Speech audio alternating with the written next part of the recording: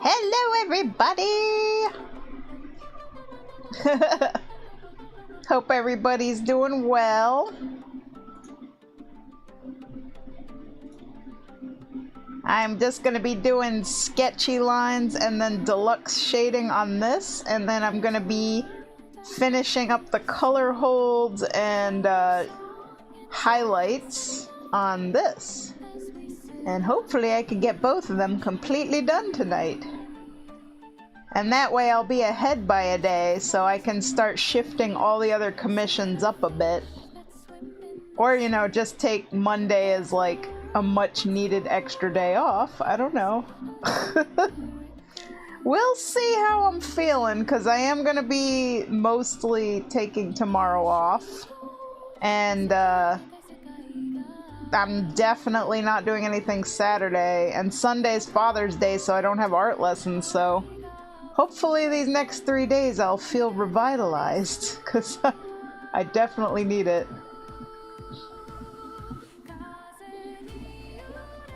Yeah, Blaze, you definitely gotta rest.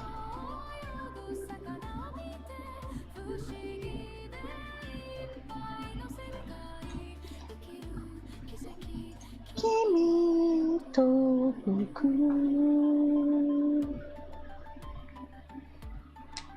This is the song I wrote.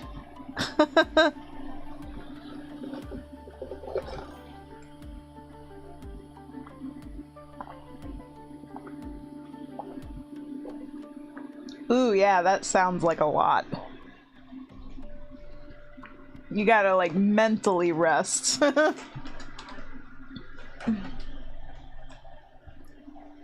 It's funny, today in health class, like, it was, you know, the last day of this particular class, and they're like, hey, you got any feedback for us for stuff we could add into other classes? And I was like, yeah, how about something about, like, time management and stress? Like, always, you know, taking the back seat on taking care of yourself because you're so busy taking care of everything and everybody else. And everybody in the room, like, agreed with me because, like, you know, a lot of people, they're taking care of, like, elderly parents, they're taking care of children, or they just work a lot. For me, it's the whole work a lot thing. Taking care of my dad, taking care of Mike, taking care of all the animals, the gardens, all the household chores, plus, you know, working like 3 jobs, doing commissions, teaching private art lessons, VTubing. So, yeah, I'm like, hey, how do I manage my time so I can have some time to take care of me? Because I've been getting so burnt out. I'm like, I need a break. And even today, like, I had to go pick up Mike from work. And then, like, I get home and, like, you know, I have to cook him dinner, but the sink is full of dirty dishes, the garbage is full, so I have to spend an hour throwing out the garbage, doing the dishes, then cooking him his dinner, and I've been working on my art commissions, like, all day. So I'm just like, man. And I didn't even make anything for me, I just made him dinner, and then came back up here and went back to work. I'm not really super hungry though, so. But that's just how my days are, you know? Like, it's like every single day. I get up, I make him breakfast, pack him his lunch. If I need the car that day, I take him to work. And I often do need the car because I have to take my dad to doctor's appointments and, you know, run errands. And then I come home, I feed the bibble, I feed the fish, I take care of the mice, I do what I can with the garden, and then finally after all that, I eat something.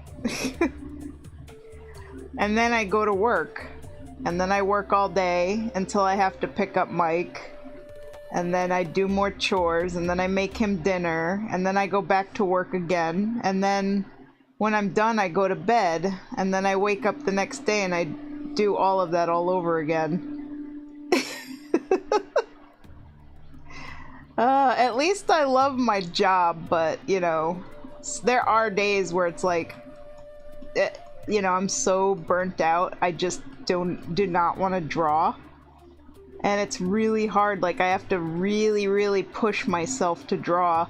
And those are often the days I don't stream either, because when I'm that badly burnt out, I'm just like, I don't want to be talking to people and, like, trying to be entertaining. I'm just like, nah, I'm just gonna draw this off stream. Especially because on those days I drag my feet so bad, like it takes me forever just to get started with drawing. Like I procrastinate a little bit. I watch YouTube videos and sometimes I just bum on the couch, like I can't like motivate myself to even just get off the couch. I wind up playing a lot of Clash of Clans and Clash Royale. Which reminds me, I have to do my war battle in Clash of Clans. I completely forgot to do that this morning. So hopefully I don't forget because they get mad at me. You know, my clan people. I gotta do it before midnight. Don't let me forget, guys. Be like, do your Clash of Clan battle. I can't let them down. I missed like 2 battles last week because I was so busy.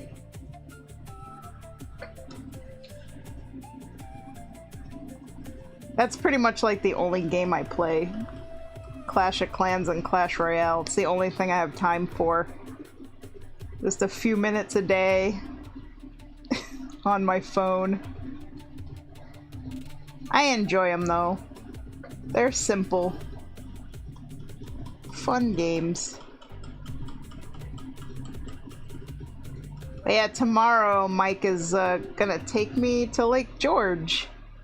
So we're gonna have a day at the lake. We're gonna go swimming, we're gonna go walk around the little shops, we're gonna ride on the steamboat.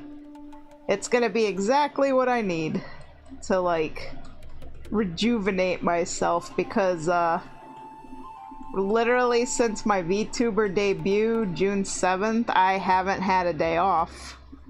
It's already June 18th, so 1, 2, 3, 4, 5, 6, 7, 8, 9, 10, 11. I've been working 12 days straight without a day off. So I'm like, I'm really needing a day off really bad. I'm like, I just need a day where I'm not drawing or VTubing or streaming. I just need a day off. Thank y'all for listening to me vent.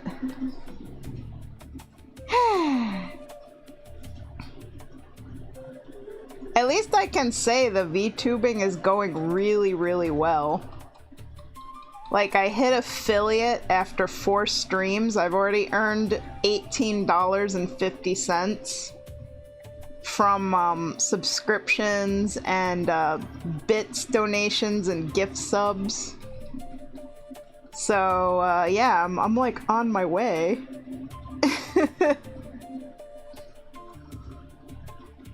And eventually, I hope the VTubing pays off, you know, a lot more. Like, I really gotta grow a bigger following, because my goal in all of this is between art commissions, art lessons, and VTubing, I want to make at least, you know, $2,000 a month. $3,000 would be preferable, because I need $2,089 a month to pay my bills. So, yeah, that I need. I'm gonna say I'll aim for $3,000 a month. If I could do that, I'd be in great shape. Like, I'd be able to pay my bills, I'd be able to pay my full half of the rent, so I wouldn't be a burden on Mike anymore. And, be able to afford gas and groceries and, you know, have money to pay for my table at Comic-Con, and I don't gotta be struggling quite as bad as I have been. That's, if you guys want to know, that's why I've been working my ass off, because I'm tired of being broke and struggling and like just barely scraping by. Like, I don't want to scrape by anymore. I don't want to be stressed out about money. I want to be thriving. Not just surviving, thriving. Like, I am done. You know, I'm gonna be 40 in August. Like, I'm done with poverty. I'm so done with it. So I'm like, you know, I'm gonna work the hardest I've ever worked in my entire life, and I'm going to make this work. I am so determined. So you guys watch, I'm gonna do it. I will. I can't wait for that day where, you know, I don't have to worry about money ever again. That's gonna be the most blissful, incredible, happy day of my life. That's what we're working for. Security and peace of mind.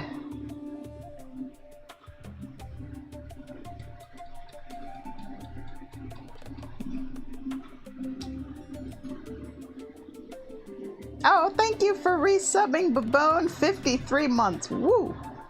Can only hang out for an hour. That's fine, no worries.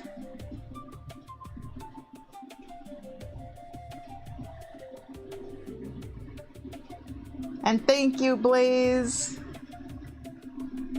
Yeah, I'm glad that, you know, you guys have stuck with me through thick and thin all these years, you know.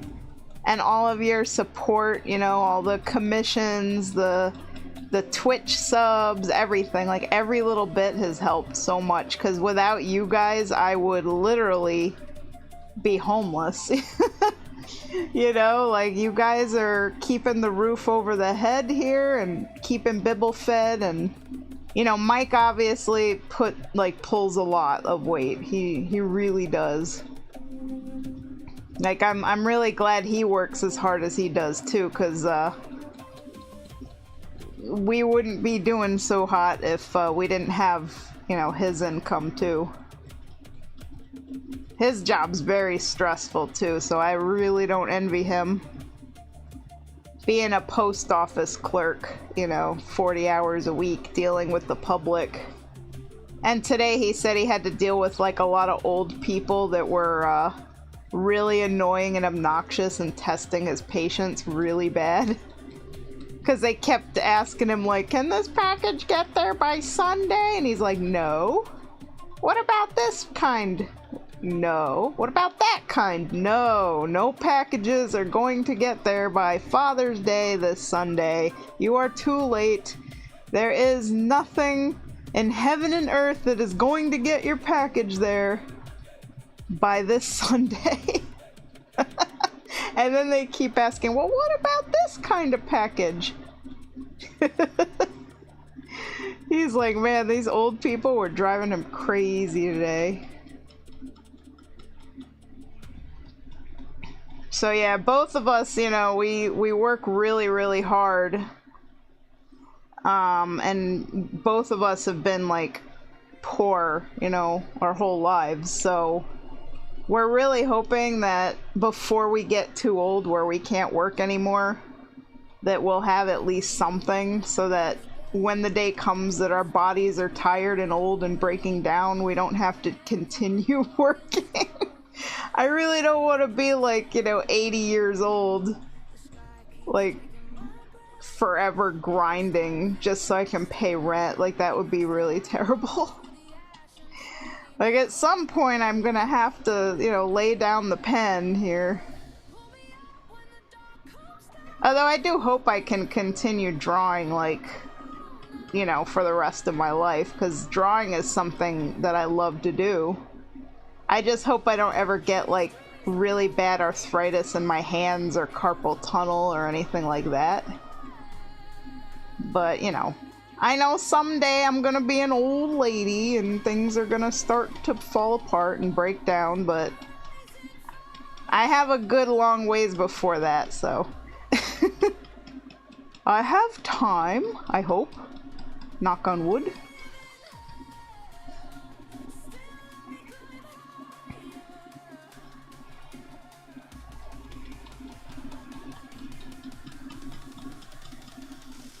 Oh yeah, on a more positive note, I saw the He-Man movie 2 days ago with AU Archivist and Mike, and I really liked it.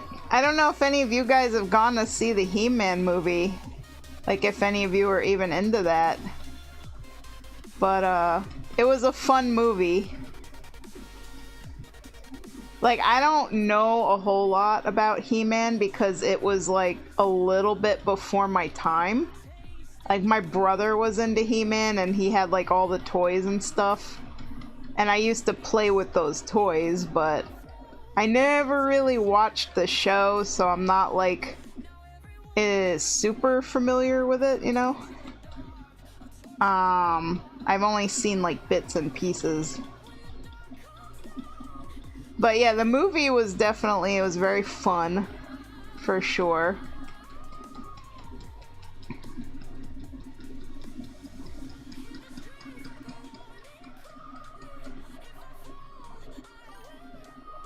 I haven't seen it, but I've heard good things, which surprised me, given who is playing Skeletor. Yeah, you know, I will say, the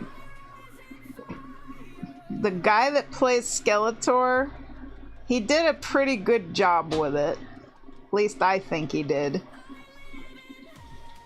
But I know, like, everybody's like, oh, every movie he's in is a box office bomb, and I don't know, I guess he's got a reputation or something, I don't know. Jared Leto or whatever his name is. I don't really know much about him, and I've never seen, you know, Morbius or whatever else it was that he was in.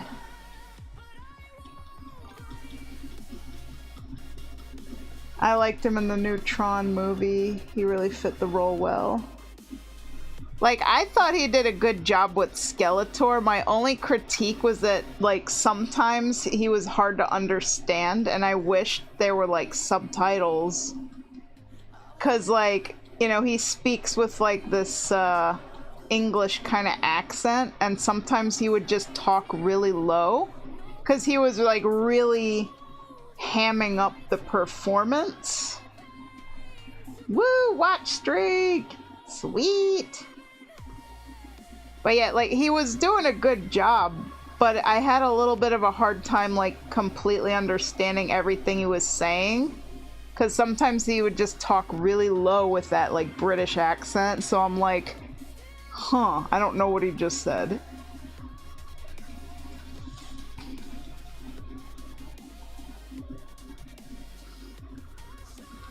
Jared Leto is notoriously hard to work with on films. He's alienated a lot of actors. Ah!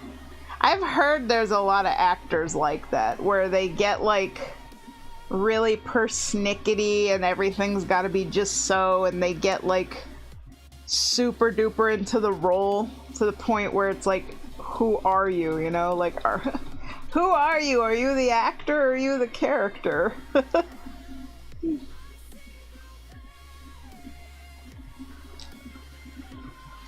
And sometimes, you know, some of these actors are just, like, kind of bitches, you know? They're a little hard to get along with, I hear.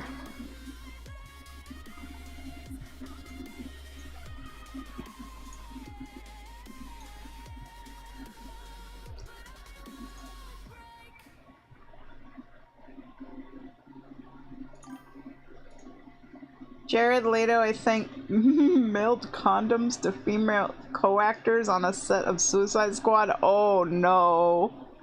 If that's true, that's just gross. Oh my god. I never saw Suicide Squad. I just heard it like it wasn't a great movie. So I don't really know. He was playing the Joker. Aha. But yeah, I don't know, mailing condoms to the female co-actors seems kind of, like, wildly inappropriate. Like, I don't know. What was he trying to accomplish there? Is he trying to say something?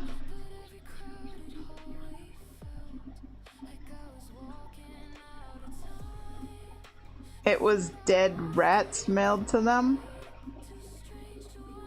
Eh? Wait, he mailed dead rats? He also sent another co-star a severed what? Is all of this true? How is this guy not barred from Hollywood if he actually did these things? I'm literally hearing three stories here. He mailed condoms, he mailed dead rats, and he mailed a severed pig's head. Like, is this what? What? This is crazy. Is there like a YouTube documentary about this guy? Because I want to watch it now. Like, I feel like I need to educate myself. Because this is absolutely crazy.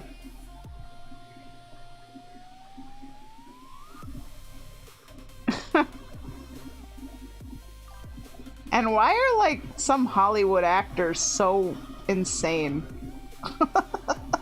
That's truly insane. Oh my god. You'd be surprised what Hollywood will forgive in the name of profit. Oh my god. I mean, maybe he thought he was being funny. Like, he thought, like, haha, it's a joke. Like a jackass kind of prank or something. But that's really weird. I mean, I guess he definitely fit the role of Skeletor. Because, you know, he's like he's the villain. Don't worry, I got you, Babone. I got you. Automod, let me know.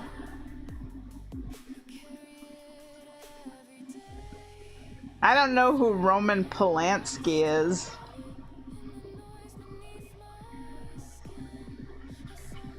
Yeah, Hollywood, like, the stuff that I've learned about what goes on in Hollywood is just horrendous. It's like, I don't know why anybody would want to become a famous actor or actress now. Like, the money doesn't seem worth it for the kind of stuff that they have to go through. It's like when people get a lot of money and fame and power, they just get really corrupt.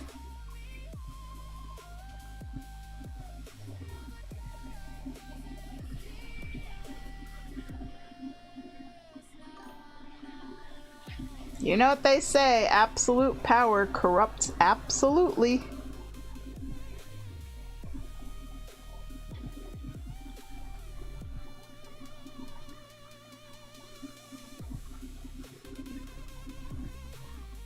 Leto thinks himself as a method actor. He was trying to get himself into the role of Joker, so he's trying to behave like the Joker. Ah. That's still really weird, though, to do that stuff.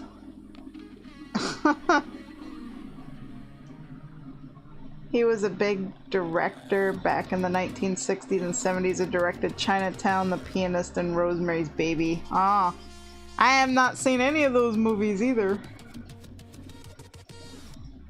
But yeah, I believe, you know, I believe he did what he did, probably, because that seems to be the theme that's been coming out of people in Hollywood, especially when, like, all that stuff about Diddy parties came out.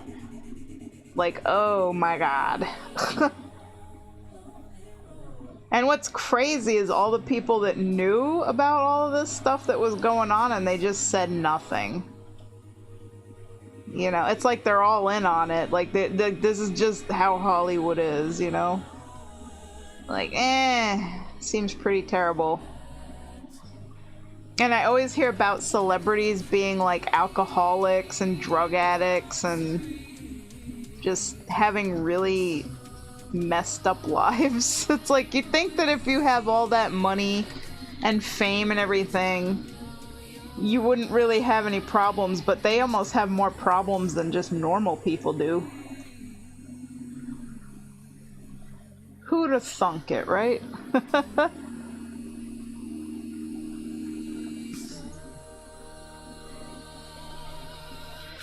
I was always surprised too by the celebrities that were like stealing and stuff. Like, you're so rich, why do you need to do shoplifting?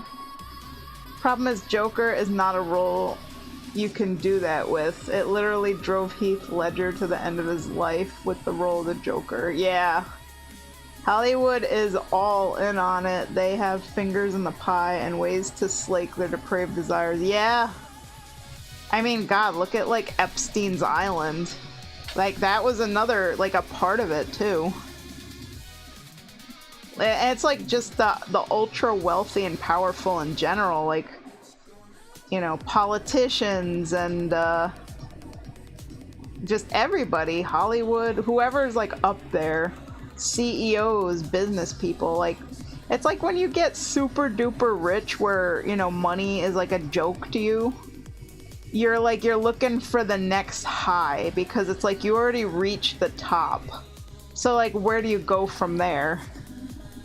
You become, like, you know, like a psycho monster rapist, I guess. Like, I don't know how else to explain it. It's like, that's what these people do. It's like they just try to fulfill whatever depraved fantasies they got, because they have nothing else better to do, you know? I guess they like to have power over other people. So that makes sense, like, where that mentality would come from, like, you know, the abuse and stuff like that. And blackmailing. It seems like blackmailing is a big one, too. It's like, you're gonna do what I say, or else I'm gonna, you know, leak these photos of you, or whatever. Because it's all about power and control.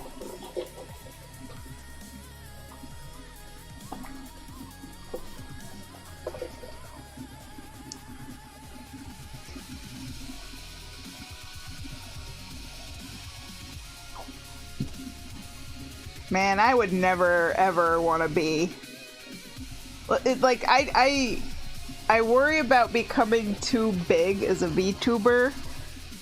Because it's like, I don't know, like, what will happen if, you know, I do wind up being so successful that God, like, what if I end up making, like, $1 million?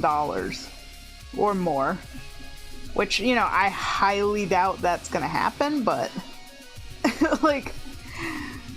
I don't feel like I, as a person, would change. Like, I would, you know, still live a very simple life. And I would try to kind of give back as well. But I worry about, like, you know... Got your Murloc plushie? Yay! Hi, Eye Songbird! Hollywood is rotten and creatively bankrupt. Big suits call the shots and nickel and dime everyone below them. Yeah, that's true. And I notice, like, right now, it's the indie stuff, like independent games and small studio movie projects and stuff that are doing so much better, because it's almost like everything that comes out of Hollywood and Disney, too, like the really big companies lately, they've just been putting out a lot of really ho-hum movies, you know? And also the AAA gaming industry, too. It's like very hit or miss.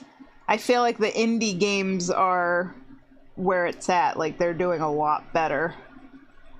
Because, like, I think it's... what happens is all of these companies, they get so big, and then they go corporate and public, where they're beholden to, like, the stockholders. And then there's just too many cooks in the kitchen, and... you know, too many people dictating, how is this thing gonna make money? You know, we have to check all the boxes, and, like, the whole creative process gets completely lost in the pursuit of profit.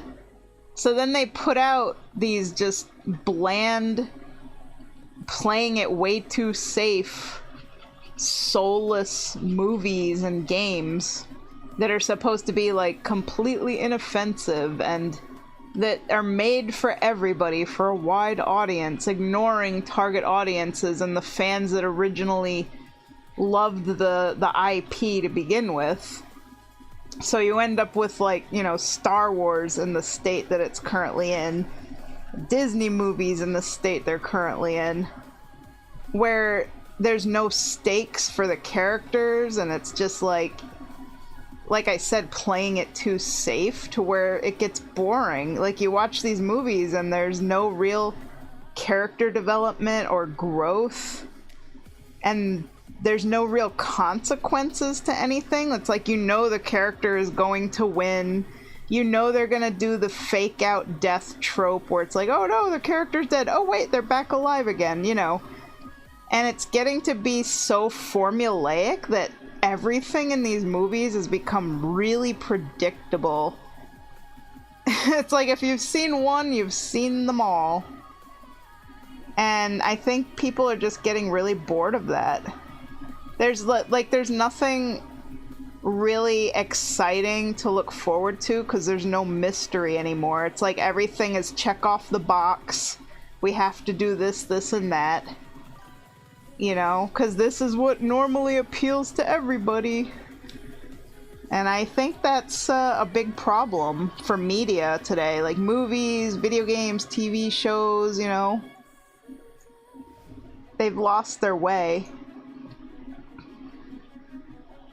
Let's see. Let me read the chat here.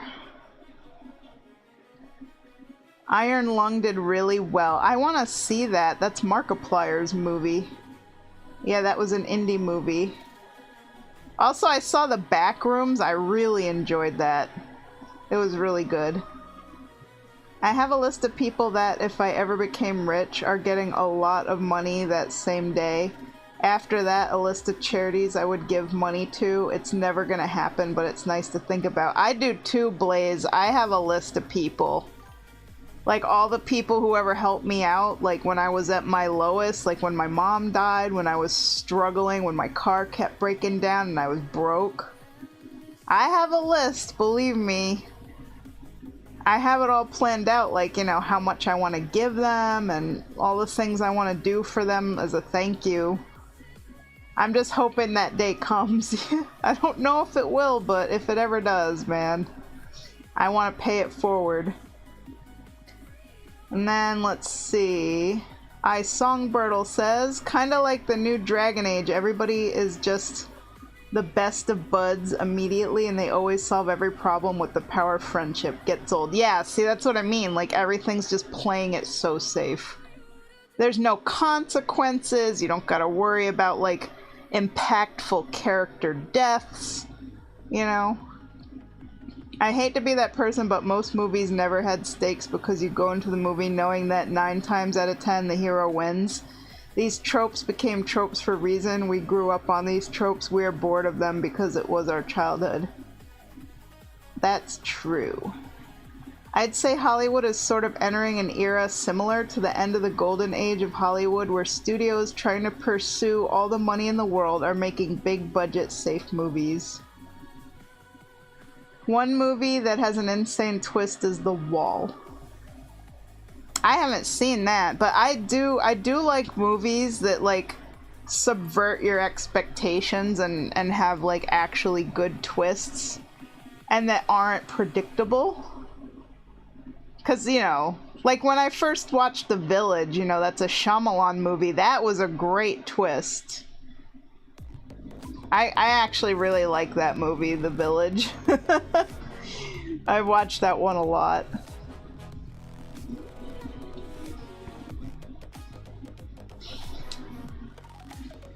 The whole movie takes place up against a wall filmed in a single location. Huh.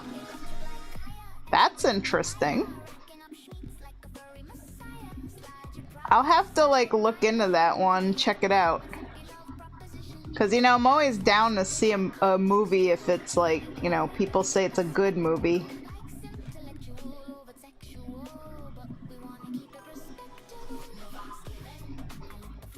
Whole cast of, like, 6 people. Ah. See, I'm finding that I'm enjoying, like, smaller movies, especially if they're, like, indie, you know?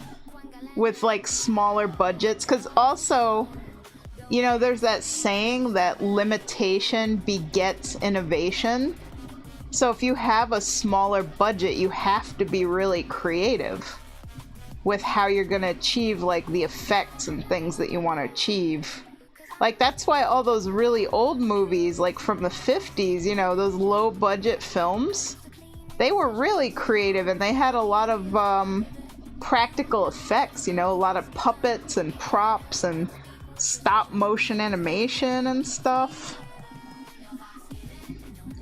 Because they had to work with what they had in their budget, which wasn't much. Gonna be watching Balto with friends tonight. I love Balto. I actually just found it in the $5 DVD bin at Walmart. All 3 Balto movies. So of course I bought it. I don't think I've ever seen the other 2. I've only ever seen the first one. So I'm sure the other 2 movies are probably not great. But the first movie was amazing.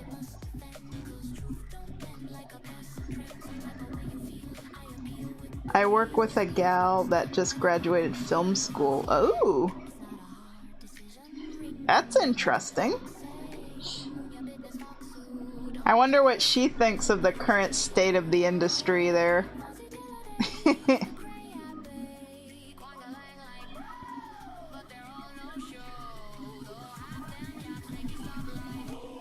She hates it, yeah.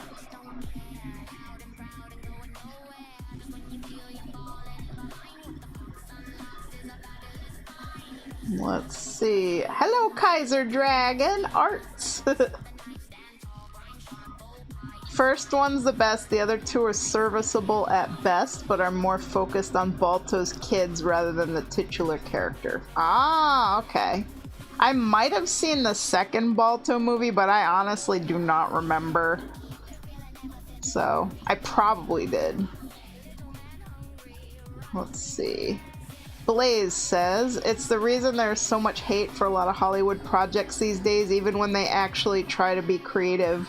Because people grew up with these tropes, the story structure, so when they go into something, they expect the same feeling they had the first time they saw something as a kid, but they don't get that feeling anymore.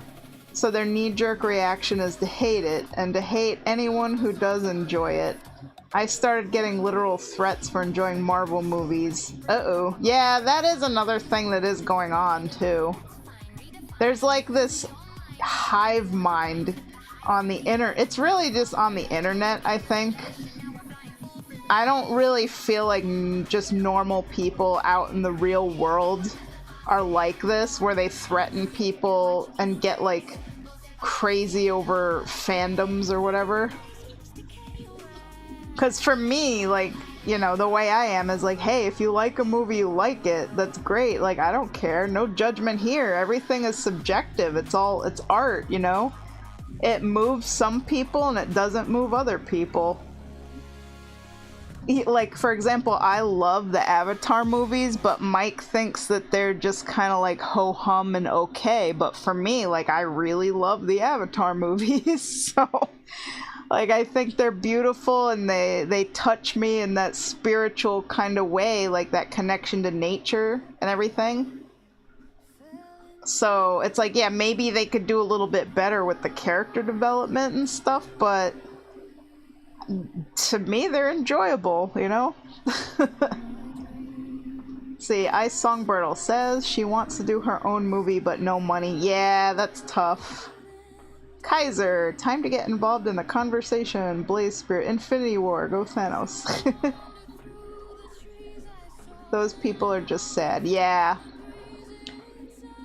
Like, I stay away from internet fandoms because they are, like, really toxic in general. Like, AU Archivist, you know, he could tell you there's always, like, psychos on the internet and every fandom that want to dictate like what people are allowed to like and everything. And I'm not about that, you know? It's like what you want to like and leave people alone.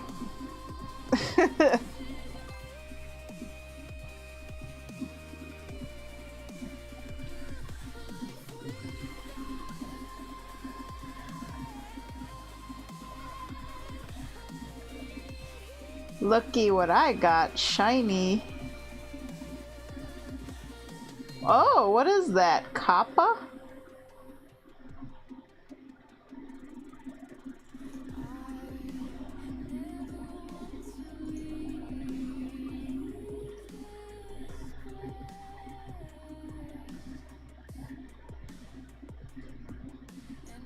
I raise you a fish. I'm excited to see the new Spider-Man movie. Keyboard warriors, I can't wait to meet one in real life. I have never met a keyboard warrior in real life. I think they're literally just the people that live on Twitter and Reddit. Like, these people that get really, like, unhinged about stuff and are, like, trying to police everybody. And, you know, whatever. They're just online. I don't know. Apparently the gold one you can only get for a day and it's rare, I guess. Oh, cool. Never heard of it until just a little bit ago. I meet a lot of Karen. Well, there are Karens in the wild. I have had the luck to not come across any Karens, but I know Mike tells me that from the post office they absolutely are out there, so be careful, guys. I can't go to the theater right now, gotta wait for it to come out. Yeah, probably because of your foot healing. But yeah, like, I highly recommend you guys see He-Man and the Backrooms. Those are both really good. I enjoyed them. I can't wait for them to come out on DVD.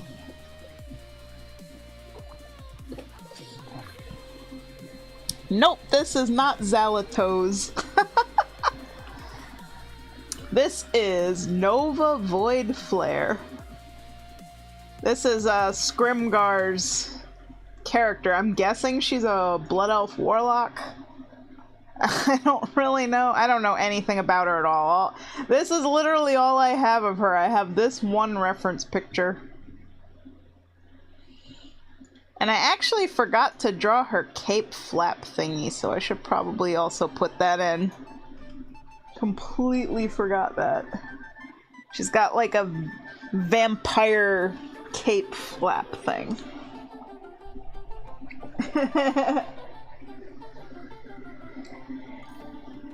A lot of times I draw people's characters and I don't know anything about them. And you know what? Like, I'll be honest, like, I don't want to sound mean or nothing, but for the most part, that's fine with me. Like, now and again, if I'm drawing a character that looks really interesting and I'm kind of curious, like, hey, what's their story? I'll ask, like, what's your character's story, you know? But for the most part, like, when I do commissions of people's characters, I don't really want their story, I just want to know what they look like. Because it's like, some people, instead of giving me reference pictures and just describing their character to me, they just tell me their character's entire backstory. And they'll just keep me sitting there on Discord for like an hour while they lay out everything about their character when I didn't ask for it and I just need references. I need to know what your character looks like. You know, not like your character's tragic backstory. But, like, you know, there are times where I will ask people, like, wait, what's your character's story? Because, like, I genuinely am interested and I do want to know. So if I do ask you about your character, then that's a good sign. But, yeah, for the most part, like, most people don't really tell me anything about their characters, so I just guess, like, I don't know nothing about their lore, you know. Hey, Scrimgar's here! Here we go. My warlock was Belf and now Velf. Ah, I see. Fireland's Andy Mog. Yeah, foot is not good enough for theater. Trying to make sure I heal up in time to go to the theater in November. Gotta be able to go out then. Yeah, I hope you'll be able to, like, walk okay. I imagine you're gonna need a lot of physical therapy and stuff. It's gotta be, like, weird to walk when you're missing, like, a toe, you know? Savannah says, keyboard warriors hide behind anonymity. I've run into people who will argue like Twitter in real life, though. Haven't spoken to them personally. Ah, see, I haven't met anyone like that in real life. Let's see, Scrimgar, she is half demon, her father was a Wrathguard, and her mother was a Blood Elf. Whoa! Now that's a story. Her mama's got some taste in demons. The demon come over with flowers like, hey elf, you hot? It was more like the Belf subjugated him, and then after she was born, her father became her personal guard. Interesting! Aw, her mom abandoned her? Dang. I guess her mom's the villain here, you know? The demon is the more sympathetic character. That's interesting backstory there. Good lore.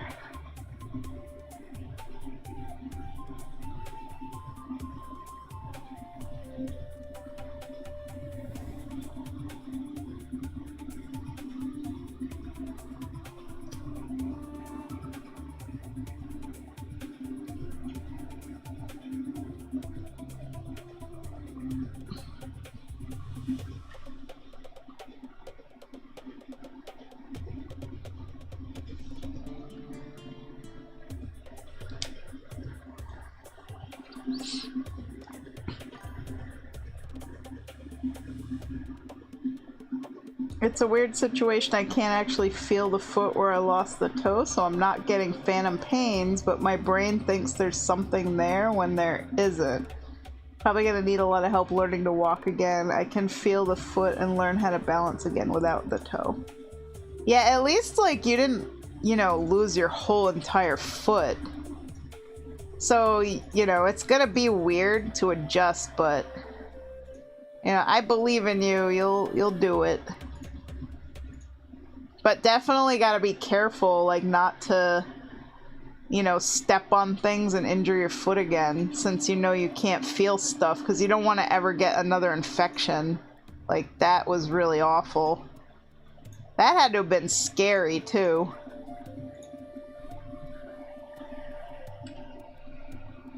I think, too, maybe, like, you know, you should do, like, foot checks more often, just to make sure, you know?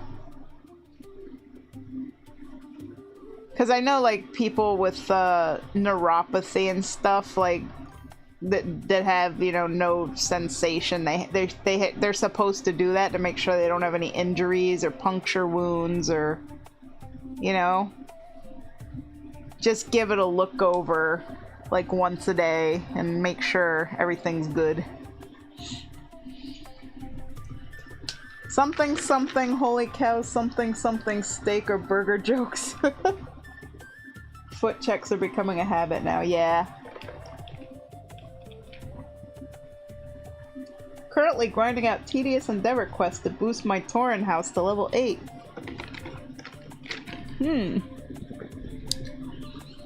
I can't wait to, like, actually play a little WoW and do trading post. Like, I haven't played a lot of Midnight, but, like, I have been really enjoying it so far, and it's been a while since there's been an expansion I actually like. But I think it's because it's Blood Elves, you know? It's very, like, elf-centric, and that makes me happy. You know, that's my kind of expansion, you know? It's in my home turf. So, yeah, I'm down with it. I wasn't feeling the War Within because I really don't care about the Earth and Dwarves. Like, they just didn't interest me at all. I'm not really into Dwarves in general, or, like, most Alliance races, I'll be honest. I'm really a Horde gal. So, if it's about the Horde, like, I really like the Blood Elves, I like the Nightborn, I like the Forsaken, I think, you know, the Orcs are interesting, the Trolls are awesome. I just really love anything to do with the Horde. And it seems like we had like a lot of very alliance-centric expansions for quite a while, so, you know, now it's finally like shifting the other way. Like, give me some good Horde stuff. I want more of it. Let's see. Kaiser. You're walking around as a pally, but anything but elf. Silvermoon City guards will walk by and talk smack about you. Yeah, they do that. I slash rude them and they point at me menacingly. Yeah, the blood elves are always joking about how they want to eat the Tauren. They stopped talking smack about my death knight and now just say, I guess you earned your place here.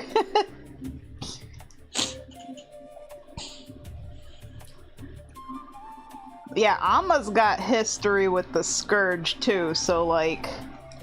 But, you know, she understands, like, the Death Knights and everything now, so... But, like, the Scourge, when they rolled into Silvermoon, they literally murdered her parents, so... She does have some feelings about it. But she, you know, she knows the difference, obviously, between, like, the current Death Knights. Although if there was a Death Knight that was, like, directly involved in slaying her parents, I think she would still have a problem with them. Like, even if they turned a new leaf, that would be hard for her to forgive. But her parents were not killed by Death Knights. They were killed by, like, I can't remember what they're called. Ghouls? They were ripped apart by ghouls. You know, just like the basic kind of scourgy undead. Those zombie looking things.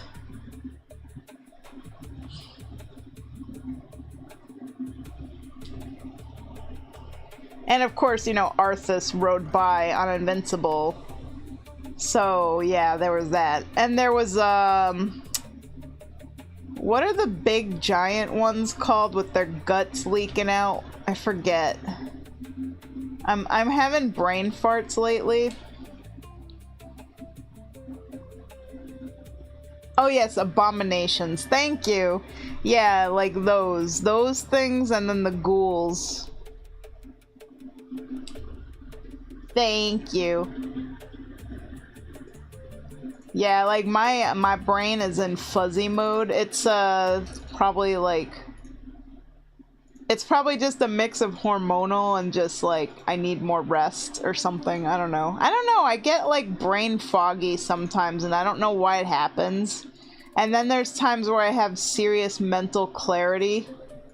But it seems like it's a woman thing, like it's a hormonal thing. So like there's certain times of the month where your brain is just working like insanely good. And then there's other times of the month where your hormones are in a crappy way and your brain just like poops out. So like yesterday when I was streaming and I was trying to like teach about the circle, I actually forgot some very important steps and I got some things backwards and wrong. Because I was just like literally struggling to think on the fly. And it frustrates me because it's like I don't want to have a dead head, you know. I want to be sharp as attack. I want to be able to, you know, call up the vocabulary and the words and the memories that are supposed to be there for things, like what things are called. So I don't know if I'm like gonna be, you know, premenopausal or something, but like my brain is absolutely having a hard time. Like, God forbid I end up like getting dementia or something. I hope not. But I really do think it's hormonal. So forgive me if I'm like forgetful or I lack the more intelligent vocabulary words to express what it is I'm trying to say. Like yesterday, one of the people brought up the word symbiotic, and I was like, yes, that's the word I want, symbiotic. And for the circle, by the way, for those of you who were there, I totally forgot to mention one of the actually most important parts of the ceremony that we do like near the very end, where we actually have rocks. We have stones that have names painted on them for people and for their pets. And if the side of the stone is painted blue, that's for people or pets that passed away. And we put those on Creator's Circle, or no, on the Earth Circle, because when you die, you go back to the Earth. And for all the pets and people who are alive, we put their stones on the Creator Circle. And I totally forgot to even bring that up. And I'm like, dang, that's a really, really important part of the ceremony. So, like, I might have to go back into the video and just edit it a little bit and, like, add that in. Like, yeah, we have stones for people.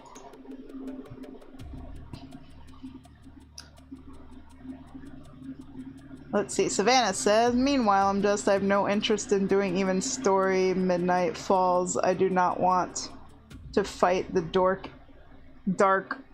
Archangel. I earned a drop, yay! I got my cotton candy gurgle, yay!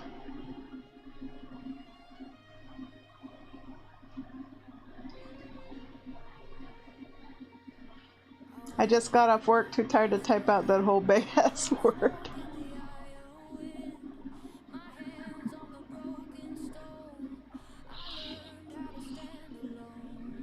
Laura is referred to as the Dark Archangel. Oh. I'm still like at the very beginning of Midnight. Like, I mean the very beginning in terms of the quests. So I have no idea about any of that. I do a little bit every month when I do my trading post. I'm only level 86, by the way. Like, this is how little WoW I get to play, that I only level up like 1 level every month when I do my trading post. So in 6 months, I've only gone up 6 levels. Because I only get to play WoW 1 day a month. Sometimes 2 if I don't finish the trading post in 1 day. But that's it. I only get to play WoW maybe 12 hours a month at most. Like 8 to 12 hours, that's it. Because I just don't have the time to play, like, to sink into it. I barely have time to even play Clash of Clans or Clash Royale, but I still manage those. But yeah. So I should be hitting level 87 this month.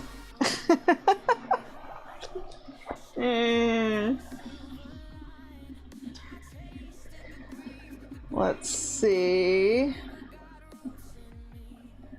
Laura was introduced in Legion and has been with Illyria since then, and we knew that. Turbulent Timeways is coming soon. Good way to level.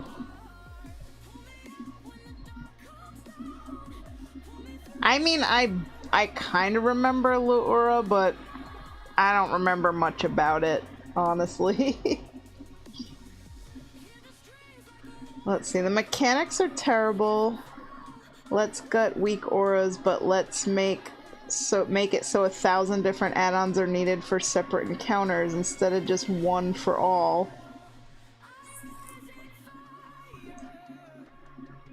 Don't trust the AI to do it, and I won't pug it. Follower dungeons suck ass. Yeah, I haven't done any of that.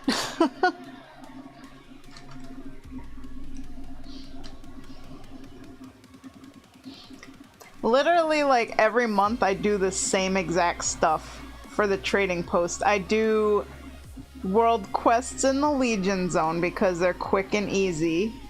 I do the 25 raid bosses, so I do Ice Crown Citadel, I do the Deathwing raid, and I do like Suramar, like the Nighthold for that. And then I'll do 5 dungeons, so I'll just like queue up for 5 midnight dungeons. Which sometimes really sucks because people get mean and they kick me out because my item level's really low and my DPS is like bottom of the barrel, like I'm probably below the healer.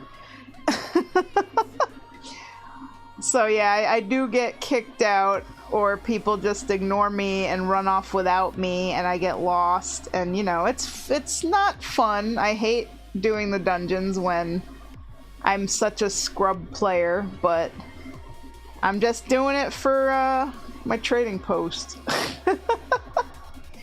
And then let's see what else.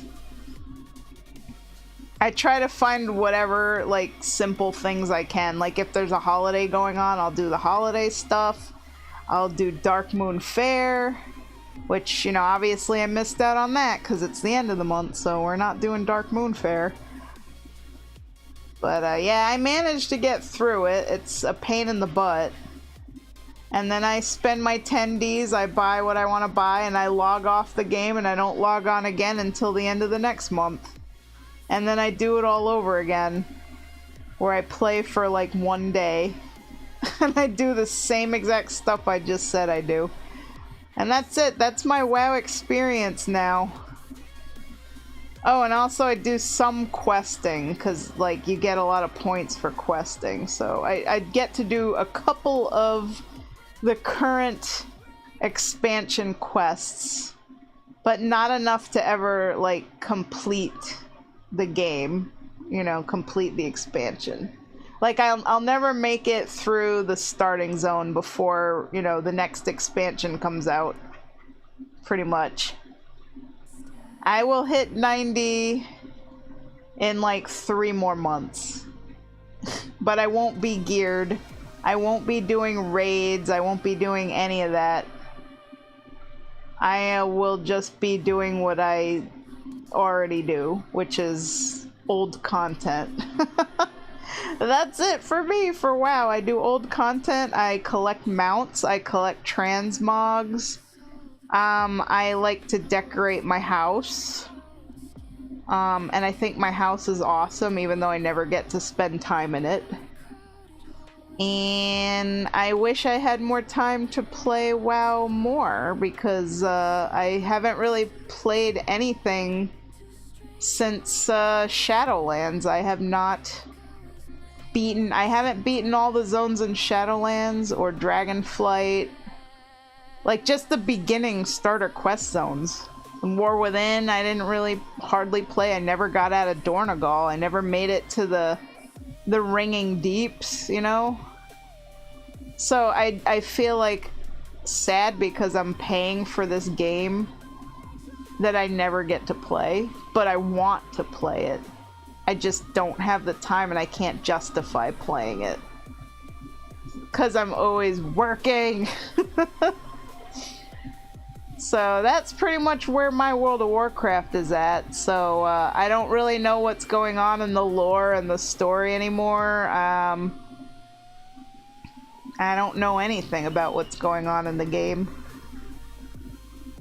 I feel like a tourist. Whenever I log on, I feel like this weird sense of everybody is so far ahead of me and everybody knows like everything that's going on. They know the story, you know, they get to do all the current content, the raids, the mythic plus, this and that and the other, and I'm like, here I am, not even max level yet. And it's been like 6 or 7 months since the new expansion came out and I'm still just like level 86. It's a sad feeling, you know, because I love World of Warcraft. I've been really into it since Wrath of the Lich King. So, but unfortunately, you know, I'm old now and I have just too many responsibilities and I just cannot sacrifice. Like, the thing with WoW and all MMOs is they just are time sinks, really big time sinks. Like, every time I want to go on there and play, even just to accomplish something small, it's like 6 hours of, like, you know, you want to do all the world quests, you want to do your endeavors, you want to do this, you want to do that. Well, there goes half your day. Like, I cannot sacrifice 6 hours on a game. I'm lucky if I can, you know, commit 1 hour, which most of the time I can't even do that, unfortunately. So that's why, like, I actually have a dedicated day where I just do my trading post. But boy, believe me, if I didn't have to grind all the time working, I would go back to like the way it was in like 2017. I think it was like 2017 where I would play like all day. And 2020, during the pandemic, oh my god, I would play WoW like 16 hours a day because I didn't have a job anymore and I was getting all that money from the pandemic, so it was like the only time of my life I could literally just enjoy the game. So I played through all of Legion and all of BFA, and then when Shadowlands came out, I played through a good chunk of it, but not all of it. But that's never gonna happen again. That was like a once-in-a-lifetime thing where I'm just, you know, I'm getting paid to be unemployed, so I could be unemployed and play video games all day and still pay my bills. Like, holy cow, that was a good time. Oh, let me see the chat here. Scrolling up, scrolling up, scrolling up. Okay, so I left off with the follower dungeons suck ass. The hunter AI disengages into bosses. The hunter AI disengages off cooldown. You don't need to use disengage. Real hunters do that too. I never see a real hunter use disengage. I got the plush, yay, grats! Maybe to avoid a mechanic. Let's see, if you log on, get one of us in the party and walk into a delve, we can knock it out and you sit there. That would be fun. And oh, and Emperor Oni, hello, says you should VTube play WoW maybe. See, that's what I'm thinking. Because now, you know, that I have Amayame going, I think I can, like, get away with playing WoW maybe a little bit more. But at the same time, I'm kind of, like, worried that WoW is not the most exciting game for streaming. Because I'm not, like, playing it competitive, you know? I'm not doing, like, PvP arenas. I mean, I guess I have to find a way to make it entertaining for the people who are watching. Because the stuff that I do in WoW, I don't think is really all that entertaining. You know? I mean, maybe people will find it fun watching me kill the Lich King like a million times and never getting invincible, like doing the old content and stuff. And questing, I mean, I guess I can read the quest text in funny voices, you know? Try to be, like, animated about it, maybe? I don't know. I just feel like WoW is not the most, like, entertaining game for streaming. Unless you're doing, like, high-level, like, raids or Mythic Plus or, you know, competitive stuff. Like, I feel like if you're just farting around the game, like the way I play, I feel like people would get really bored and tune out. So I don't know. I'd have to find a way to make it entertaining. We'll see if I can actually do that.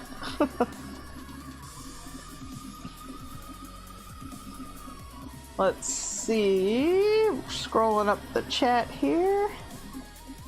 At this point, lore doesn't really matter. It's so disjointed. I bet. I could not keep up with the lore anymore. After, like, Shadowlands, it was just getting way too confusing for me. I mean, I used to watch a lot of novel videos on YouTube to help me, like, understand the lore of the game, because it was getting to be bloated, really bloated, when you got so many expansions and so many characters and so many stories. It's like, wow, I have no freaking clue what's going on in this game anymore.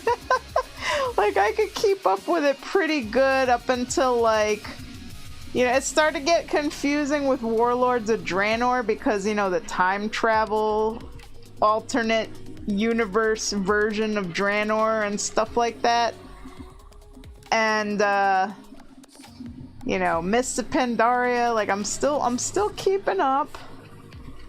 Legion was great. I really enjoyed that. BFA was, like, all over the place. There was a lot of stuff going on in BFA. So by the time Shadowlands came, I was just like, wow, this is... I don't know. I don't understand any of this anymore. Dragonflight had a pretty simple story, I think, overall. And then, like, War Within, I have no idea what the story was for that, because I just couldn't really play at all. So I don't really know what's going on. It's all Zalato's big evil master plan, I guess, and I don't really know what the hell she's doing, so I don't know.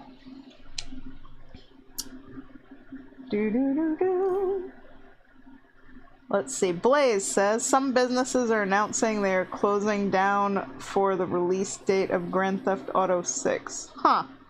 Interesting. Some people enjoy chill streams. Housing videos for WoW tend to be really popular. That I have heard of. I like your commentary from looking at the world. Let's see. Not every stream needs to be like Mythic spam or the like. Cast Company's GM just farts around. WoW Krendor just fishes on stream. Oh my god, I remember WoW Krendor. And good night, Babone! Sorry I got to your message late. Dragonflight allowed me to bring my dragon to life into WoW. Nova looking fancy. Thank you!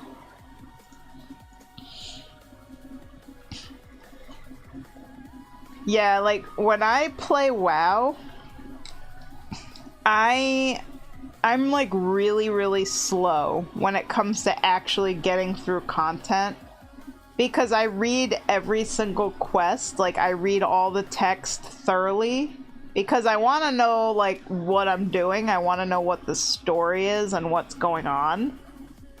And there are a lot of quests that, like, they're really boring, and when I'm reading the text I start to, like, doze off in my chair. So it's like, you know, oh, go kill 15 of these, you know, oh god, another one of these quests, you know, they make me sleepy. And then when I'm, like, queuing up for dungeons are so repetitive, like, I'm just smashing the keyboard, you know, doing my rotation. And then I start to doze off in the dungeons, and I, like, sometimes I accidentally, like, fall asleep and I run into a mob, and then everybody gets mad at me. And I'm like, oops, I didn't mean to do that. So, like, if people will be entertained by me being bored out of my mind and falling asleep, oh, that's what happens, you know, like, some of WoW's content just puts me to sleep because it just gets really repetitive and really boring. Which is why I often shy away from doing stuff where I have to be in a group with other people, and I'm always just playing the game solo, and I'm just farming old stuff from the old expansions. Because it's easier that way, you know, there's no pressure, people aren't going to get mad at me, I'm not going to get kicked out and end up with, like, deserter for a half hour. I hate when that happens. I don't like being a deserter, because I didn't desert, they kicked me out. And sometimes they kick me out when I'm actually doing my best, like, I'm fully awake, I'm DPSing, I'm doing everything I'm supposed to do. And they still kick me out. Because I guess, you know, my DPS isn't high enough or whatever. And it makes me sad, because I don't want to be a scrub. They're not nice to me. Let's see.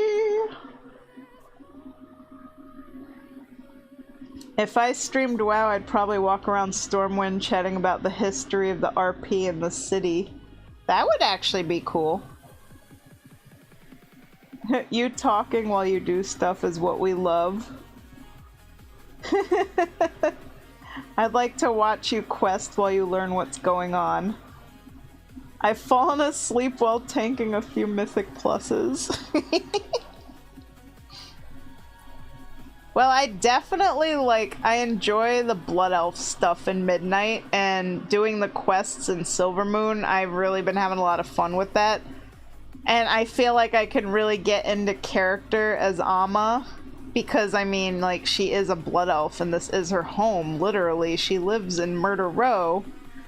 So, you know, I really love all the Murder Row roguey kind of quests, because I'm like, dang, man, Amma would have really known this guy. Like, she would have been a part of all of this, you know? And I have done, like, a lot of role-playing in WoW, so...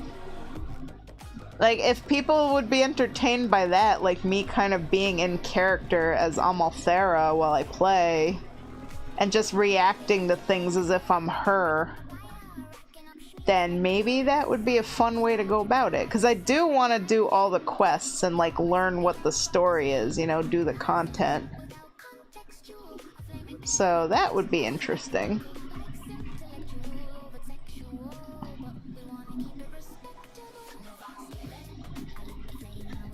Also, Amma is kind of silly. She's not, like, the most serious of assassins. She has a very dark sense of humor, so maybe people would like that. That gallows humor.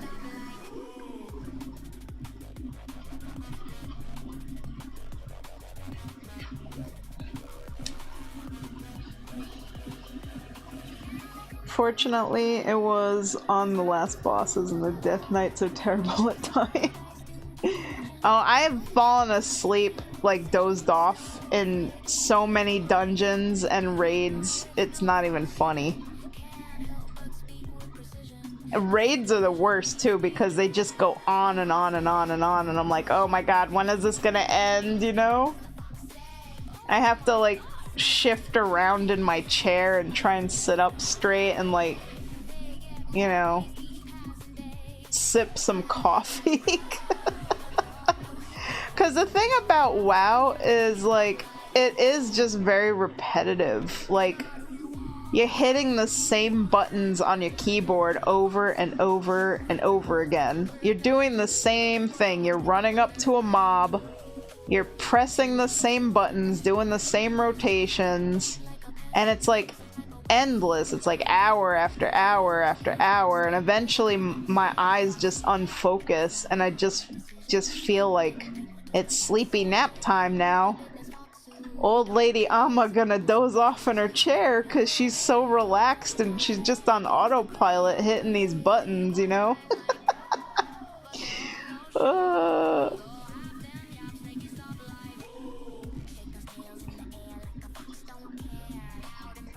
And as long as I hit the buttons, you know, people are happy. With all the balance changes, Guardian Druid is a lot different. I do have, like, a lot of, you know, alt characters, but man, I haven't touched them in ages. I haven't, like, been leveling my alts. I haven't done anything with my alts.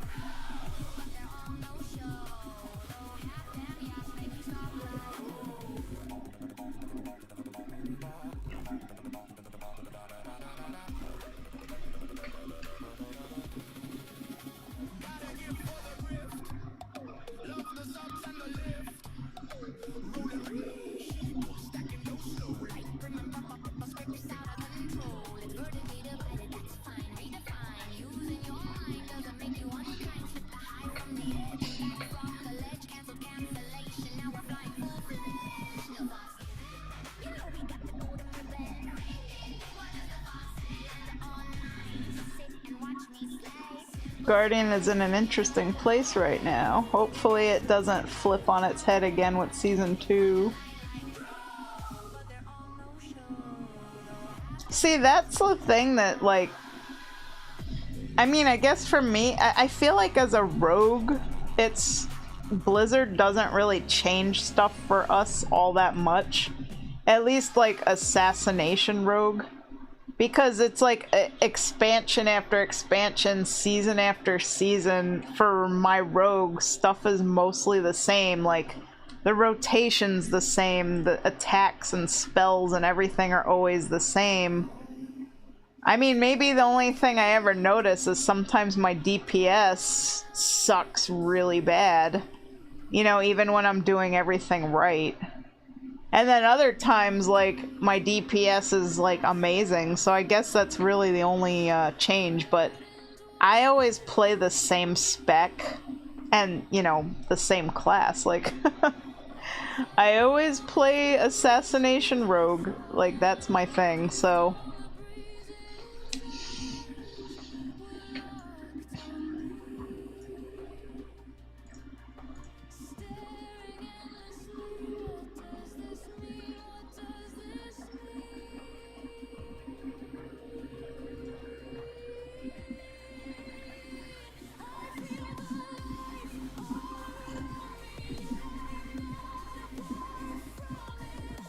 I feel like, you know, rogues don't really get a lot of love anymore. Like, they haven't for a long time. Like, we're just a melee DPS, and we're not, like, a preferred class for people to play, so... It's one of those things, like, you play it because you really, really love it, you know? Like, rogues are extremely hard to, like, level up because well, I mean, now they finally gave us some freaking AoEs, finally. Like, I notice now a lot of my attacks do AoE damage to everything, which so I don't have to just use Fan of Knives like all the time. So they've definitely done a lot, plus they gave us a little self-heal, which that self-heal really sucks. It doesn't do a lot. But you know what? I will take it over not having it at all. But yeah, rogues need more love, in my opinion. Blizzard, give us more love!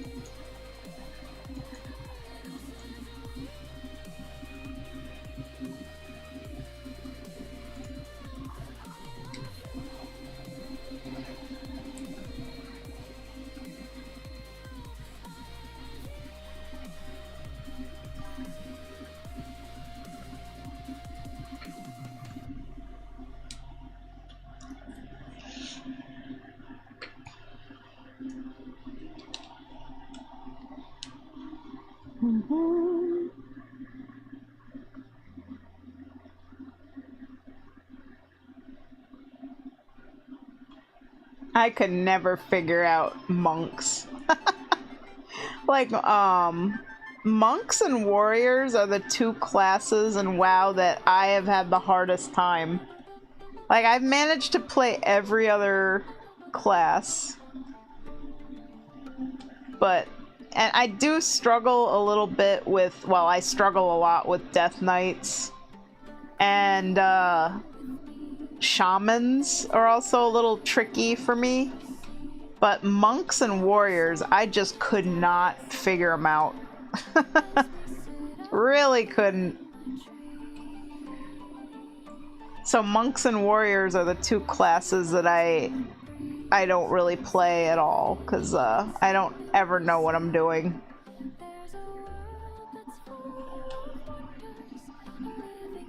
The ones that I'm best at is rogue, obviously, mage, paladin,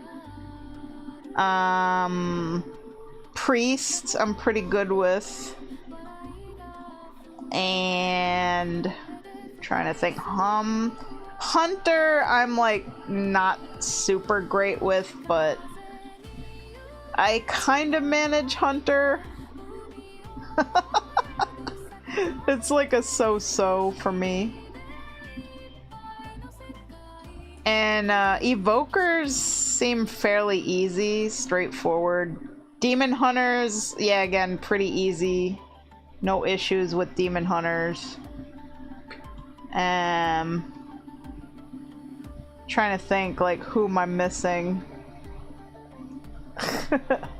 I have, you know, a tune for, like, pretty much everything. Warlocks I'm pretty good at, too. Because warlocks are just like fire mages, you know, with demons. So I do pretty good with them.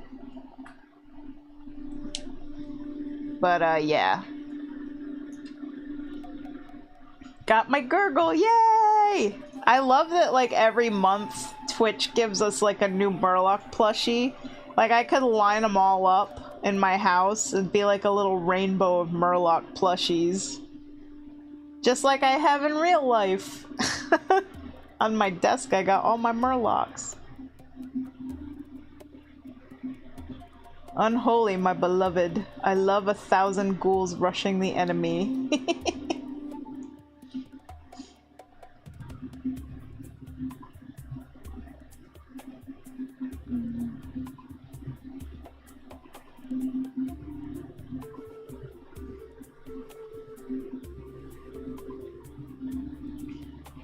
Oh, and I'm also pretty good at Druid. I totally forgot Druid. Like, I do Druid tanking, mostly. I feel like Druid tanks and Paladin tanks are the best. Like, those are the two I have the most fun on when I do tanking. And also, for Paladin, I also do healing. Actually, for Paladin, I do everything. DPS, tanking, and healing. Like, I'm pretty good with all three for them.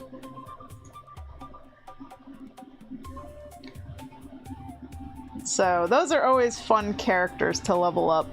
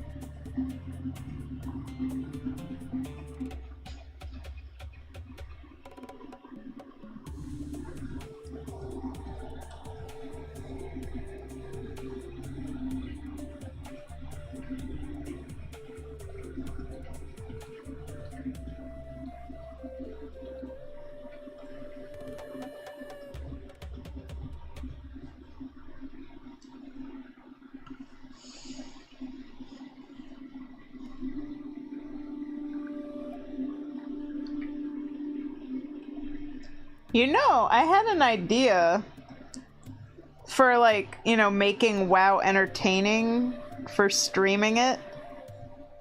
Like, going into the roleplay areas and just like reading people's TRPs. Cause like sometimes I come across some really crazy characters, you know? I feel like that would be entertaining for people on the stream. Of course, I would preface it by saying, like, if I find somebody utterly ridiculous, please do not go in game and harass them or anything. Like, although I don't think my audience would do stuff like that, because, like, you know, I feel like I foster pretty good, you know, nice people. Like, I don't have, like, nasty, mean troll kind of people that would go online and attack people or do bad stuff. So hopefully that's not something I would have to worry about, but I would still say, like, please do not, you know, go in the game and like harass anybody or whatever. Like, this is like all in good fun, like just reading people's TRPs and, you know, seeing all the different kinds of characters out there, and some of them are, you know, pretty silly and ridiculous and lore breaking and all of that kind of stuff, so, you know, it might be entertaining.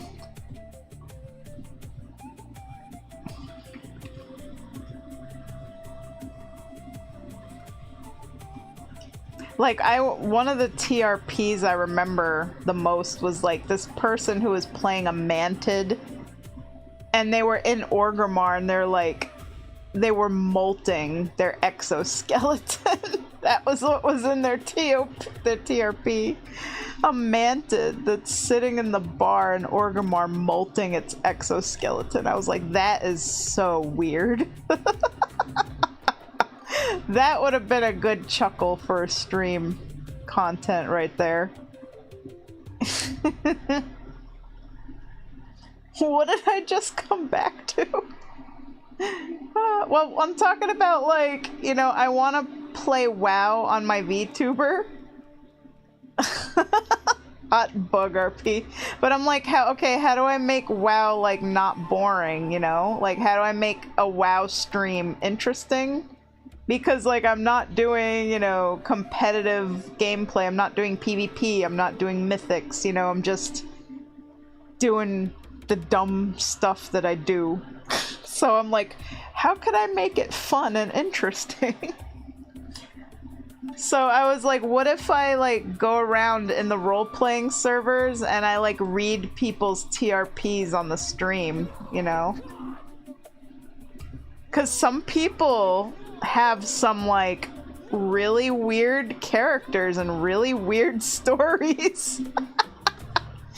And maybe that would be entertaining for people. I don't know. You know, it would be really funny going into, like, Pornshire. That would be something. Let's go there and read people's TRPs, read the menus of the dancers on the table. How much gold are they charging? Oh my god. No, not Pornshire. Hey, yo, it's content. It's for science. It's for, you know... I don't think any other VTuber goes into Pornshire and reads the TRPs. I think that would be really hilarious content. Wash his eyes with bleach. They're too scared to. Hey, I gotta be the brave one, you know? Honestly, I've been in Pornshire plenty of times. And, like, not for the reasons you're thinking, just so you know, like, I like to go in there on my Horde rogue and make it into the back room where the guards can't get me. So, like, I don't die. And I just hang out in there and I use, you know, elixir of tongues, and I just chill and I chat with people and I dance and I have fun and I just goof around, you know? That's all I've ever done whenever I've gone in there, is just goof around. And then, you know, I snoop and I see, like, I read people's TRPs and I see what people are getting up to. And one time there was a person in there that gave me a tour. And that was the funniest thing of all. They literally told me what every single corner of that inn was for. Like, this is the furry corner, this is the Fuda corner, this is the lesbian area, this is the escort dancer area, this is the BJ dungeon.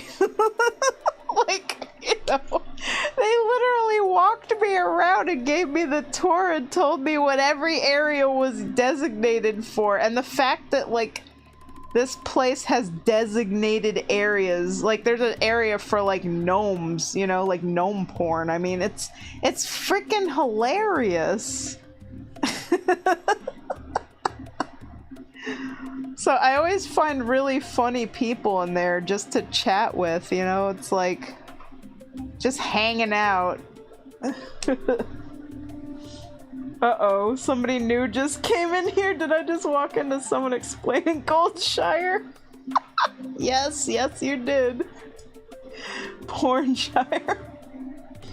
Oh, yep, that's what I was talking about. I was like, I don't go in there to, you know, to do naughty, lascivious things. I just like reading the TRPs and seeing what people are up to. With that, you earned this. Thank you for the follow, Necromancer's Pellet. Yeah, I was just talking about, like, what would be interesting content for streaming WoW, and I was like, what if I just, like, go into Pornshire, you know?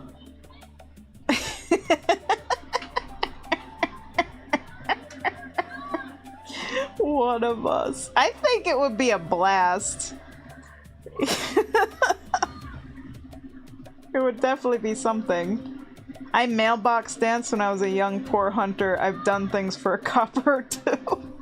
Okay, the worst thing I ever did is, like, I made a human woman and I went into Pornshire and this guy, like, wanted me to do something naughty and he paid me, like, I think 600 gold. I don't remember. This was a really long time ago now. This was, like, back in Wrath of the Lich King. That's how long ago, 17 years ago. So I don't remember, but, like, I took the gold and then I logged off and I never saw the guy again.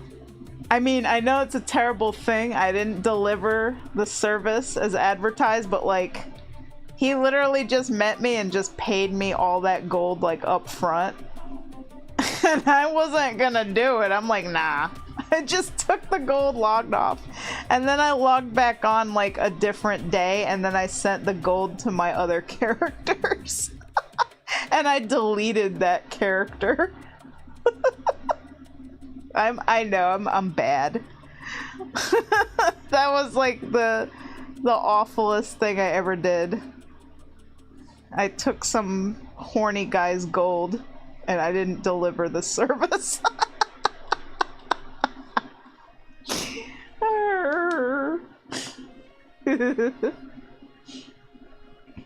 Let's see. I like Scrimgor's like, I go to Pornshire to goof around. I'm serious! I don't go there for the sexy stuff. I go there to have a laugh, honestly. A lot of those TRPs are very explicit. Yeah, I would have to be careful, like, what I show on the stream, for sure. Too bad you're not an Epsilon. Could get into the Pornshire. Oh my god, what is Pornshire like on Epsilon? That's gotta be crazy. Cause, like, can you make your characters naked in Epsilon? Since everything is so customizable, I wouldn't be surprised. Like, I couldn't stream that. That would get me banned.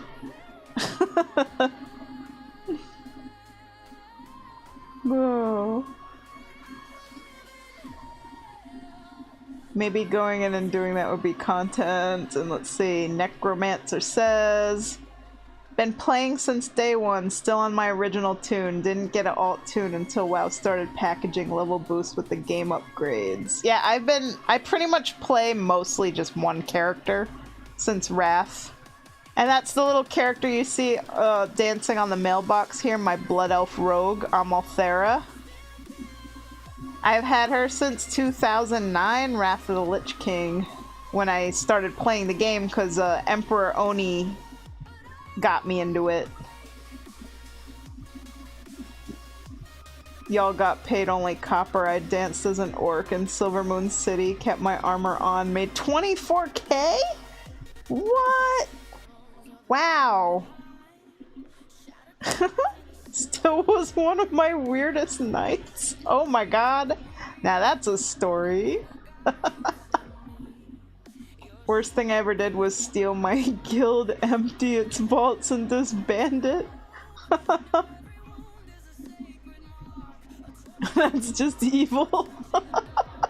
They abandoned the guild, so yeah. I had that happen too, where my guild died and I was the last person left and I just inherited it and everything in it. So I don't remember, I held on to it for a really long time, but I think eventually I sold everything and just sold the guild off. I was like, hey, anybody want a guild named Phoenix? It's a cool guild name.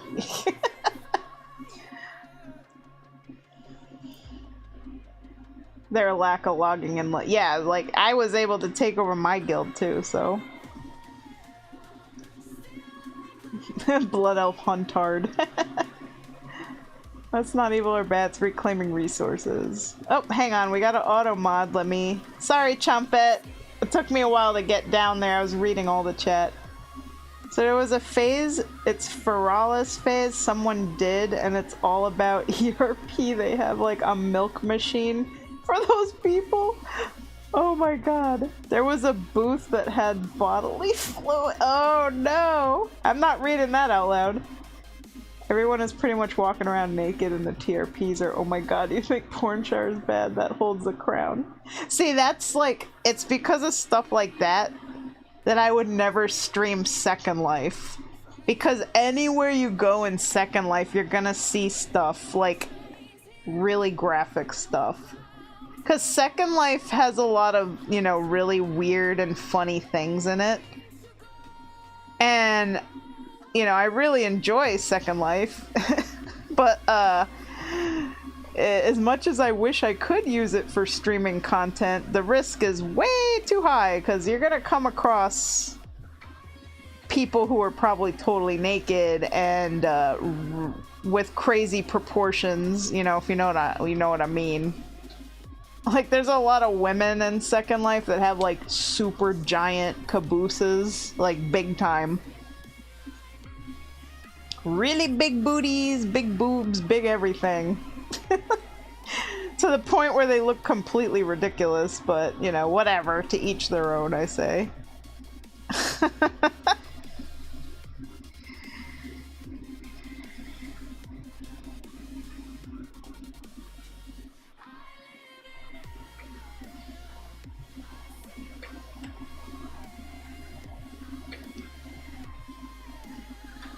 Let's see.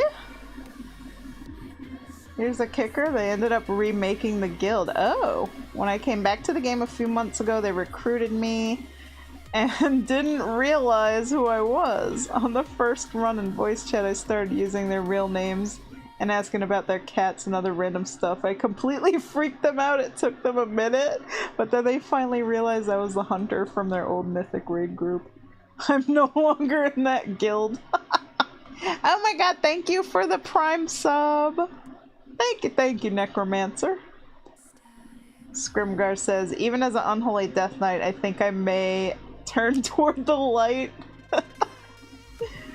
Oh god. And Chumpet. Every fetish they built for it, it was one that had props. Oh my god. I remember when someone got mad about Epsi and went into the phase and took a video of the phase and all the different phases and put on the YouTube to show how bad it was. Oh man. I would wonder if Blizzard would go after Epsilon just because of that. You guys gotta be really careful. Yeah. Cause I mean, I don't know if Epsilon is like making money or monetizing anything, because Blizzard shut down that other private WoW server because of that, so... But I feel like Blizzard would go after Epsilon because of that, you know, adult stuff, so... Whoever put that on YouTube, they're definitely risking the whole server. You gotta be so careful.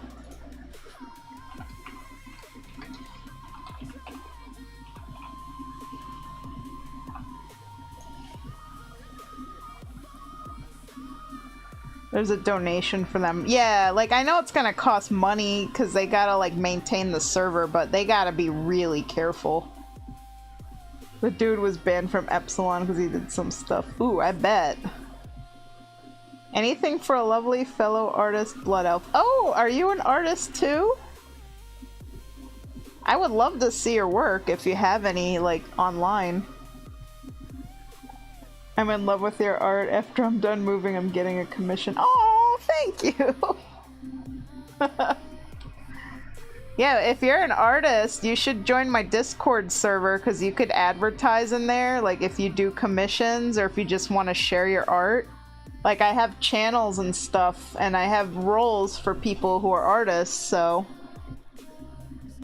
I have a really chill server. It's got, like, 285 people or something. It's always, like, hovering just under, you know, 300. My server's fairly small.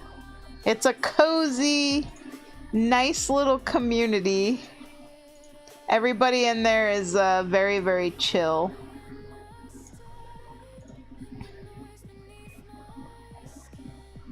Let's see.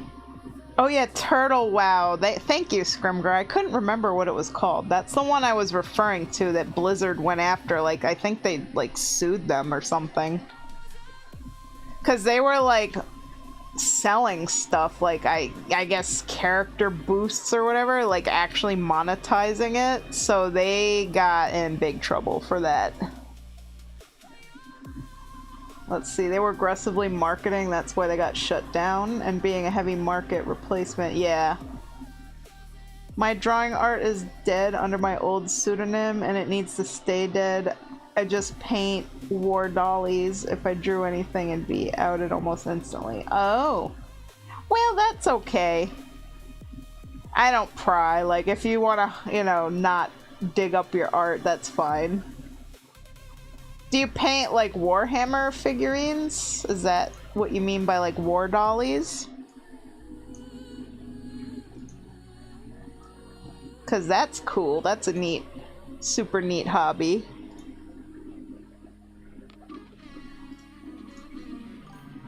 Ooh, this came out really nice. I dig it.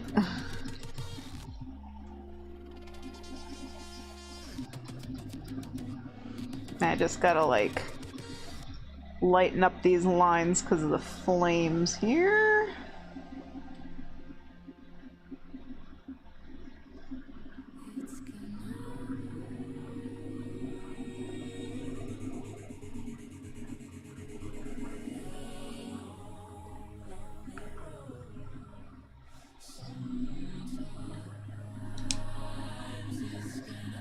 Now I do commission painting for miniatures and statues. Ooh! That sounds awesome. I hope that brings you good money. Because I know, like, those mini figures can be pretty expensive. And then Scrimgar says they were heavily monetizing and they were having, like, actual commercials on YouTube. Oh, yeah. Yeah, Turtle WoW, I heard, was doing a lot of really cool stuff, you know, that people were like, man, I wish the actual game would do this. But, yeah, you know, they flew a little too close to the sun, like Icarus, you know? Like, you can't be a competitor for Blizzard using their own game. Like, you are gonna get sued. You're gonna get in big trouble. And, that's what happened. So...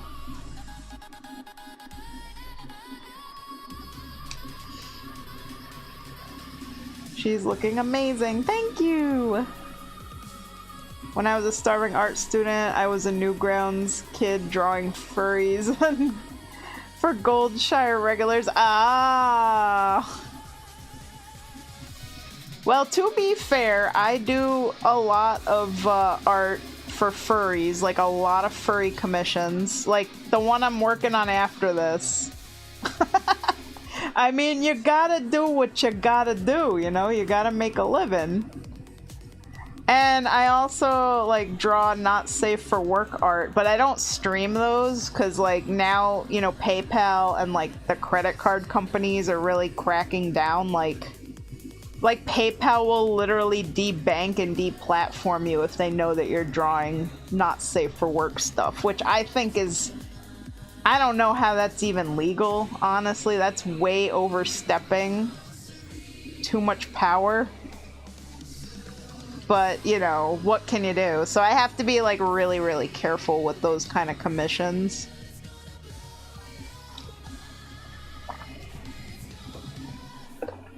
It's definitely getting it's getting harder for, you know, artists that make a living on not safe for work, for sure. Like, we all have to be so underground and so hush-hush, you know?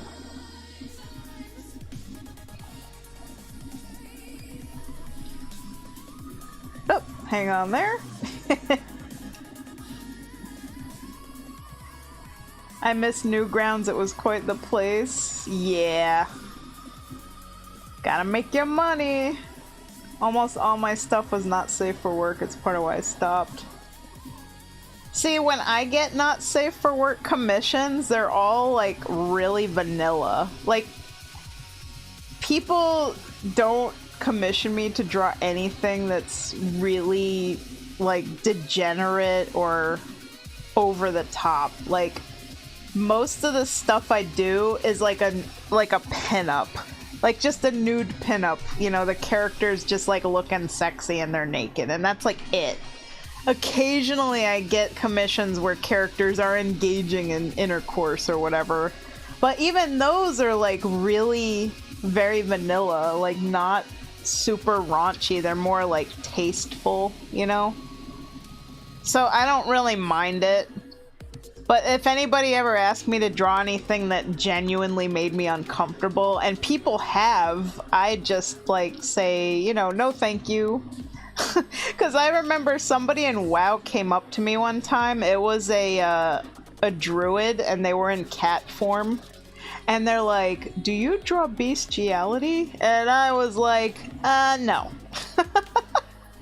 Hell to the no. No, no, no.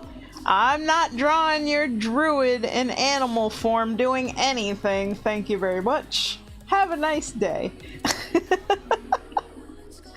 That was so ick.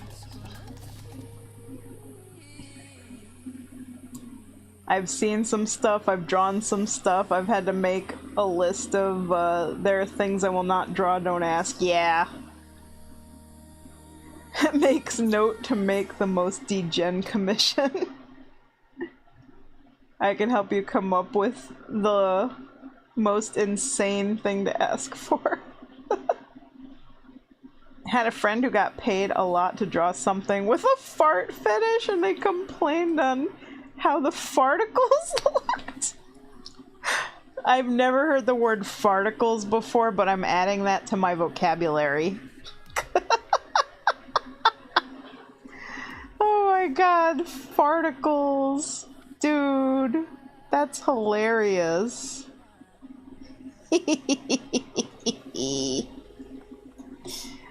Oh man.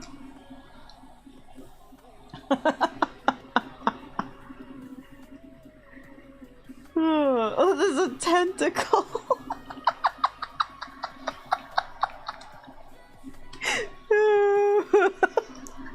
Hey, we all just learned some new vocabulary words today. Farticles. Oh, I'm trying to think, like, what is the weirdest not safe for work commission I've ever been asked to draw? Because I don't know, like, I don't really get super weird stuff, because I think people kind of sense that I'm like a very tame kind of person. I guess the one that made me the most uncomfortable was just a Fuda character, because like I always say, like, I'm not into Futanari. Like, it's just not my thing, you know? But I did it, like, I was like, you know, it's not that bad, it's just a woman with a ding-a-lang, you know? Like, so I drew it, but it was still weird for me, because it's like one of those things, it's like I'd really rather not. Like, I don't want to be that artist that everybody comes to for drawing Fuda, because I don't like... Well, I remember now. Okay, so the person asked me to draw like a horse wang for this character, and that was where I actually had to be like, no. Like, it's bad enough I don't want to draw Fuda, but I don't want to draw animal stuff. Like, I'm not drawing animal junk. So I compromised with them to make it like, because it was like a WoW succubus character. So I was like, I'll just make it like a demon dong. Like, I'll make it textury or whatever, but I'm not drawing no horse wang. Like, that's never gonna happen. You're gonna have to go to another artist for that.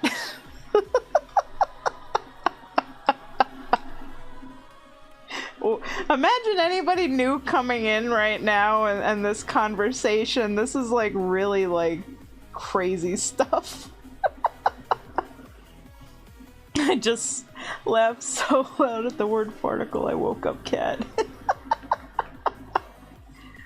The gas is apparently not right with the position they were in or something. I know someone that gets like nothing but not safe for work, 'cause I've seen some extremes out there, stuff they've gotten. No nuts for wuggins. No, I don't do that either. I don't do no doggy dicks. I don't draw no knots. Like, I know people want me to do not safe for work, like Worgens and Volpera, and I'm like, I'm not drawing what you want. No! I'm sorry, you're not getting that.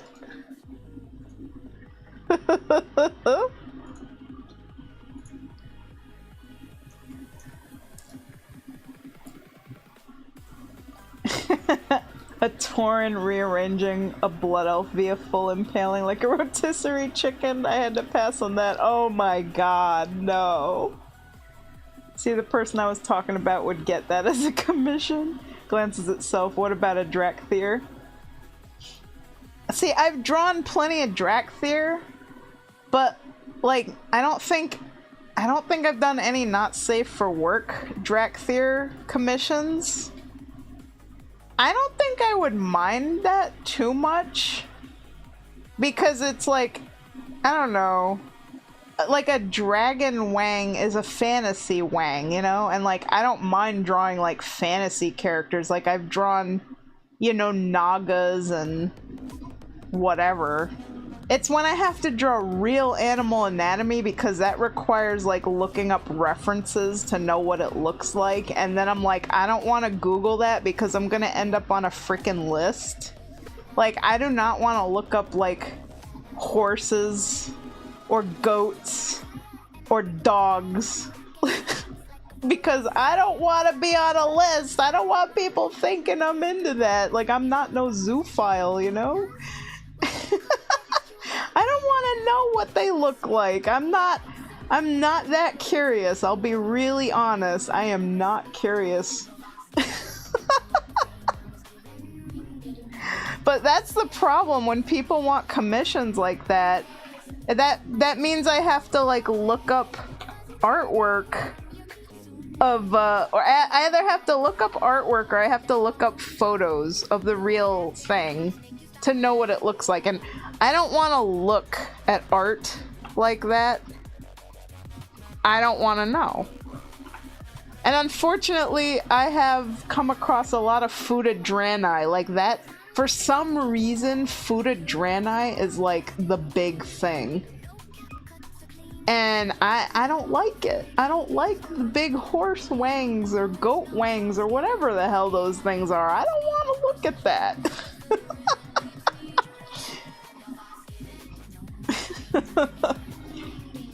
And you know, the thing about, like, when you're an artist and you draw stuff, if you want to draw stuff accurately, you have to know what it looks like, so that means you have to look at it. And that's why I draw the line on some of this stuff, because I'm like, ain't no way in hell you're gonna make me look at not safe for work art or photos of animals for reference. Just not happening. Let's see. Okay, let me scroll up here. Alma, drum my wargun, getting rearranged by his dragon hubby, please. Kidding. No dragons, no dragons, no dragons, PTSD, goes in the corner and rocks back and forth.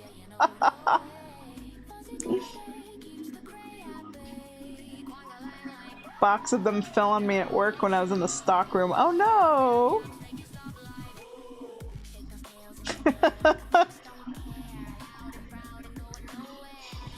And I'm not gonna say that, like, I'm innocent and I'm not into something weird, like, because I'm into my alien characters and people would consider that weird, so, you know, but that's my own thing.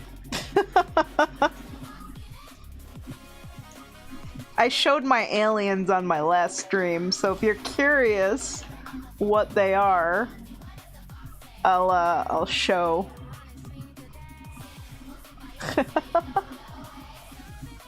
Warhammer has this alien race called the Tyranids, and I like my Thictor. I don't know what that is or what that looks like. I can't imagine.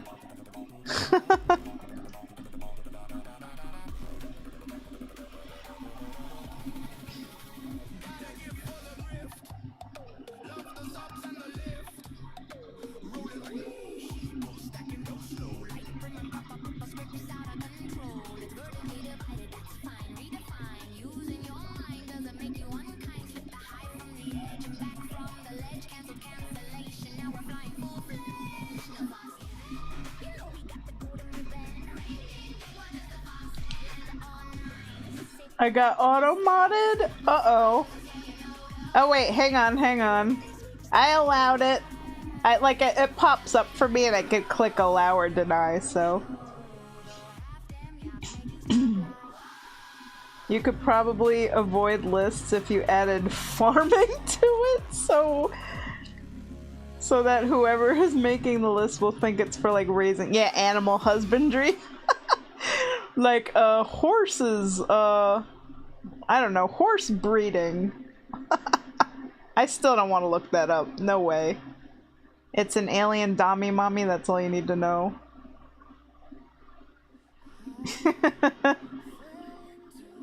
You're on a list, I'm sure I'm on a list. I think we're all on lists at this point.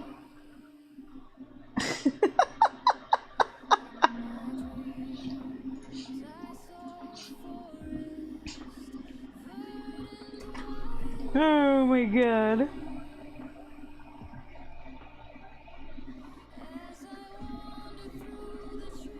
There we go.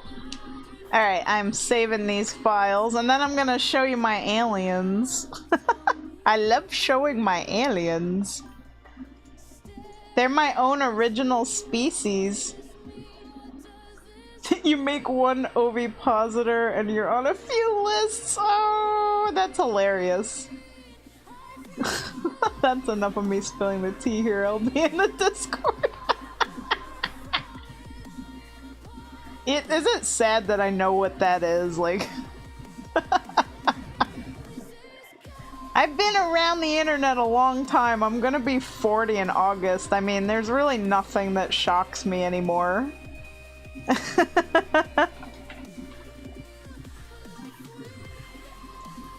I've seen things. It's sad, I'm not joking. Now, I remember in Second Life, there was like this dragon that somebody made. And I'm gonna try and like be vague and not be graphic, but like you climb onto an altar and it's all fully animated and the dragon like does stuff to you. And then you lay an egg and then the egg hatches and you get a baby dragon that you can attach to yourself and put it like on your shoulder. The baby dragon thing is really cute. It's just the way of getting it is pretty horrible. Oh, God.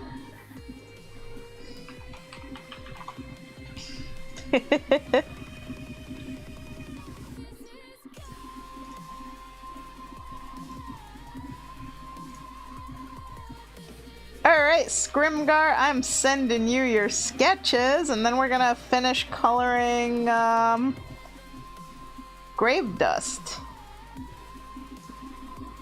Doo-doo-doo.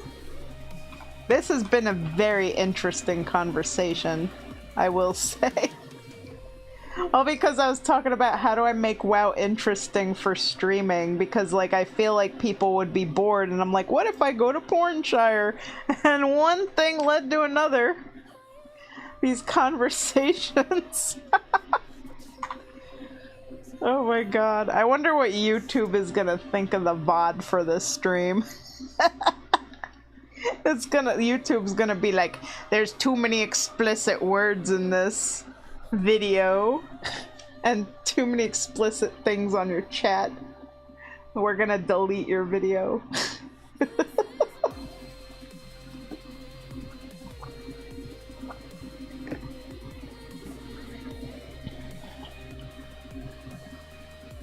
Demon dong. Let me see, let me read the chat here. Worked for BD in the early years, got a job there as a designer after art school. And Scrimgar's like, I'm on list for other reasons, most likely for being interested in cannons, specifically big cannons. Yeah, that'll get you on a list too, if you like to look up weapons and stuff. I've been visited by government for cosplay research. Oh! Getting back into WoW. Any advice for a returning player? Advice for a returning player. Well, the game is very bloated because there's a lot of expansions, but just have fun. That's all I can say. Do the quests, do your best. I don't know. Never been visited. The CIA didn't come knocking on your door. Had the cops ask me if I had any weapons in my room as they were investigating my roommate for making terroristic threats. Ooh, do weapons in my game count? Oh yeah, add-ons, that's a thing. Didn't Midnight like make a lot of add-ons like no longer useful or something? Because they're trying to make the game kind of include those features. Thank you! I had a lot of fun drawing Nova. I think she looks awesome.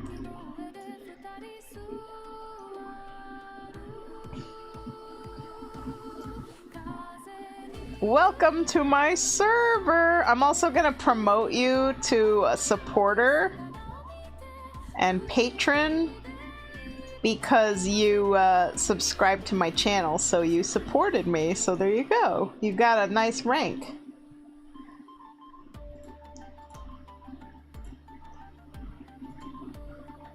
Do, do, do, do.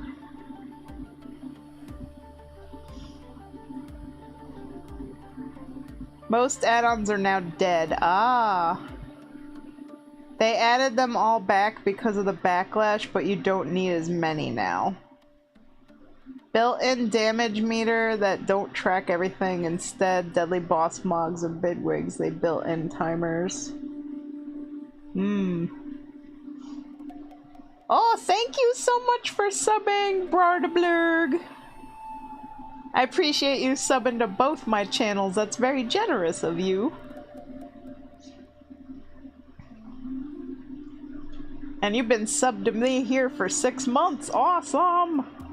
You get a fish for that. Have a fish. I just got an ad and I was like, ew. Yeah, Twitch just recently paid me out like $50 too. Because they have like a minimum threshold. Like you have to at least get to $50 before they pay you out. So like every couple of months, you know, my subs add up and my ad revenue. So eventually it hits $50 and I get like a surprise, you know, email and a PayPal payment. I'm like, oh yay, $50, yay! So I don't make a lot of money from like streaming on Twitch because like $50 every like 3 to 4 months is, you know, not a lot, but it's always really awesome when I get it, because who doesn't like $50, you know? And I'm like, hey, I'm Mike, you want me to buy pizza? It's pizza night. I got money now. Alright, I gotta upload this into the server. Ooh, nice intro. Also, do you want the artist role? I'll give you the artist role, so you know, feel free to, if you take commissions for painting models, you can advertise them in my server. So there's a commission advertising channel, and there's a client artist connect. There's also self-promotion and streaming too, so feel free, you know, if you want to get, because there are people in my server that like love Warhammer and stuff, so. Also, I gotta send you my welcome message. I send this welcome message to everybody. So let me get that for you. Doo-doo-doo. Copy. And paste.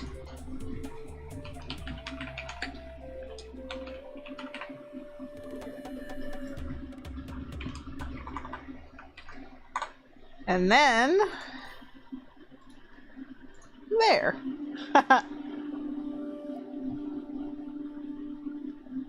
I'm loving you more and more. Aw, thank you. Keep that up. You're gonna make this undead heart remember how to beat. I forgot what I am, but I did want to sketch once. I think you have supporter role. I mean, you have to at the very least have supporter to do like the free sketch giveaways. Yeah, you're in the supporter category. Because I think you might have like given me like a tip one time or WoW gold or something. I don't know.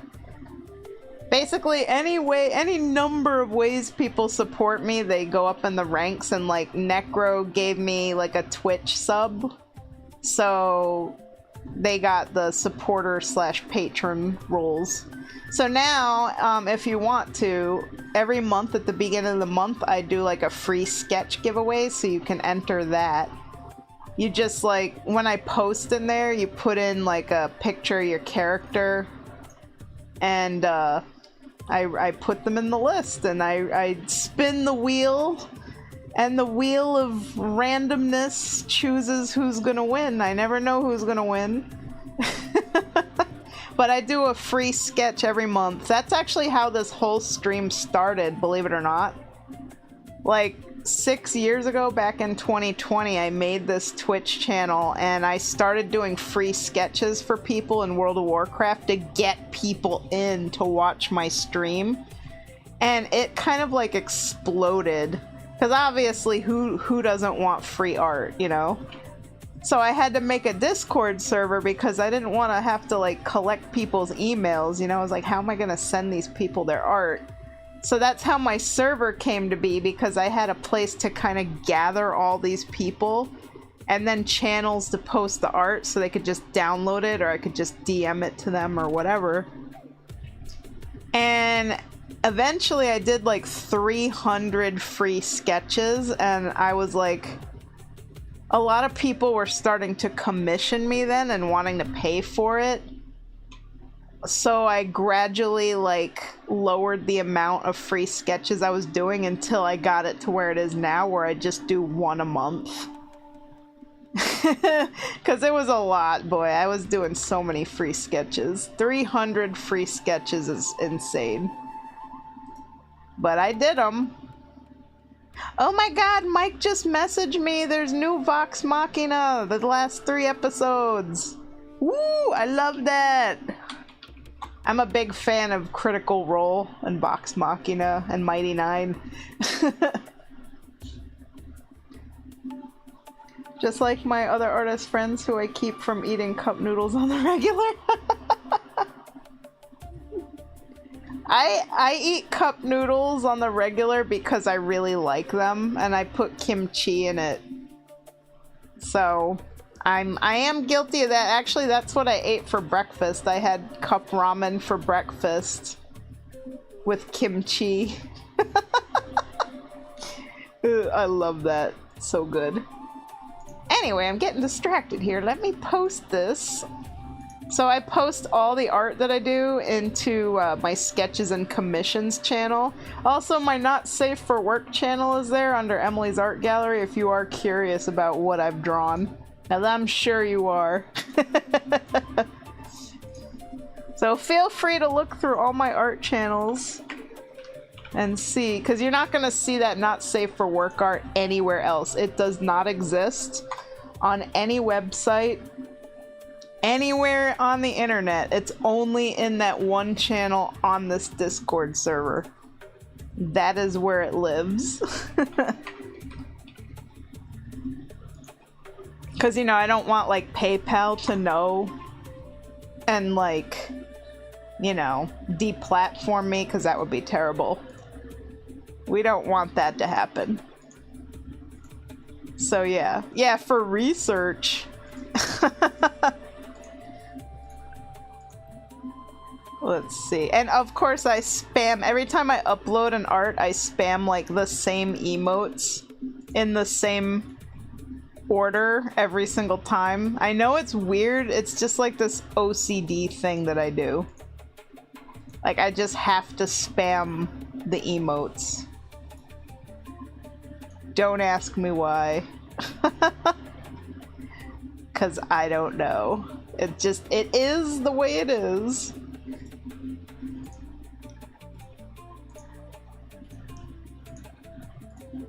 I'm almost done with the emote spam, then we're gonna get back to coloring Gravedust.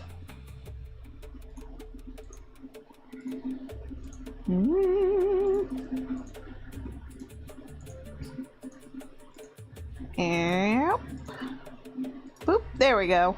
Oh, you know, I didn't get to show you my aliens yet. I forgot I was gonna do that.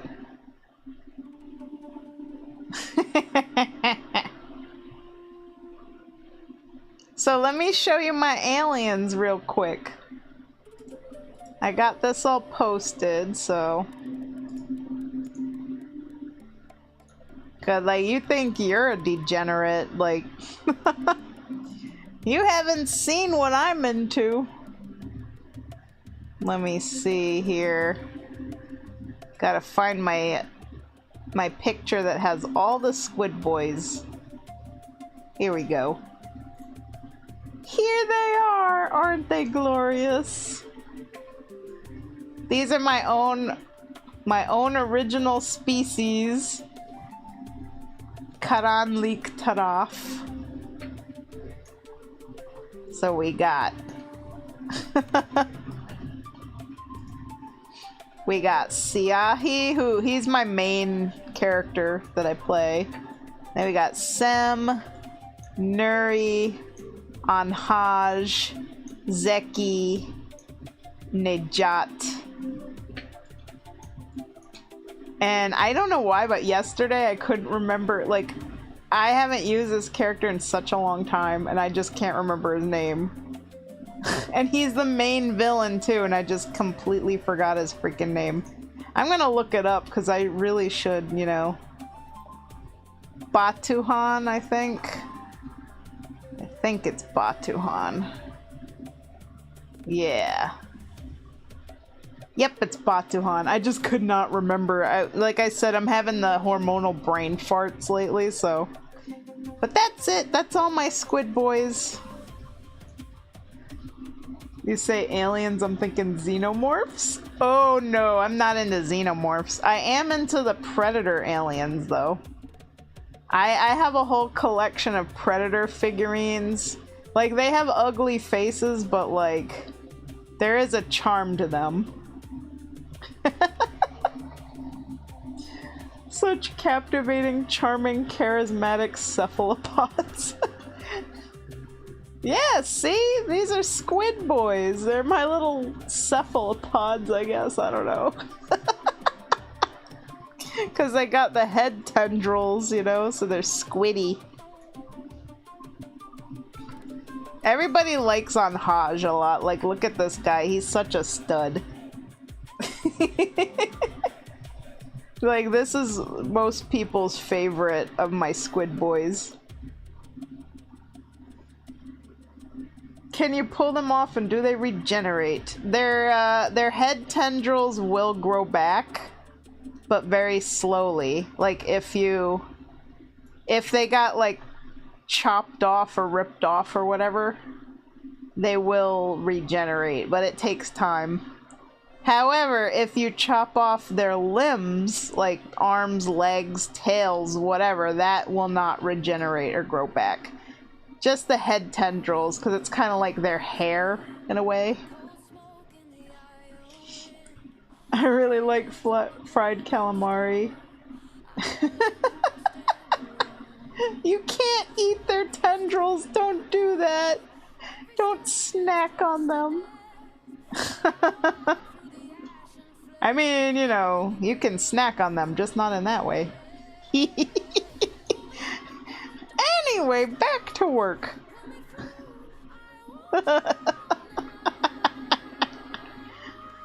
You want to snack on them all the time. I mean, I do when I roleplay with them.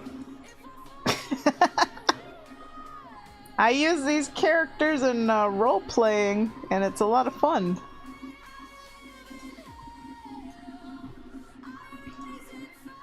Let's see here. I gotta finish the color holds on this. Woo! I'm happy I clicked this channel. So did you just find me randomly, like, on Twitch? I love when people just randomly find me. Because I know discoverability on Twitch is, like, not that great. Because God knows there's probably, like, thousands of people streaming World of Warcraft, so... For me to be the one person that shows up for you and gets clicked on, that is super lucky!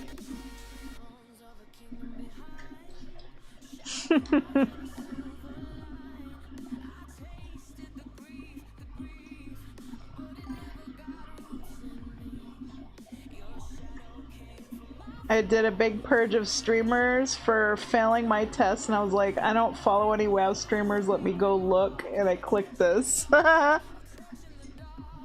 Sweet! Yeah, I always, like, stream under the WoW tag because I like to get the drops, you know? I want the Murloc pets and everything.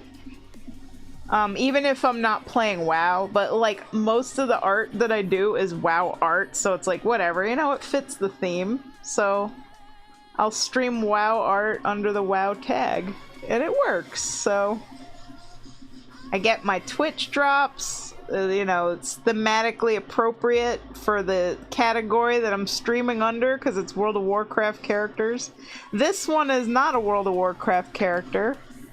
This is Domark's Chakamil, which is like an original furry species.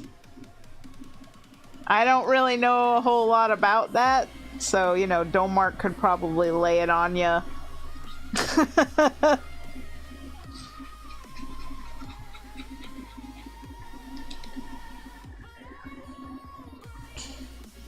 Wait. You failed a test. This was the test? Do do do do, mana mana. Oh yeah. Oh yeah, I know. Do do do do do, mana mana. Do do do do, mana mana. Do do do do do do do do do do do do do do do do do do. I got a test for you to see like this is how you know if you're like a millennial or not. Here's the test.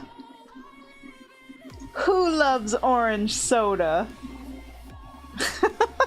If you know the answer to that, then I know you're a millennial. Who loves orange soda?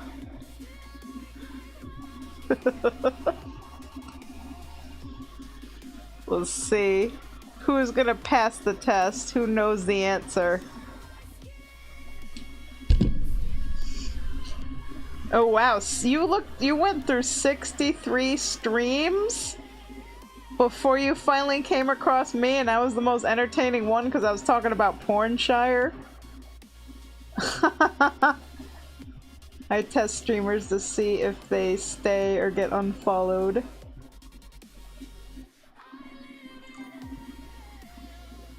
Who loves— oh, you got it! Who loves orange soda? Kel loves orange soda. Is it true? Mm-hmm. I do. Ooh. Guess I'm too Gen Z for that question. Oh man, yeah, Keenan and Kel, that was an awesome show. See, that's how me and Mike test people, like, so we get an idea, like, how old you are. Because we're both gonna be 40 this year. Like, I'm gonna be 40 in August. I am so old. The big 4-0.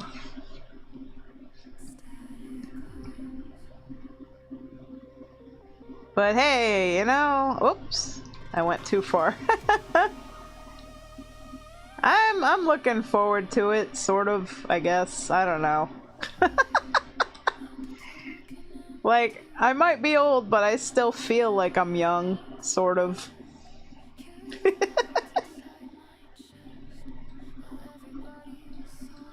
I have a lot of gray hairs on the sides, like, of my temples now. It's like getting to be a little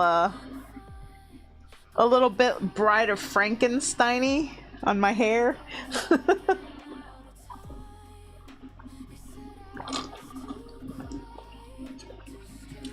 Oh, you're 36? Oh, you still got some time. Women don't get old, they get refined like wine. Men get old.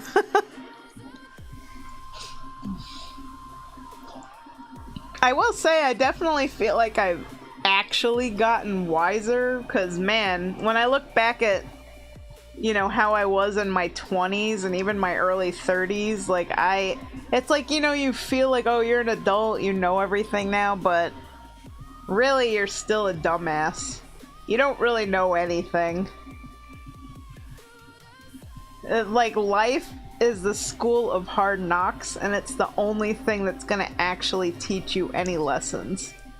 Like, you have to live enough life and gain enough life experience to really know anything at all. And I will say, like, all these years, you know, I've chilled out a lot. Like, I feel like when I was younger, I used to get way more upset about things. Like, more bothered about things. And I also used to be a little bit more of like a doormat. But now I've learned how to be assertive. And I've also learned how to kind of just let go a lot better. Like, not holding on, you know, to anger or like staying depressed or anxious or any of that. Like, I don't let negative emotions hold power over me. At least not for very long. Because, I mean, you know, everybody's gonna go through stuff in their life that's gonna throw them for a total loop. And you gotta, like, you know, regulate your emotions and figure out how you're gonna deal with it and cope. But I handle things a lot better now than I used to. For the most part. I mean, I still have like some like resentments and anger for certain things, like things that are fairly recent that I'm not quite over yet. But, you know, I don't let it consume my every waking thought, you know, every day kind of thing. Like I move on, I go through my life, I do the best I can, and that's it.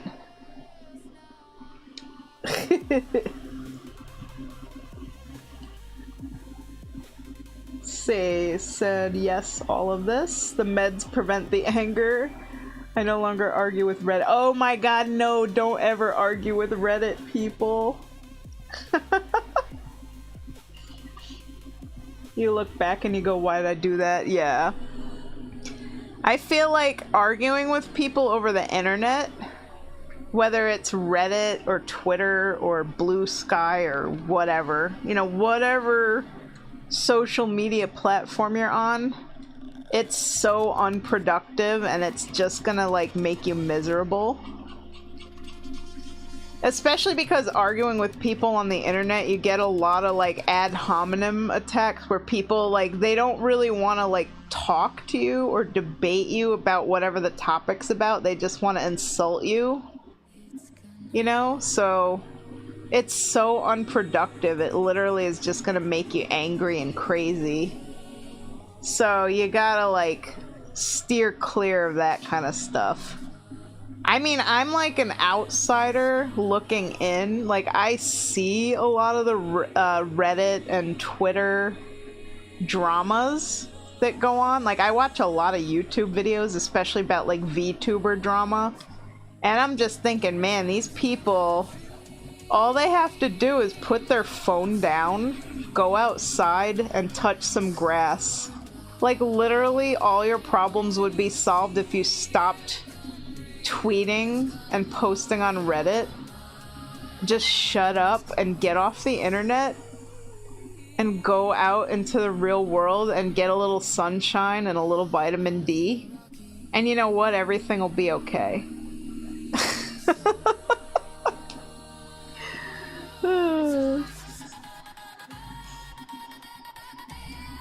See, I used to do it for fun, and ADHD needs stimulation. Oh man, if you liked arguing on Reddit for fun, you're a strong kind of person, because like, man, I do not like confrontation at all. Like, I do not like getting into arguments or fights with people.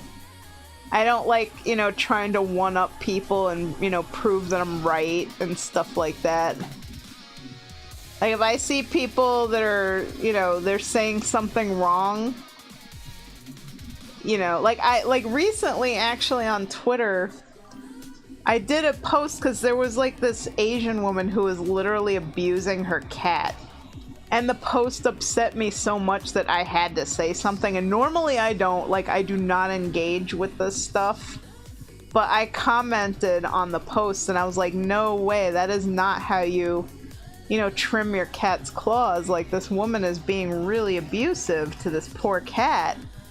And a lot of people like jumped on me about that, you know, and they were just calling me gay and saying that I'm a pussy and whatever, and cats are fine, like, you know, sometimes you gotta bite them and smack them around to trim their claws. Like, literally, this is what these people think. Like, you need to like abuse your cat to trim its claws. So obviously, you know, I got nowhere, you know, trying to argue with these people, and I didn't. I literally just wrote one post about like the right way to trim a cat's claws, and that you don't have to smack the cat or bite the cat or be abusive to the cat to trim its claws. But yeah, it's incredible how many hateful comments I got because I'm like literally against animal abuse. Because the lady in the video was like hitting the cat in the head and like biting, she was biting it on the head and biting its ear and like smacking it. to get it to like stop fighting her while she was trying to trim its claws, rather than, you know, just doing the humane thing and like wrapping the cat in a blanket. You know, that's how I trim my cat's claws. I wrap her in a blanket like a little burrito, and then I just pull out one paw at a time and I snip her claws, and, you know, I pet her head gently, I talk to her calmly, and then after the whole thing is done, I give her a treat so that the ordeal is not traumatic, because I don't want her to have a negative association to having her claws trimmed. I don't want her to be violent and scratch and bite me, you know? And that's exactly what this Asian woman was doing. She was making that cat like hella traumatized over having its claws trimmed. It was like biting her and scratching her and kicking her. And she was like literally smacking it around and abusing it. So I saw that video and I had to say something because I love cats and I cannot stand for animal abuse at all. So, and I know on Twitter, like, saying anything, you're inviting trouble. You know, I could have just kept my mouth shut, but that was like the one time I was really compelled to say something.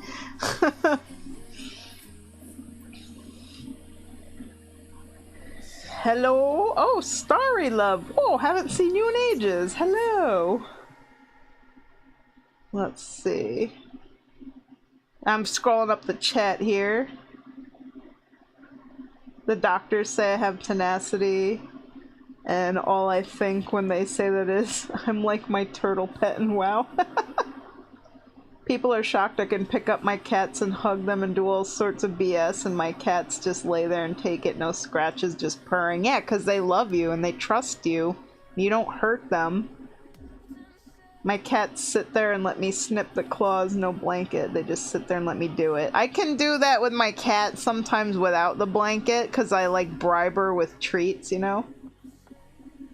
So Starry Love says, I have to bring one of my cats to the vet. All he does is growl and hiss, and the kitty burrito doesn't work for him. The other cat is a sweet baby angel that could do no wrong. See, yeah, some cats are like crazy. Like, whenever I take Bibble to the vet, they have to use anesthesia and knock her out to do anything with her because she gets like really violent. But she trusts me. Like, I can, you know, trim her claws and brush her and do just about anything. But like, obviously, like veterinary stuff, like giving her needles, taking blood, urinalysis, I can't do that stuff. So she goes to the vet once a year and she gets her teeth cleaned and she gets like all that stuff done, and the vets knock her out because they're terrified of her. Like, she's a little monster with them because she doesn't know them and she doesn't trust them, and she thinks, you know, they're hurting her. So unfortunately they have to knock her ass out. She's also a tortoiseshell cat, and if you guys know anything about torties, they have tortitude and they are a little crazy. Like, tortoiseshell cats, calico cats, they're like really high strung, very anxious kind of cats. So Bibble like does not trust anybody but me and Mike. That's like it. Cause like we raised her, you know, she grew up with us, so.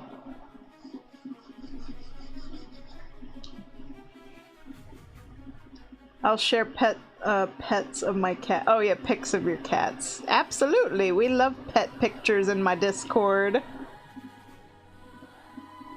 My sweet baby boy will just take pills out of my hand. No fighting, no growling. He's a blessing. Aww. Tortitude is super real. Yeah, there's actually like a documentary about it. Like, tortitude is an actual thing. Like, there's something about the genetics of tortoiseshell cats that makes them have really spicy personalities. Like, every time I let Bibble go outside, like, she's good. She's, you know, she stays with me. She doesn't run away. So she gets a little outdoor time in the summer and in the spring. And like the kids come up to her and they're like, can I pet her? And I'm like, no. Don't even try to pet her. Because she will hiss at you, she'll growl at you, and she'll bite you, and she will draw blood. Like if she doesn't know you, she's not friendly with you. She only is affectionate and friendly with me and Mike, and that's it. Nobody else. Nobody can even pet her. So we're the only ones that have the petting privilege here. I had a ball sack cat. His name was Stinky. He was gross. I loved him so much. So when you say ball sack cat, do you mean like those hairless cats? Sphinx mix. Okay. Like that's an interesting way, like an interesting thing to call them. Ball sack cat.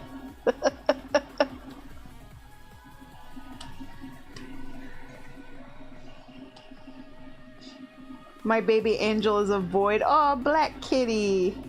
The other creature is a brown tabby. 90% sure he was Sphinx Smeagol mix. Oh my god, that's so funny. I have never had one of those kind of cats, and I've never had like a Persian either. You know, the cats with the really flat faces? I heard that Persian cats are like super dumb usually, but I don't know. That's probably some kind of a myth. I don't know. But I just heard that they tend to be a little dumber than other cats. Correct me if I'm wrong on that, if anybody here's ever had like those flat-faced Persian type kitties. The smartest cats I've ever had though were Siamese. Like, Siamese cats are on a whole other level.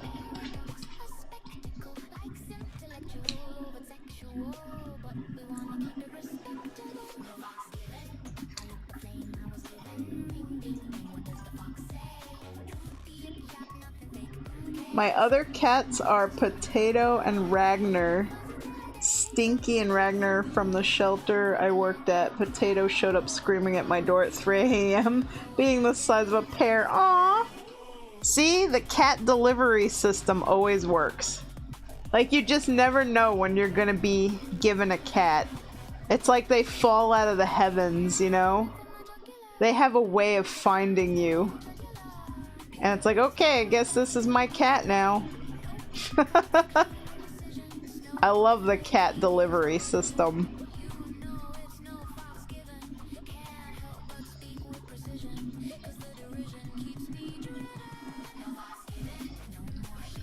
She's now the size of a small nation. Oh yeah, you want to see what my bibble looks like? Hee bibble! I have this for when she comes in here, when she wants dins, and she's like climbing all over me. It's the bibble. You can see from her face she's got tortitude. I personally worship your cat. I worship the bibble too. She's got me wrapped around her paw, let me tell ya. She thinks she's a hobbit lately, like she wants second breakfast every day. And it's like, Bibble, you're already overweight, I can't give you any more food right now. And she will not relent, like she will beg and beg and beg endlessly until I give her like another like portion of food. And I try not to, but sometimes she just, you know, she wears me out. You know? She knows how to like manipulate my emotions. Welcome, Blaze. I hope you got some good nom-noms. I had a tortoiseshell years ago named Paws. I like the names you come up with. You laugh, but every time I see pics of her in the Discord, which I actively seek out, I always screech Bibble. Aww! Aww, that makes me so happy. Did you know that Bibble has her own Instagram page? She's not like Instagram famous or anything, but I've been posting stuff of Bibble to her Instagram ever since I got her in 2018 when she was a kitten. Let me find it for ya. Instagram. The Bibble cat.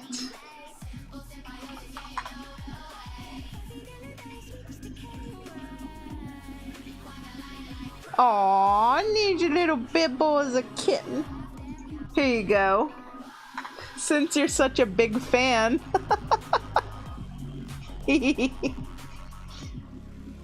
Wow, Bibble has 103 followers. That's incredible. The latest pictures or video I posted of her was from her birthday, which was on June 6th. She turned 8 years old this year. Wait till you see the names of the other pets in the Discord, including the frog and the dragons. Oh, you got reptiles and amphibians. Cool. I have a person in my Discord who has like a huge red-footed turtle.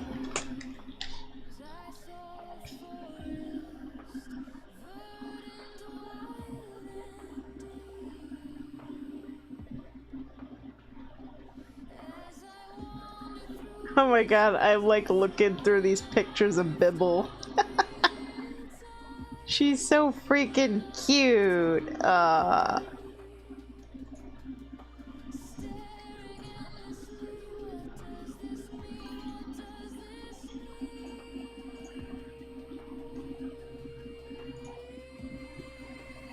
Baby Bibble. She was super cute.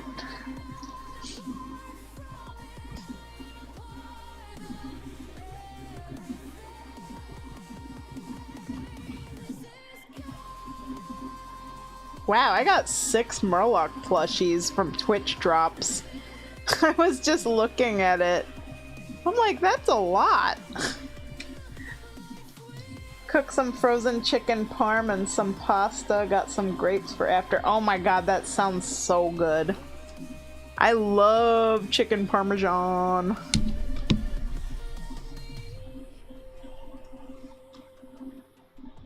I eat a lot of Italian food, so...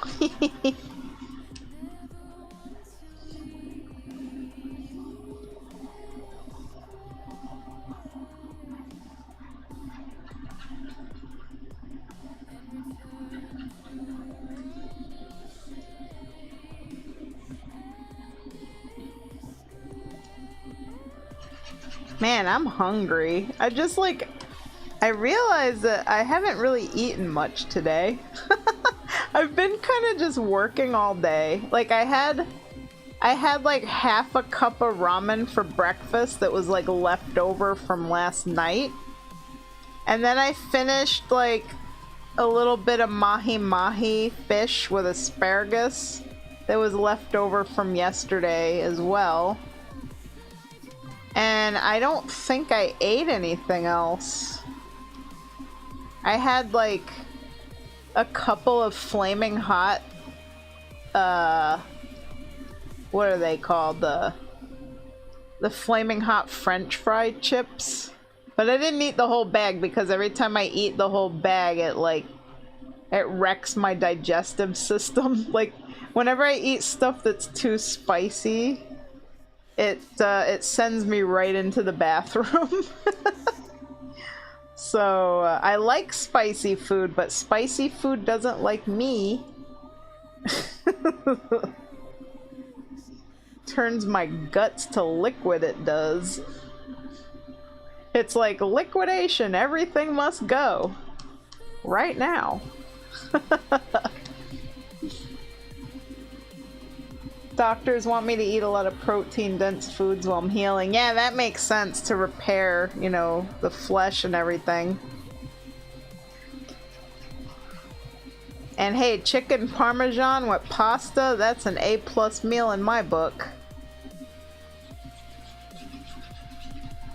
Man, I wish I had some of that right now. I'm like going through that phase where I'm indecisive. Like, what am I in the mood to eat? You know? Like, I know I need to cook something, but I don't really know what I want because I'm not really craving anything in particular, so it's like, you know, I go through phases where like I have super cravings, like, oh my god, I have to have this. And then I have phases where I'm not really hungry at all and I don't really crave anything. It's all the hormonal phases, you know. Being a woman.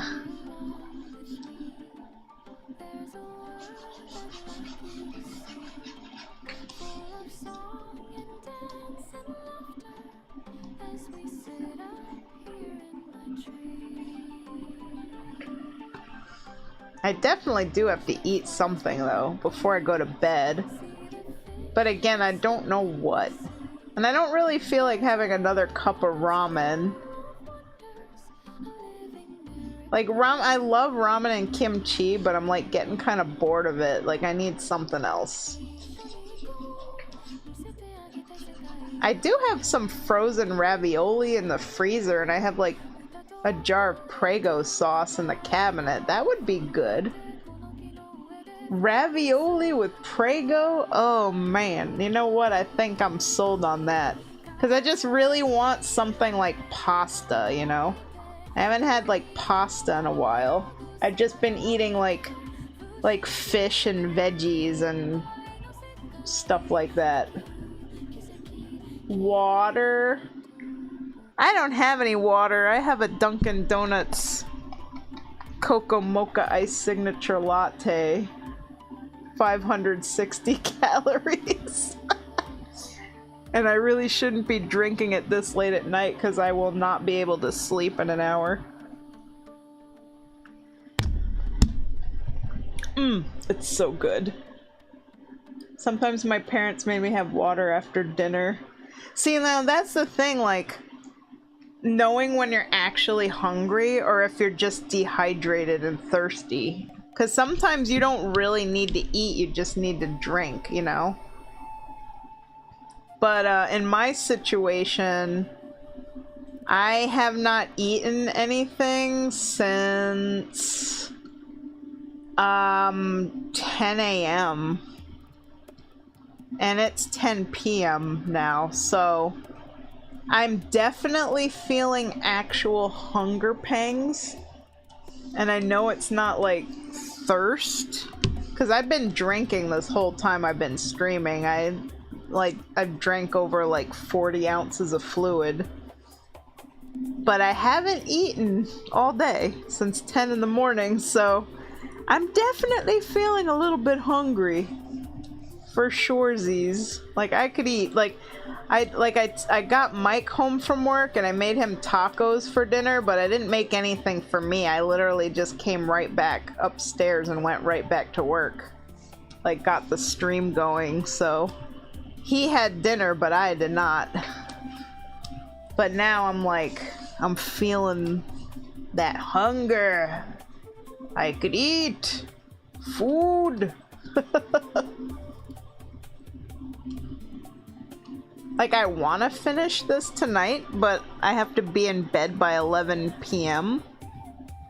So, you know, I'll do as much as I can, because once I finish the color holds, I gotta do, like, the highlights, and,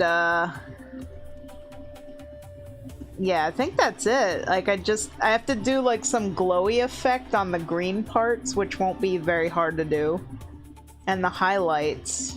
And I think that's all, really. Because this doesn't need, like, a ton of color holds, because a lot of the characters, like, really dark, you know, black-gray.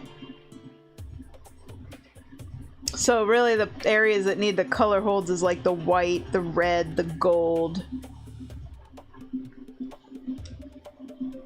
Sometimes my parents made me have water after dinner. See, with me, like, I had bariatric surgery, so like I am not allowed to drink like a half hour before I eat and an hour after I eat. If I was like actually following their rules, which you know, it's been like 11 years since I had the surgery, so I don't always follow the rules. Because I just cannot eat food without drinking. Like, I always have to have some sips. Let's see, Starry Love says, my problem is that I'm always craving things, and if I don't get what I want, I don't feel like I can eat anything. Interesting. So it's like you have to have the thing that you're craving or else you won't eat anything else. I feel like that's kind of like a blessing, but also a curse at the same time. Because it's like, if you can't get the food that you really want, then you're not likely to just eat any old thing, so you're not gonna, like, overeat. See, my problem is, like, a lot of times I'll just eat because I'm bored. Which is not a good thing. Like, I'll eat out of boredom, I'll eat out of stress. So when I go through those, you know, the phases, like now, where I'm just, like, not super hungry, I love it. Like, I wish I had that more often, because, you know, I've always had a problem with eating too much. I really love to eat. I love food.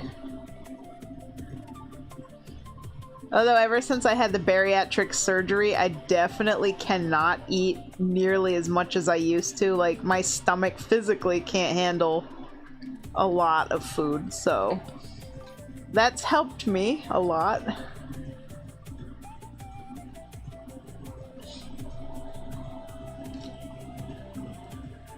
I've been craving salmon from one specific restaurant for a week. It's been torture. Oh. I do eat out of boredom and stress, but stress can also lead me to not eat at all. So, like, who knows what way things will go. Yeah. Like, when I get, on the rare occasions I actually get, like, depressed. When I'm really depressed, I, like, lose my appetite completely.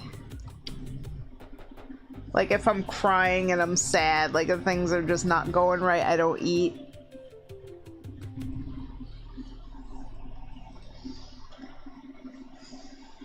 But I don't get like super sad, depressed very often. Like, it's pretty rare. The last time I got that depressed was when we were told that our rent was gonna go way, way, way up. And I was like, oh my god, like, I don't make enough money from art commissions to be able to cover that and to be able to pay half the rent the way I always had. Because me and Mike always go 50-50 on every single bill. But when they raised up the rent, because he got hired at the post office, so because he was making more money, the rent went up. Way up. So, it's like his fault that the rent went so high, and I cannot, like, I can't bear the burden of that at all. So, unfortunately, we had to come to an agreement that he is going to pay a little bit more on the rent than I pay. But I still pay 50-50 on every other bill. So, like, car insurance, internet, you know, electric bill, whatever. And I try to, like, contribute as well with, like, groceries and gasoline and things like that. But, yeah, the rent, I cannot tackle the whole thing. At least at this point in time.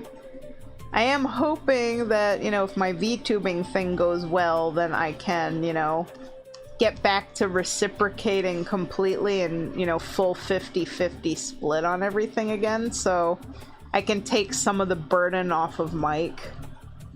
But, we'll see. I mean, it's gonna take time. So far, everything's going really well with the VTubing, so I have confidence that it will achieve the goals I want to achieve.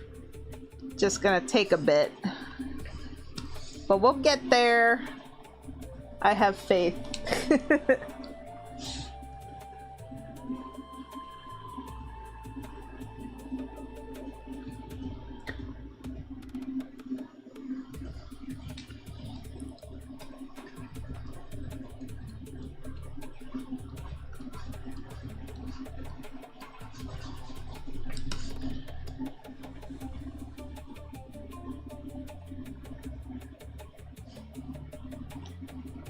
But yeah, that is the last time I can remember being like really, really depressed where I like couldn't eat and I was crying and everything because I was just like so worried. I was like, oh my god, I can't handle my half of the rent. But we managed to like work everything out, so. And I'm really grateful that Mike, you know, picks up the slack where I'm not able to, because a lot of people know ever since 2023 when the generative AI stuff started coming out, that's when my commissions like really took a hit. Because I feel like a lot of people were like, hey, why should I pay like hundreds of dollars to commission an artist when I can just, you know, go to like Midjourney or Dolly or ChatGPT or Grok or whatever, you know, any number of these AI programs, and then they could just generate like hundreds of nicely rendered illustrations of their characters and then not have to commission anybody, you know, they could get it all for free. So I was like, oh no, this is the beginning of the end for me. So like money was already really tight, but then the commissions started to be less and less and less, and then I'm like, well, I guess this is my fate now. So it's been rough. That's why I spent like the entire year making a VTuber and everything else for it. Like, I worked so hard on my VTuber avatar, her background, all the emojis and all the different various assets I created for her. And also the music, like I learned video editing, I learned how to make music. I mean, I put every ounce of free time that I had into making Amayame. And I hit affiliate on Twitch after 4 streams, so I think I really have a very good feeling that all my hard work is going to pay off. Like, I think people are really gonna love her and she's gonna get popular, she's gonna blow up, and I'm finally gonna get that break that I've been praying for my whole life, you know? Like, finally make enough money to be able to like live comfortably and not be so stressed out about finances all the time. Like, I'm literally my weight and finances are the 2 biggest problems and struggles that I have in my life, because everything else in my life is pretty good, knock on wood, but it's always been those 2 things, like money and being fat. It's like, if I could get those 2 things fixed, I would have the perfect life. I think, you know. That would be it, man. And you know, the thing with the weight too is like, I always kind of use the money as the excuse why I don't do what I'm supposed to do to lose weight. Because I work so much that I'm like, yeah, I have to work all the time. I don't have time to go to the gym. I don't have time to exercise or take care of myself. Like, I have to work to make money to pay the bills and the rent. So I always say, like, if I ever got successful, like with VTubing or whatever, then number 1, I could afford the gym membership, because that's a large part why I don't go to the gym, because I cannot afford it. So if I had the VTuber thing working really well, then I can afford the gym membership. And then I would have the time, because, you know, if I'm making decent money, then I don't have to work as much or as hard, and I'd have more free time to like just go for walks and exercise and go kayaking and bike riding and rollerblading and, you know, leisure time to get out there in nature and just move. So I feel like my life is on hold all the time until I make more money so that I can free up my time so I can finally take better care of myself. Even though I know I should just be taking care of myself now regardless of where my finances are at, but this is like the mentality that I have, you know? It's like, you don't have time to go for a half-hour walk every day. That's a half hour you could be working. But it, like, I have a lot of like limiting beliefs around money because of my whole life I've grown up poor, and I've always struggled with finances. I've never had it easy. I've always had to work insanely hard for like every single cent that I have. And then I've had a couple people in my life who've like helped me out, and I have like a list, like me and Blaze were talking about earlier. I have a list of people who, if I ever, you know, get a lot of money, they're gonna be the first people that I pay back. Like, I know exactly how much money they gave me. I remember what they did for me to help me out, like when, you know, when things were bad, when my car broke down or whatever, you know, I have a list of people that I'm deeply grateful to, and I want to pay it forward.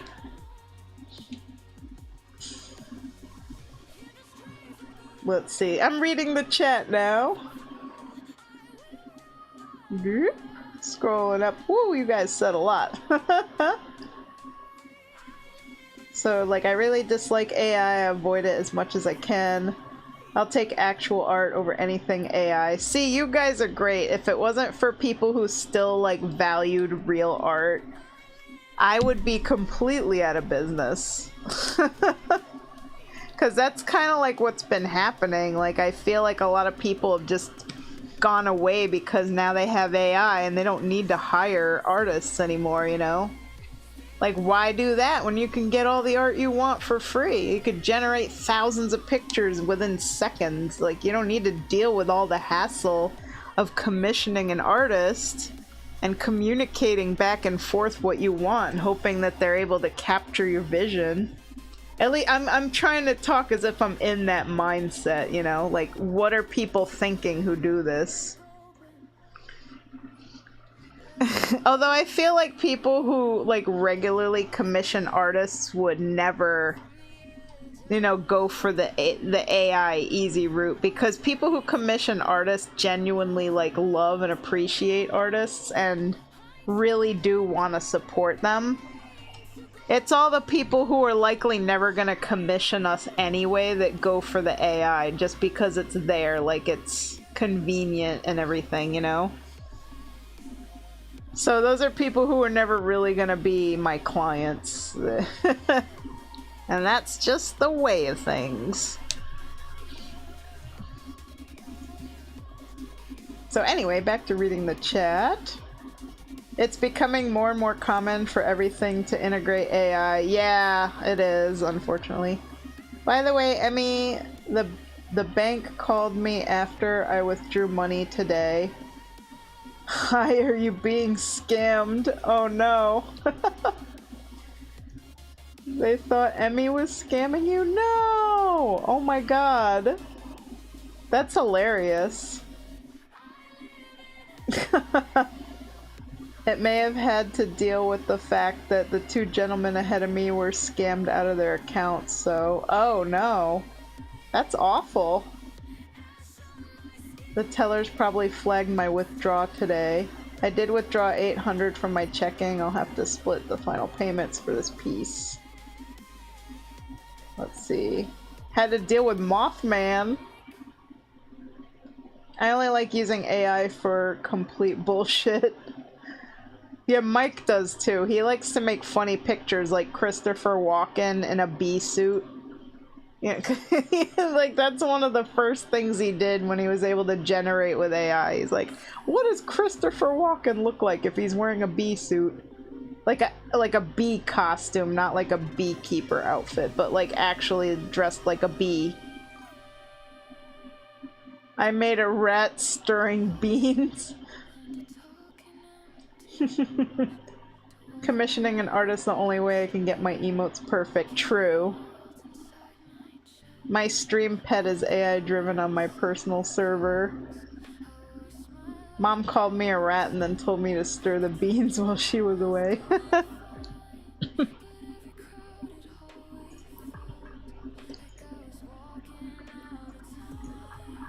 See, I've found AI useful, like, for some things. Like, for my VTuber, you know, I made my own music, but, like, there was some music that I just couldn't do because I don't have the instruments, I don't have the software or the knowledge or skill or ability.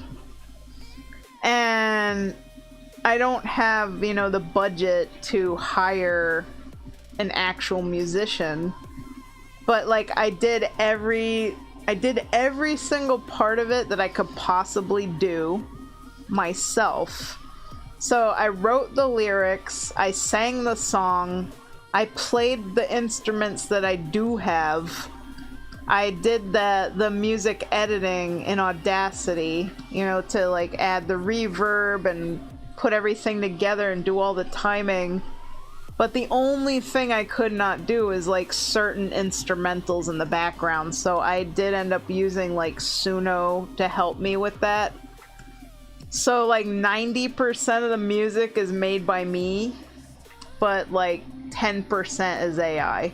And I openly admit that too, because I know, like, I understand for musicians just like artists, it sucks, you know, to have somebody not hire you and go the route of using AI.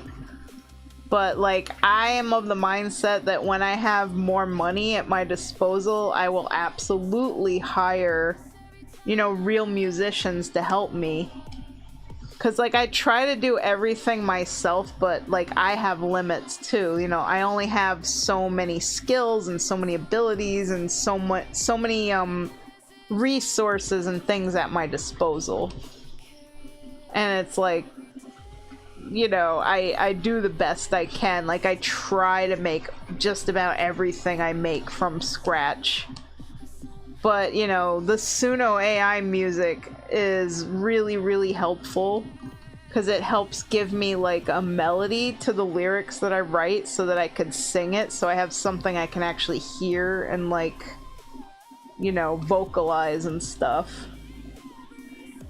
But I know there's some people that would just like crucify me, you know, like oh my god, you used AI music, you put a musician out of work. I'm like, I'm sorry, that's not what I wanted to do, but there's a lot of people that don't hire me either because they're using AI to generate art. Like, AI screws us all over. Let's see.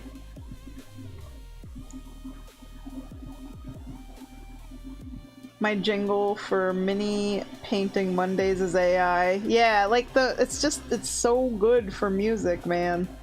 And I know that's like hypocritical. Like, I hate AI art, but like I love AI music. Like, I don't hate AI art either. I wouldn't call it art though. You know, it's like anything made with AI is literally just an amalgamation of stuff that was stolen, scraped off the internet, stolen from musicians and artists and writers, and just smashed back together to create something that seems like it's new, but it's really not, you know? But there's like a novelty to it.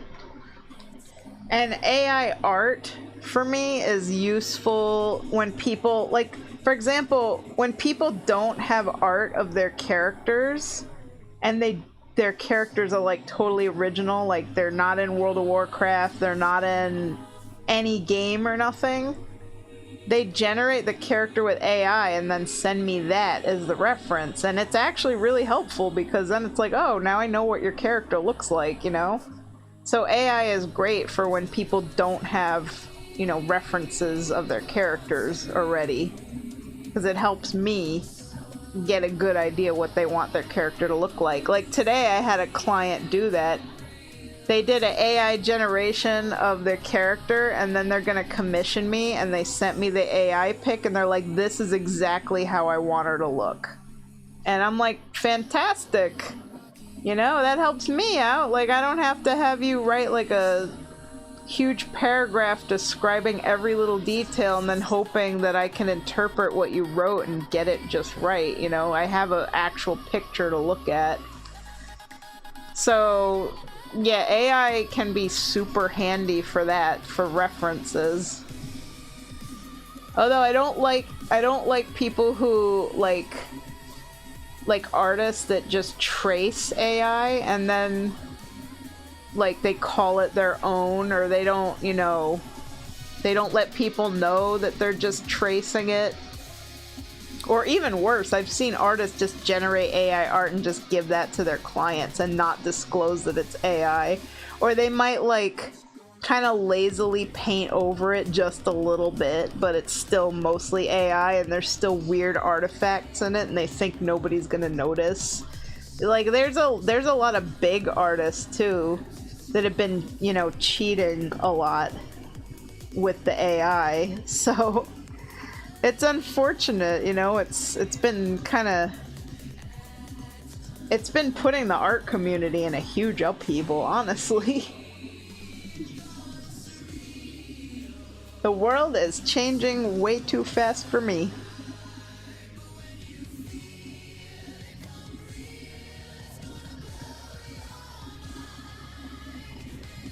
My stream pet is a succubus named Acrylica. She reads chat and responds to people, and her voice is AI, but the base voice I paid the voice actress for the model. Ooh, that's cool. I think if an artist trains on AI on their art and only uses it and then it gets rough drafts out there, it's no issue that I see, as it's a tool. It's currently not being used correctly. Yeah.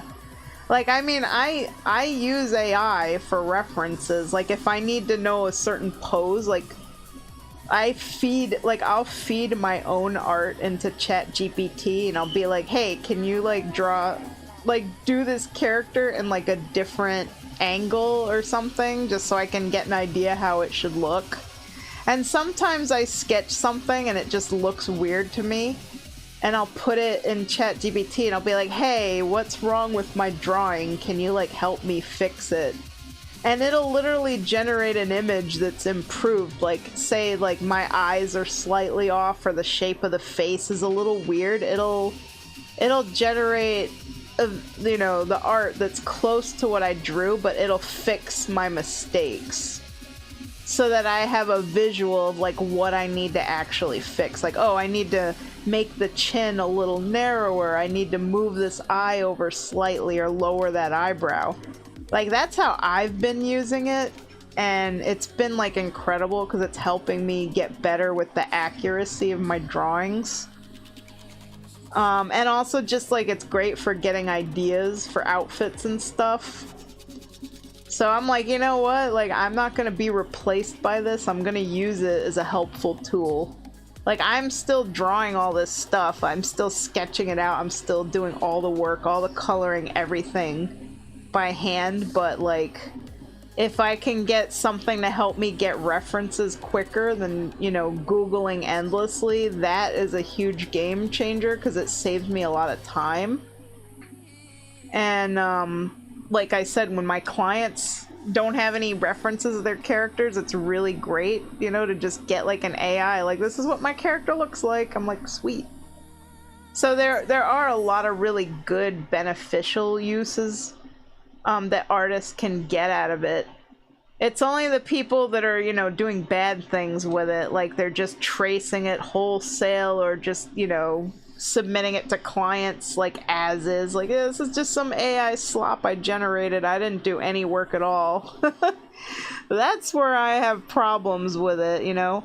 And also people who are like feeding artists work into it to copy their style because they don't want to pay money to commission the artist, but they just want to rip off their style and get art like in the artist's style done with the AI. I think that's super scummy.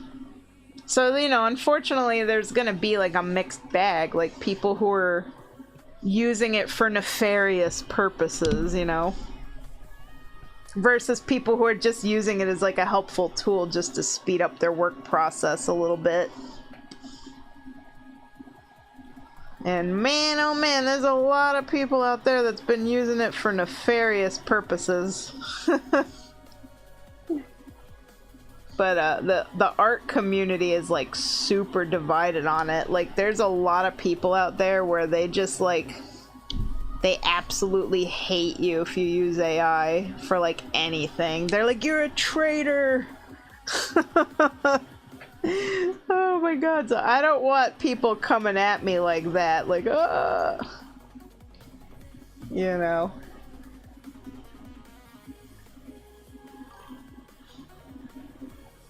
Let's see, Blaze, back again, had to take insulin and got some yogurt as a treat. I didn't know you were on insulin. Do you have like type 1 diabetes? I don't remember. Sorry if I'm being nosy about your health. I'm just, you know, I'm just curious. AI is another reason I don't do drawing commissions anymore. Mini painting is a tactile art that forces people to hire me. True. AI cannot replace you for painting figurines. And unless, you know, they actually come up with robots that can do it, but that you're safe for now. One of the furs I watch has a little AI fox that sits beside him and goes full ChatGPT mode if you talk to it. Wow, I don't even know how to set something like that up. I've been on the receiving end of that hate just for my stream pet. Yeah, it's like, it's really messy with the AI stuff right now. Like, I see so many YouTube videos about artists getting completely lambasted if they use AI at all, you know? Like, for any reason, if they use it for reference, if, whatever. Yeah. Like, there are a lot of people out there that are super mean and really, really intolerant, and they're on, like, an anti-AI crusade.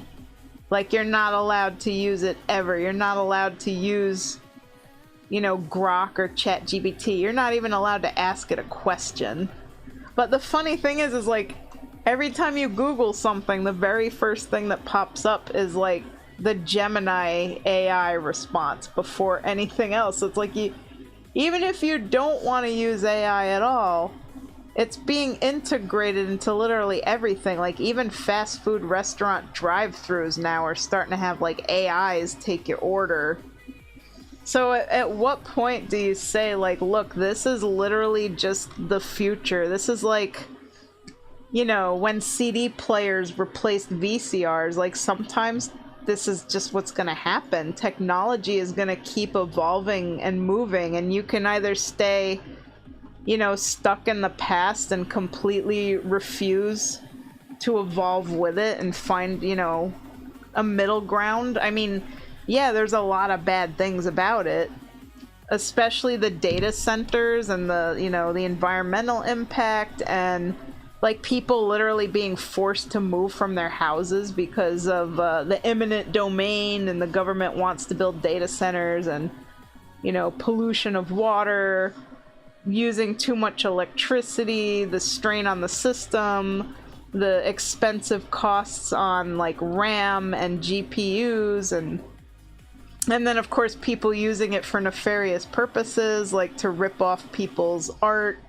and music and writing, and AI literally just like flooding everything, being all over YouTube. I mean, AI has a lot of problems. Oh, like, it's really in its infancy, and society doesn't know how to, you know, adjust to these changes. Like, people are losing their jobs, and companies are realizing they're firing like graphic designers and artists and game developers for AI, only to realize that the AI is screwing everything up because the AI is not good enough to replace a human being.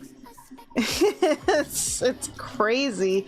Like, people just thought, you know, the moment that this AI stuff came out, that it was like, alright, I'm gonna make so much money now, I can fire my entire team and just have one guy typing in prompts all day and we're gonna be rolling in profit. Only to have the sad realization that it ain't gonna work that way. So all I can say is we're living in very interesting times, and I don't know, you know, what the future is gonna hold. I just know that people are jumping to replace everything with AI way too quickly. Like, you can't do that this fast. Because what are we gonna do when nobody in society has a job anymore? Because everything's been AI-ified, you know? Like, these are the things that keep me awake at night. What? Hang on, I'm gonna get to that, Domark. Let me catch up on the rest of the chat real quick. Let's see, where was I?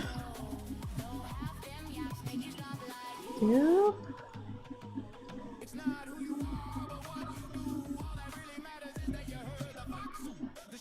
Almost there. Pet.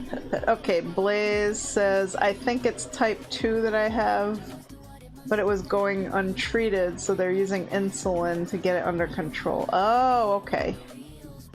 Starry Love says, they're talking about building a data center in my town. Oh no.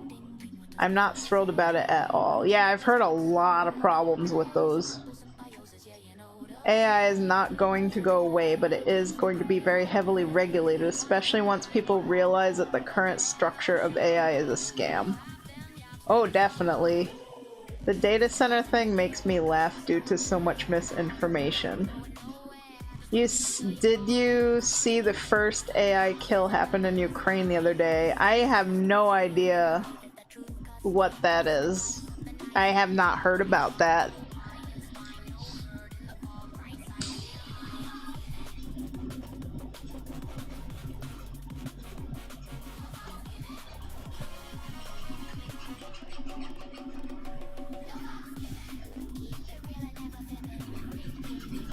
So, like, how did AI kill somebody?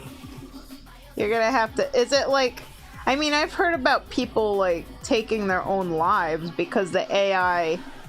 Like, they got so into talking to, like, an AI chatbot that, like, convinced them to do it, you know? Because these people were already, like, severely depressed and stuff. That I've heard of. But I don't know, like, what this Ukraine thing is about.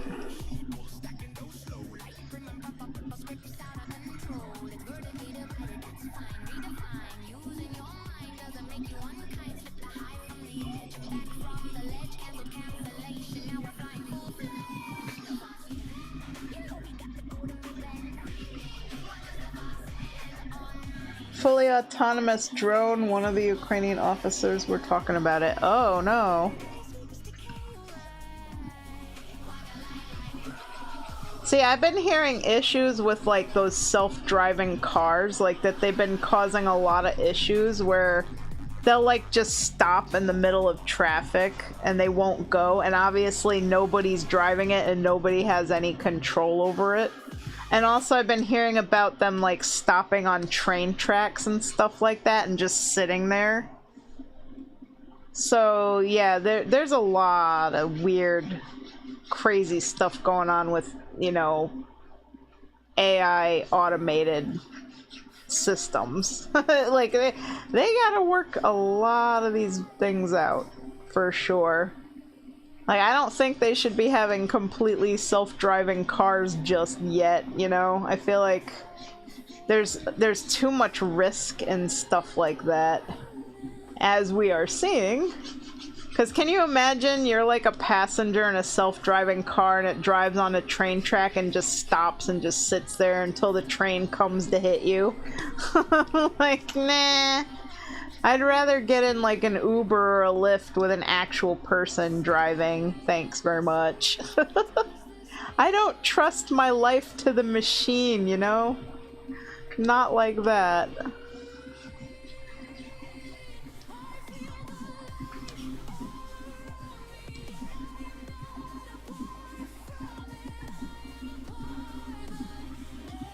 Let's see.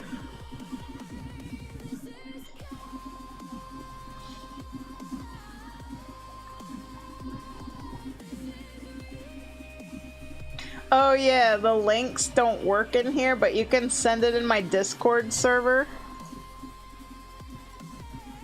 Like, there's a channel in my Discord server in the creative corner for AI art and discussion. So you could post the link right in that channel in there, because that's where all things AI goes in there. Oh my god, your cat Potato has the laser background. Oh, I love that laser background from like 90s school photographs. Oh my god, look at your frogs. Or toads? I don't know.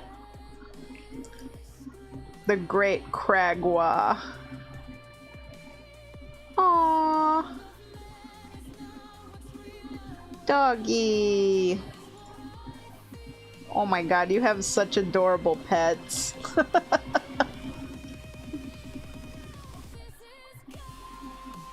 Ah, okay.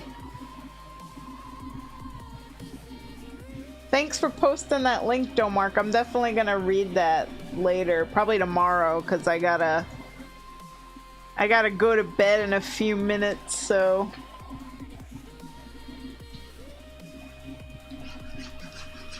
I still have a lot more to do on your picture with the color holds here, so... yeah.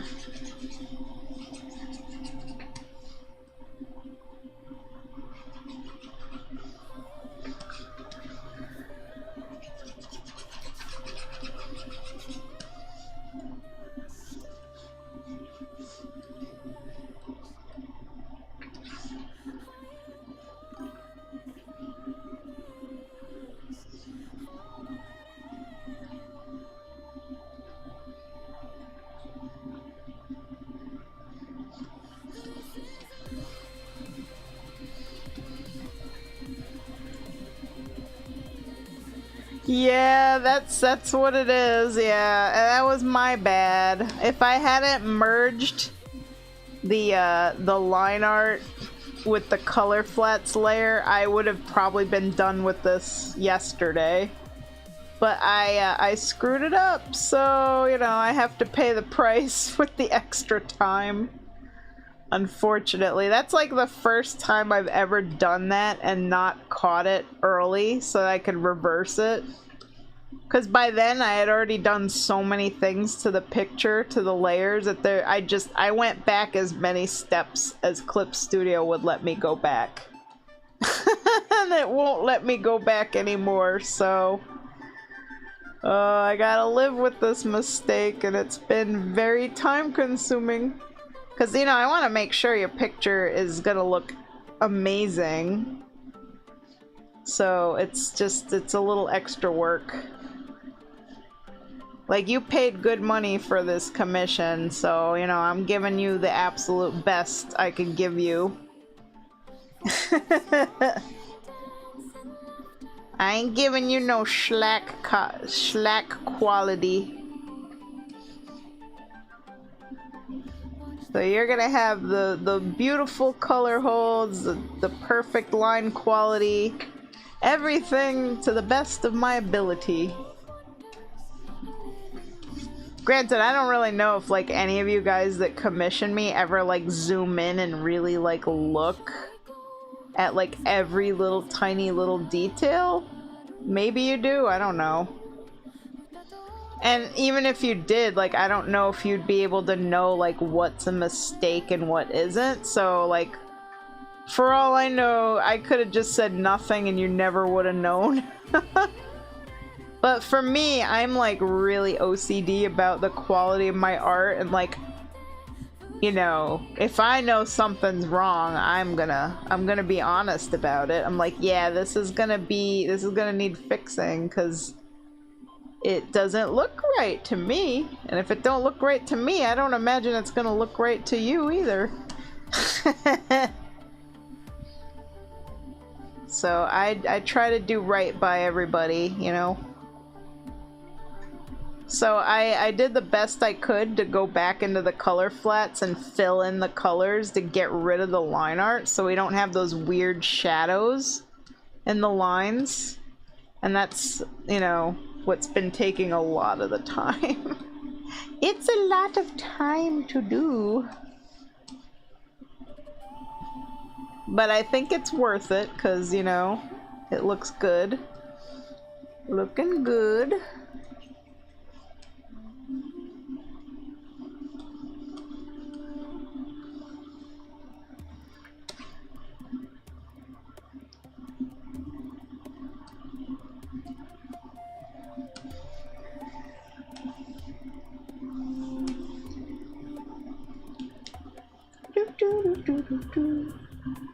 I'm still not done paying. Yeah, there's one more to go. I really want to get a commission again soon. My character got married and I want to get a couple art. Ooh, congratulations on your marriage, your RP marriage. I've been posting your art in other Discords. Sweet, thank you. Yeah, like I definitely need all the advertising I can get because, I mean, if you guys, you know, look, you see, like, I haven't been booked out as much as I used to be. Like, I used to always be booked out at least, like, 2 months, sometimes, like, 3 months, and very rarely, like, twice I've been booked out, like, 4 months. But lately, you know, commissions are... Because the economy is really bad, so, like, people are struggling to afford gasoline and groceries and... You know, this isn't really a great time to be getting art commissions because people don't have a lot of, you know, money to spend on frivolities. So, like, when the economy is really bad, artists suffer the most for sure because, like, art is a luxury, not really a necessity. Unless, of course, you know, you're a company and you, like, need art for... advertising, logos, you know, graphic design stuff, then the art is like extremely important. But for people who just want art of their characters, like their WoW characters, their Dungeons and Dragons characters, you know, it is absolutely just like a luxury, like a nice fun hobby thing. And you know, right now everybody's been tightening their belts. I know I have. Like, just the cost of meat alone and gasoline has been kind of just wrecking me, so I wouldn't have money for art commissions either. And I don't fault people for that, you know. I'm not like resentful, like or upset, you know. It is how it is. Like, when you're a freelancer, your income is going to be kind of all over the place, and it's up and down, and that's how it always has been. That's how it always will be. Freelance income is never ever guaranteed, which is why, as an artist, I don't put all of my eggs in one basket. That's why I sell my art at Comic-Con, I teach private art lessons, I'm VTubing.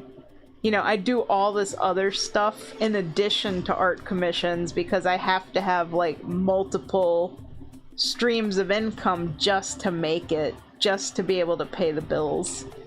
I can't get away with just doing only one gig because that's not gonna work. So...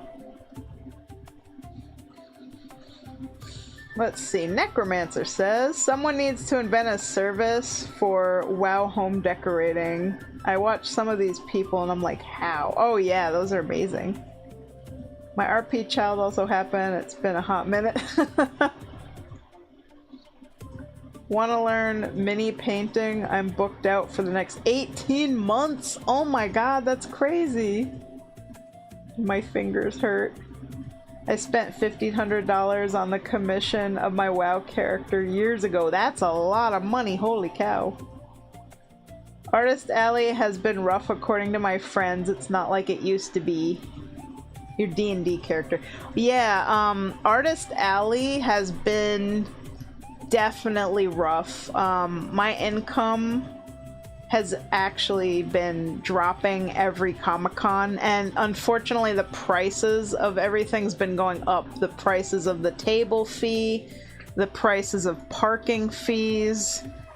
And it's getting to the point where I'm almost thinking it's like not worth it anymore to table at a Comic-Con, because the amount of money that I make back just, I'm like almost just barely breaking even. Like sometimes I'm lucky and I make a bit of profit, but it's getting so difficult now that I feel like it's less and less worth it to even do it anymore. Which is a shame, because I love selling my art at Comic-Con. Like, that's one of the best ways people learn about me and my work, you know? But it's just so freaking expensive to even do it. Like, I have to pay $72 just for parking. And that, you know, that cuts into my profit.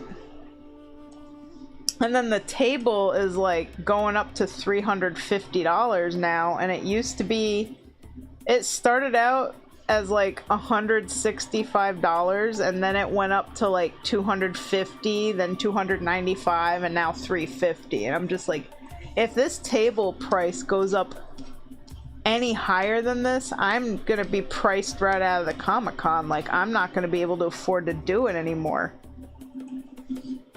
So that makes me really sad, because, you know, I love selling my art, and I have so many prints and so much merch that I need to, like, sell. Otherwise, it's just sitting here doing nothing, you know? I mean, I put the stuff on my Ko-fi shop, but, like, I don't get a lot of sales on Ko-fi. And I don't use Etsy anymore, because Etsy went to trash, unfortunately. So, and also Etsy charges you fees. Like, literally every month you have your stuff listed, you pay Etsy. So, I would be, like, listing my stuff and nothing would sell, and I'm just losing money every month just to keep it on Etsy. So, I didn't like that at all. That was not a good setup. So, I don't use Etsy anymore. I've completely given up on it.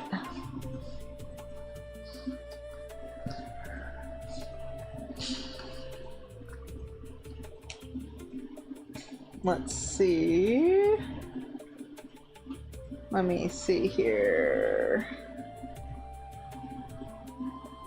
Domark says, they've been throwing artists in the back and pushing the craft stuff forward. Also, Etsy, like, the art side of Etsy has been so flooded with AI. It's not even funny. Like, I have a hard time finding any real art on Etsy anymore. Like, 99% of it's just AI. And it's really disheartening. The only thing Etsy has been good for me, is for, like, some VTubing assets. Like, I got my animated, live 2D animated gaming hands, you know, holding the gamepad. And the hands, like, click the buttons.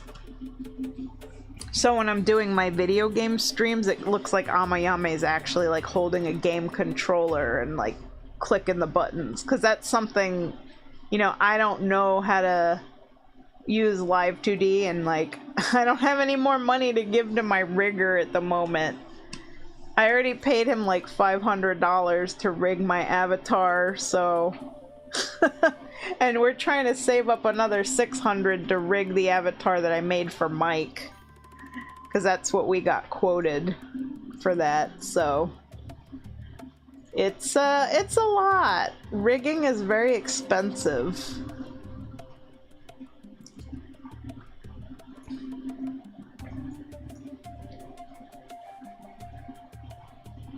A lot of my friends do Patreon with monthly stickers sent out in mass mailers to subscribers, and it gives them a baseline income. I use a fancy PNG tuber. It's like a hybrid of Live 2D and classic PNG. Yeah, I have, for this account, I have a VTuber avatar that's customizable that I bought from Suica. But for my actual VTuber, I use my own avatar that I made. Her name is Amayame, and I just debuted on June 7th. and I've only done 5 streams so far, and it's been going really well. Like, I hit affiliate on Twitch after 4 streams, and I have like 71 followers on Twitch, and like 350 something followers on Twitter, and people have slowly been trickling into my Discord. So I've been working on growing a following for her since October, like way before I debuted, because I didn't want to debut and have literally nobody there watching, because that would have been depressing. And of course, a lot of you guys, you know, from my art community have been there for me as well, so it's nice to know that when I'm streaming on Amayame, I'm not alone, you know, because I hate, like, yapping and then nobody's there and the chat's dead, and then I feel, like, demoralized, and you know, I know that I'm just talking to myself and nobody's listening, and it makes me just want to mute the microphone. I'm like, yeah, I'm done talking. Nobody's here. Nobody cares, you know. So I haven't not had that happen with Amayame so far since I debuted. Like, there's always people watching and chatting, so it's been great. I gotta say, it's been going really well.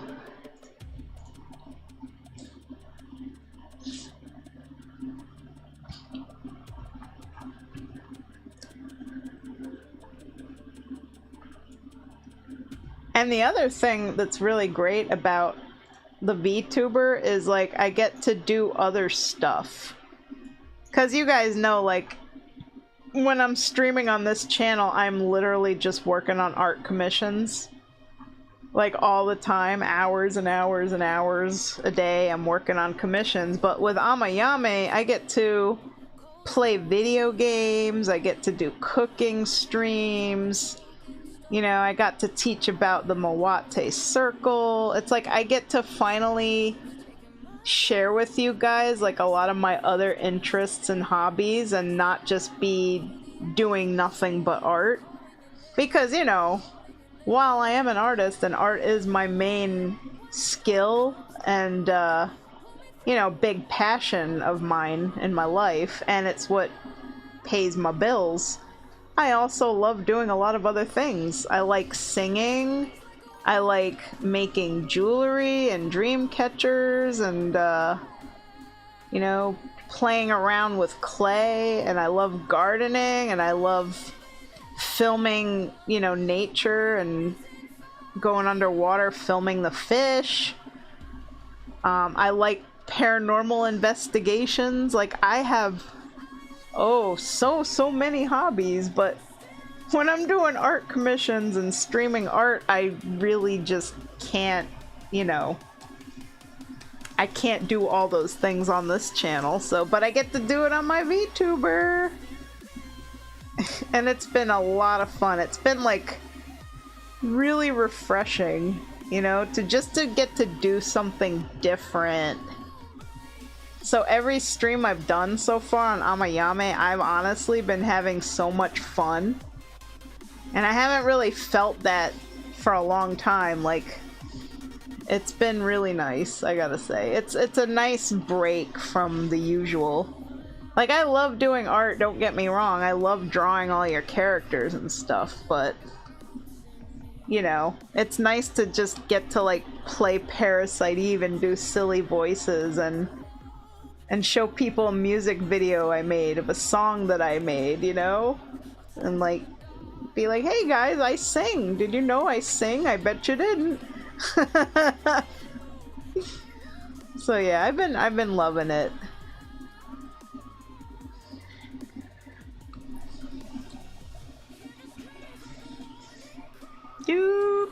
Let's see. What? Check your tips? Oh. Aww. I got a tip? Oh, thank you! Oh my god, that's so nice of you! You've been more entertaining than a mailbox dancing orc absolutely blasted on fellstone dust. I like your note. Read the comment. The class will enjoy it. Oh, yes. That was so nice of you. Thank you so much. Yay!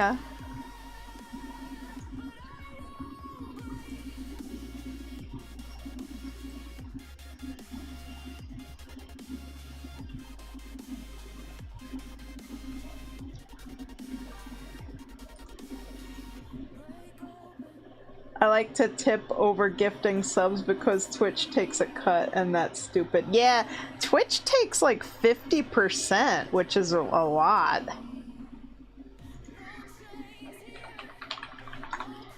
Like, I think other streaming platforms, it's more like YouTube, I think from Super Chats, YouTube gets like 30%. And then I think Kick only takes 10%. So Twitch takes more than like all the other streaming platforms.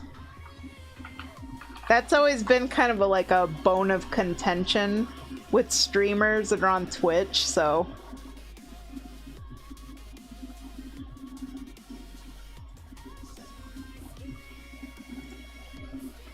I like that t-shirt, Domark. You know the roles and so do I. Rick roll D&D. That's awesome.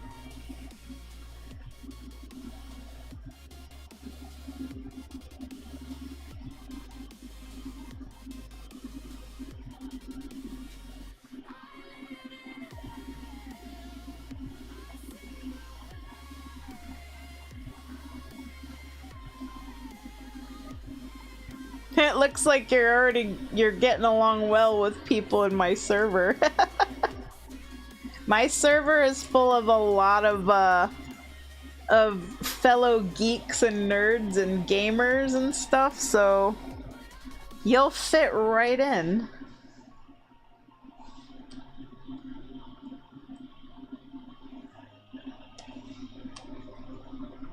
And also like a lot of World of Warcraft people.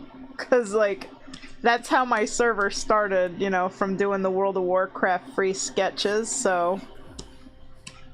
Lots and lots of WoW players in my server, and also people that in there that are into D&D, and Warhammer, and Werewolf the Apocalypse, Vampire the Masquerade, World of Darkness, you know, that kind of stuff.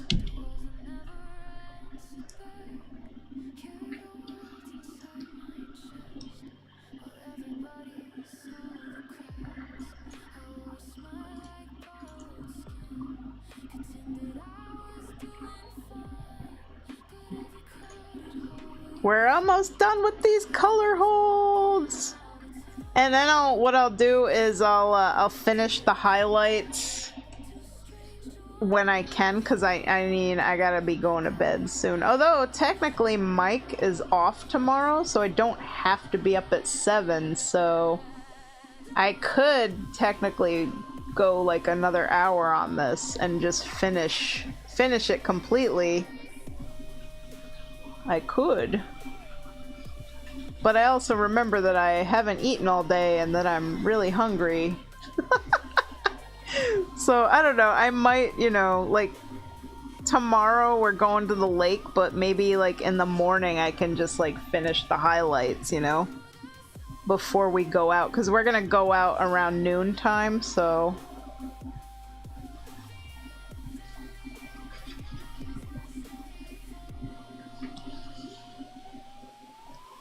Because I have this scheduled for, you know, Monday as well, but, like, I feel like I can finish it before Monday, so...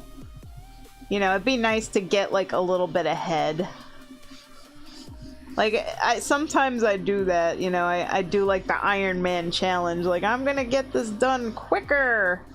Sooner and quicker before I even, you know, before the due date. I do that sometimes, you know, I get like really, really focused on my work, and people get their commissions like a couple days or even a week before they expected to get it. I'm not one of those artists that keeps people waiting either. Like, a lot of artists, they don't even have a deadline and they don't tell people when to expect their commission. But like, if I tell you, like, I'm finishing your commission like today, Thursday, June 18th, then barring me getting sick or something coming up, 99% of the time I get the commission done when I say it's gonna get done. So there is no mystery, there's no wondering. Like, I keep a very, very strict schedule for myself because I don't like to procrastinate. And, you know, whenever people pay me money, I have the extreme, like, guilt of, like, oh my god, you just gave me your money, so now I owe you this work. And the sooner I get the work done, the sooner it alleviates the stress of the responsibility of me holding on to your money and having to earn it, you know? So that's why I work so hard and I have a schedule and I get everything done as quickly as I can, because I could not, like, live with myself if somebody paid me money and then they had to wait like months or a year to get their art. I would feel so guilty and so afraid of them wanting to do like a chargeback or something. Like, oh, you know, something came up and I don't want the art anymore, can I get my money back? And that would just like wreck me. So I'm like, nope, as soon as I get paid, I gotta get this art done as fast as I can so that I earn the money so that they can't do a chargeback, because I need that money to live. So this is what goes on in my head, you know? It makes me work hard because it stresses me out having your money and knowing that I didn't earn it yet. So I work hard so I can earn it, and then I can say it's completely mine. That's how I do. Like I said, guys, I have a lot of mental problems with money. Like, a lot of mental problems with money. I have a very unhealthy relationship mentally with money. Like, money stresses me out so much.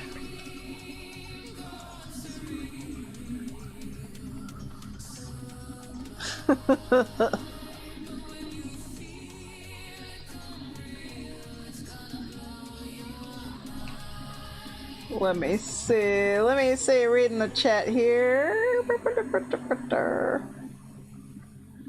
Blaze says, I'm a former WoW player turned Final Fantasy XIV player.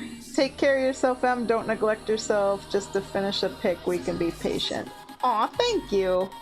Chompette said, took you one day to start and finish my not safe for work Azera a lot sooner than you scheduled. Thank you. I charge non-refundable deposits and have contracts. It has saved me with PayPal so many times. Send them the contract with a chargeback and I have won 100% of the time. They look at the contract and take the money back for you. One thing Emmy does do is some folks can pay it forward for others' gift art or towards it. Now, I'm lucky because, like, I've only ever had somebody want a refund once because they told me they had, like, a medical emergency come up in their family. And it was, like, a $60 commission and I hadn't started it yet. So, you know, I just gave them the refund. The only problem is that I got charged, like, $8 in PayPal fees, so I lost money because of giving them the refund, and it's the first and only time that I ever had to do that, so I didn't know that PayPal was gonna stick me with fees like that. So now I know for the future that if that ever happens again, then I don't refund them the full amount because I have to subtract whatever the fees are gonna be. And I've never, thank God, knock on wood, I've never had anybody do a chargeback on me, like after I delivered the work, to try and pull a fast one and scam me and get the art for free. Because I've heard of a lot of horror stories about people doing that. So I would not be happy if that happened. That's also like a lot of the reason why I use artistry. You know, because artistry has like a lot of protections for scam kind of stuff. You know, like people invoice me through artistry, and artistry also takes care of the PayPal fees and whatnot to make sure that like I get the full amount that I'm due. And I do believe artistry has like protections for, you know, if people are gonna be running scams, like if they're gonna try and steal the art, because you have to upload the art to artistry and they have to click approve. And once they do that and they approve the art, you know, there ain't no chargebacks happening because that's like a binding contract right there. Like, you approve the artwork, you got the files, and you know, you're not gonna steal the art and run away with it kind of thing. So if you guys were ever wondering why do I use artistry, it's kind of like for that, and also because they say that they plant trees. For every sale that I make, trees get planted, so it's also doing something good for the planet. And I like that. I think that's a nice thing. You know? So that's why. It's for the protections and planting the trees, and also not having to deal with the PayPal fees because it does that for me, which is nice, so I really like it.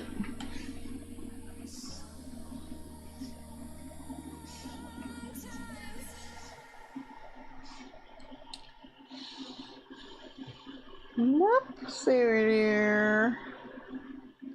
Necro says, I've had people try to get refunds after the work is done and their minis are back because they abuse the models and chip the paint off. It's clear coat, not idiot prevention coat. Monkey paw. They plant Christmas trees and chop them down a few years later on a tree farm. You think? Is that what they do? I don't know. If that's the case, I mean, that's kind of sad, because I was hoping they actually, like, you know, reforest deforested areas.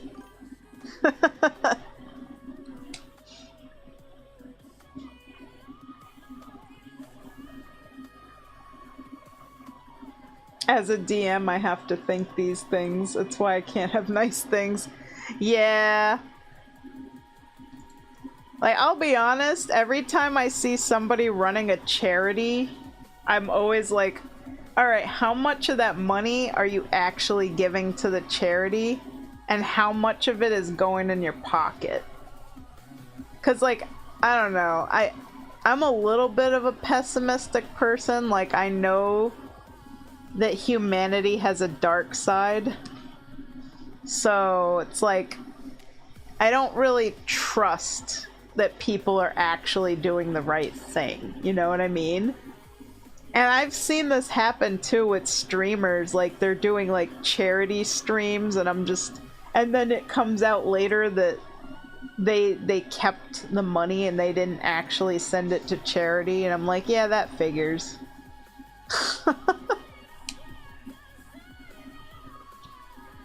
100%. I only do stuff now with the animal shelters I worked at because I know the money is actually going to the shelter and the animals. Yeah, because I mean they need the like the food and they need money to spay and neuter, and yeah. See, that's good. You can definitely trust that.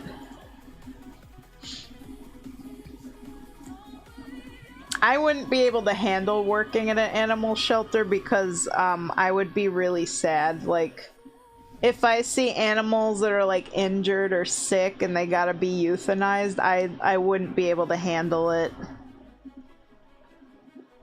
It would just make me way too sad.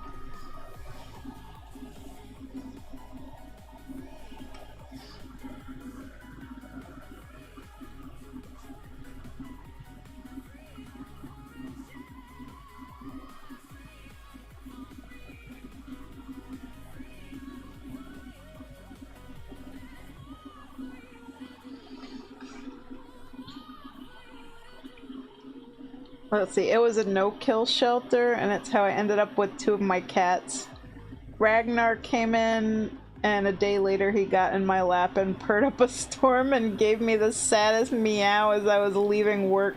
So I picked him up and yelled as I was going out the door, "Taking this cat, it's mine now." I licked it, and nobody said anything. Aww. See, that's the other reason, like, where I live, I'm only allowed to have 1 pet. Like, they're very, very strict about that stuff here, so... Like, if I was in an animal shelter and I was, like, falling in love with, like, all the cats and kittens and puppies and dogs, I'd be in big trouble, because it's like, I can only have 1, you know, and I already have 1, so I wouldn't be able to foster animals, I wouldn't be able to adopt any additional animals. And I can't be around that kind of temptation. Like, I'll donate to animal shelters, you know, give them, like, money or, you know, extra cat food or whatever, cat toys and things that Bibble doesn't need anymore. But I couldn't volunteer and work in one because it would just be... It'd be too tempting for me because I'm a cat person. Like, I would be a crazy cat lady if I could. There's also the fact that I just cannot afford another cat because I spare no expense with Bibble.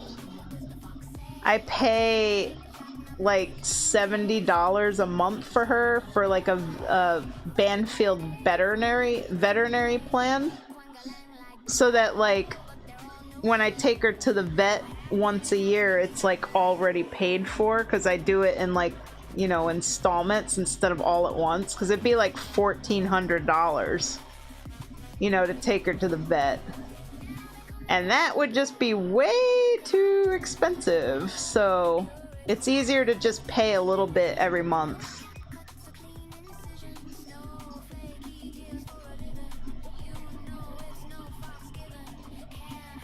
And also I buy Bibble like the expensive good cat food, so she's like extremely healthy. You know, the best cat food I can afford. So I could not afford another cat because, you know, I would obviously want to give that cat the same, you know, royalty treatment that I give my Bibble. But maybe someday, you know, if I ever make, like I said, if the VTubing goes really, really well, and I make good money, and I can move out of here, and I could get another cat. But only 2. Like, Mike's limit is 2 cats, so I would not go over that. And also, just, you know, it'd be a lot to take care of a lot of cats. Because when I was growing up, my mom always had a lot of cats, like 4 to 6 cats. So I know it was a lot to take care of all of them.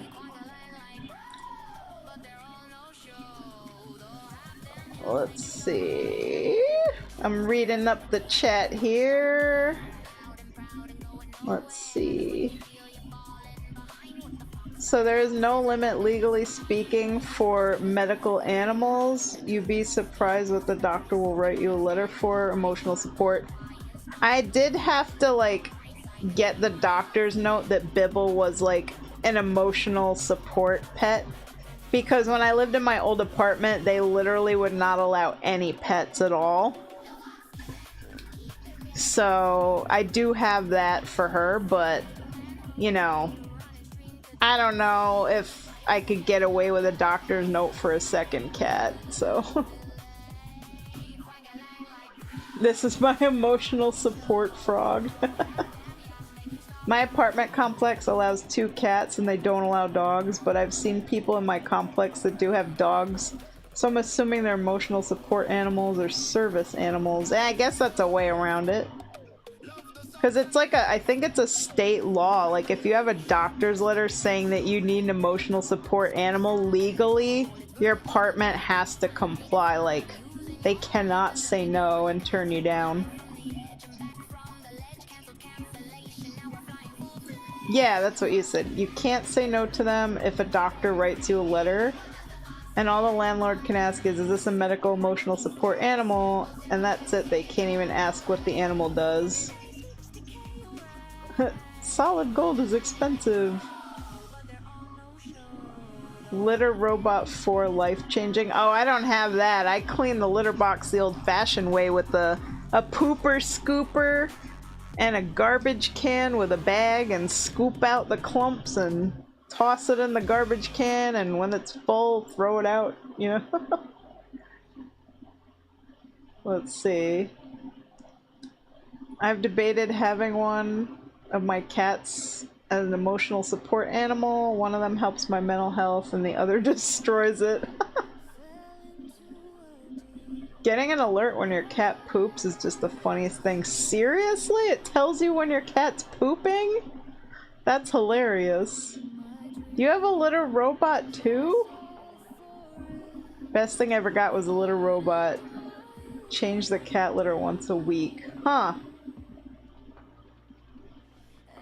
Wow. How much do those cost? I'm afraid to ask. It's the best Christmas present I ever got. I imagine they're like really expensive.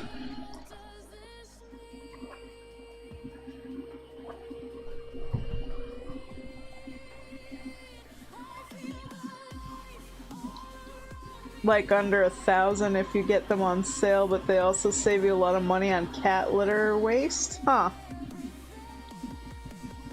Interesting. Went from buying cat litter every month to every 3 months. Wow.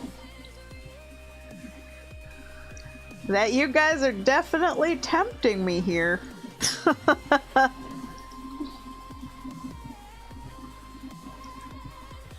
But I don't, unfortunately, I do not have that kind of money to spend. But maybe someday. Woo, I just gotta do the highlights. But I also need to take a quick bathroom break. Cause, yeah, I drank an entire, like, Dunkin' Refresher and half of a coffee, so... Woo-wee, I gotta pee.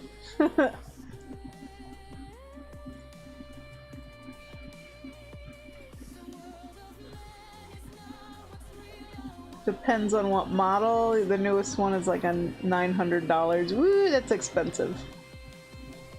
My 2 cats filled the litter robot up in 2 weeks, and it just pulled the trash bag out of the bottom of it and replaced it. Wow, that's amazing. No scoop, just swap the bags. Chompette has an off-brand one. See, I'm kind of scared of those electric litter boxes because I've seen ones that have decapitated the cats. Like the ones that like rotate and stuff, and then the cat gets stuck, like their head gets stuck in it and it just chops their head off.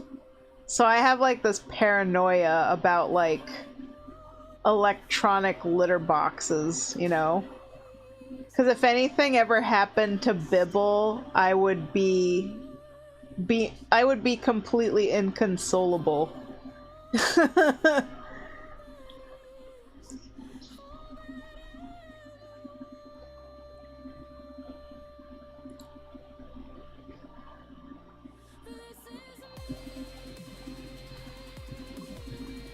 I'm glad you're liking how Grave is looking.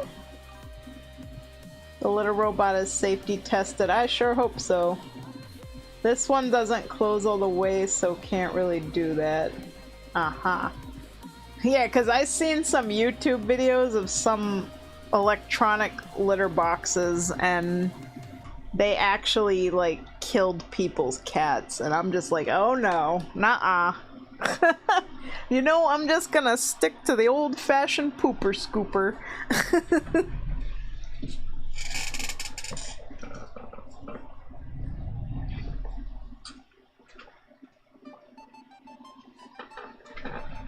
Anyway, be right back, guys. I'm going to the bathroom. And speaking of litter box, I hear Bibble in the litter box right now. And when I come back, I'm gonna finish the highlights. Cause, should be fairly easy to do. And since Mike doesn't work tomorrow, because tomorrow's a holiday, I don't have to go to bed right now. Yay! So I could stay up a little later. BRB. Hi, Pippo! The Pippo is here!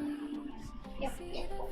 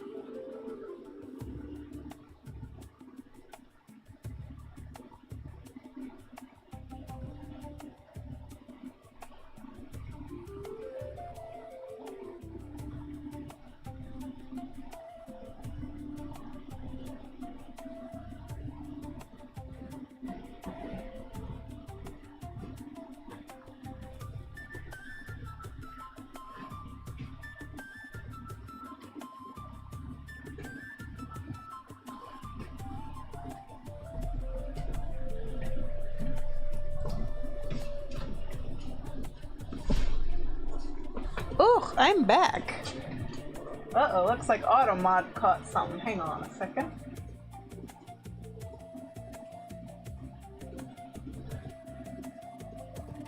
So, Starry Love, your message got held because I wasn't here to approve it, but I'll read it out loud for you. I've heard those stories and I was nervous, but I got notifications if the box gets too full and pinches a turd or pee ball. It literally sends me notification if it pinches a turd. I see. Apparently Automod doesn't like the word turd. That's the word that got blocked. So...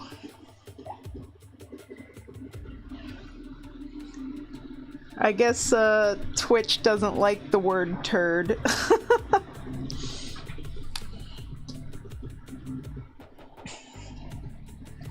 But the fact that cat litter boxes have apps and send you notifications so you know like when your cat's going to the bathroom, that's crazy.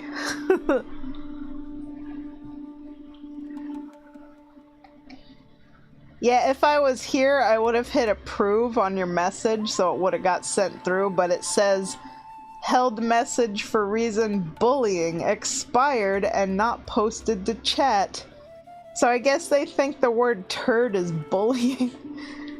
Man, I tell you that the auto moderator AI does not understand context.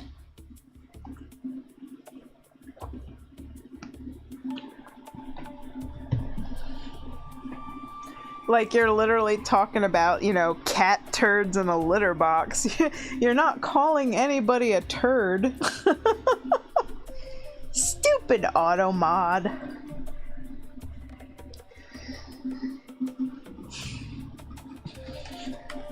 It has its flaws.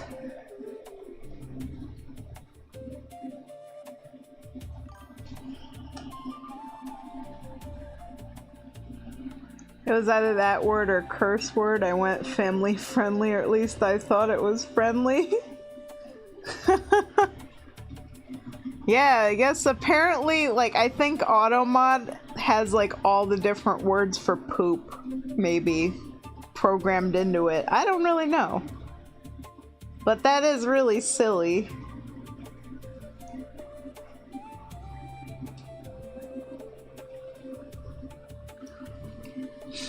At least I still get to see what the message is, though, so, you know, it's all good. You're not in any trouble with me.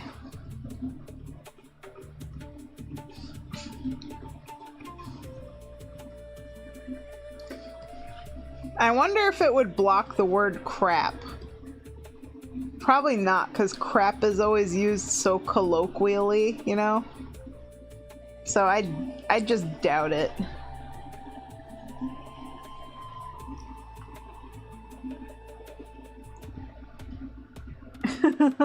Yay, okay, so we could use the word crap.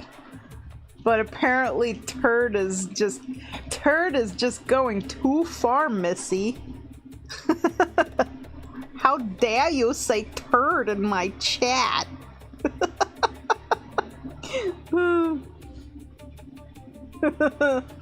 Unless you're saying turdy tree and a turd. Oh my god, look at that! Chumpette can say the word shit, but you can't say the word turd.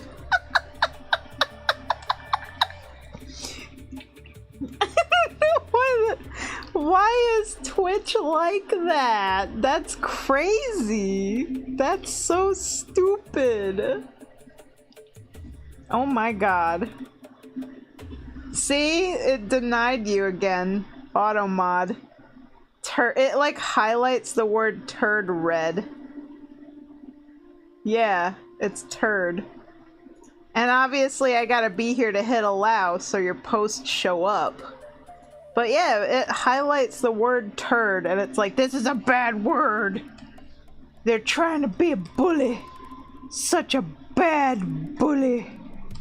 They're calling you a turd.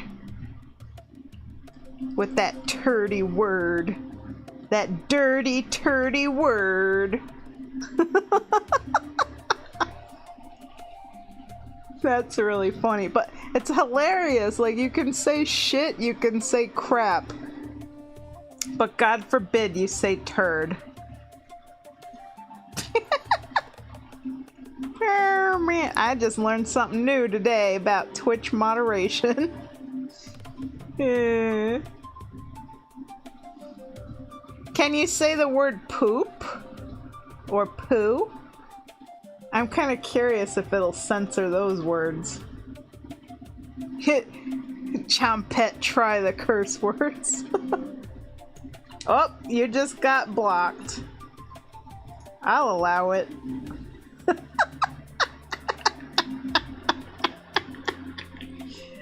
That's funny. Okay, so poop doesn't get blocked.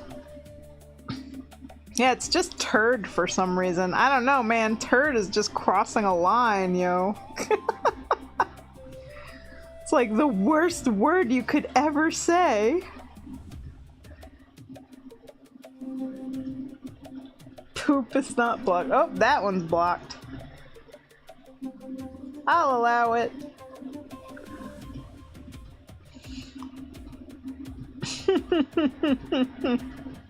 I like how you guys are testing the auto mod. Like, what can it not handle?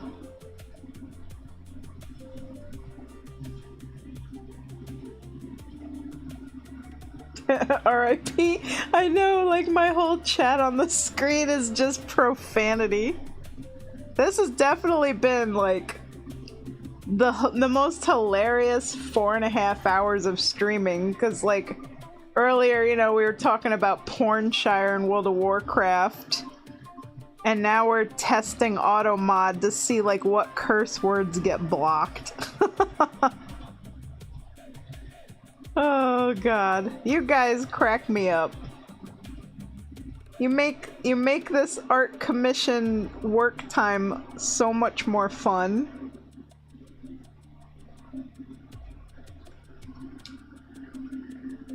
Piss isn't blocked.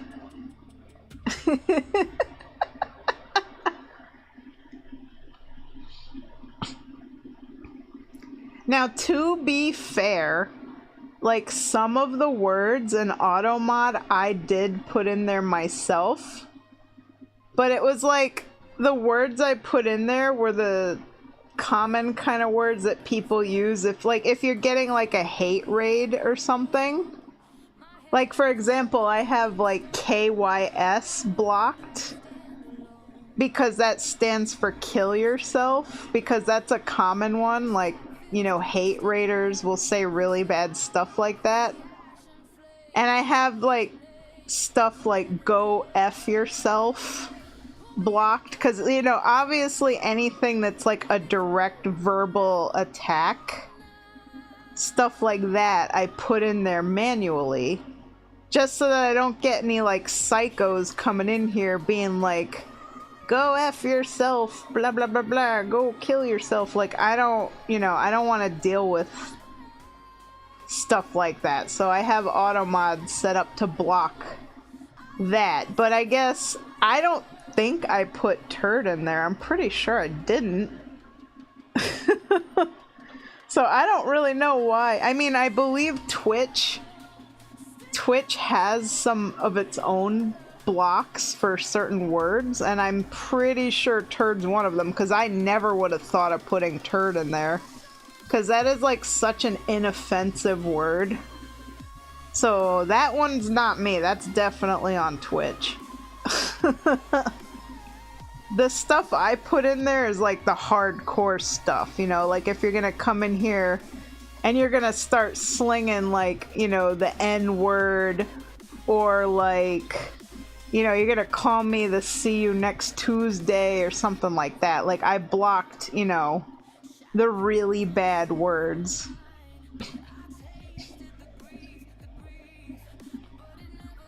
And yeah, see you next Tuesday is a really fun way of saying that C word. I forget who I learned that from. Also, my friend's dad used to call it can't understand normal thinking. Like that was his way of saying it.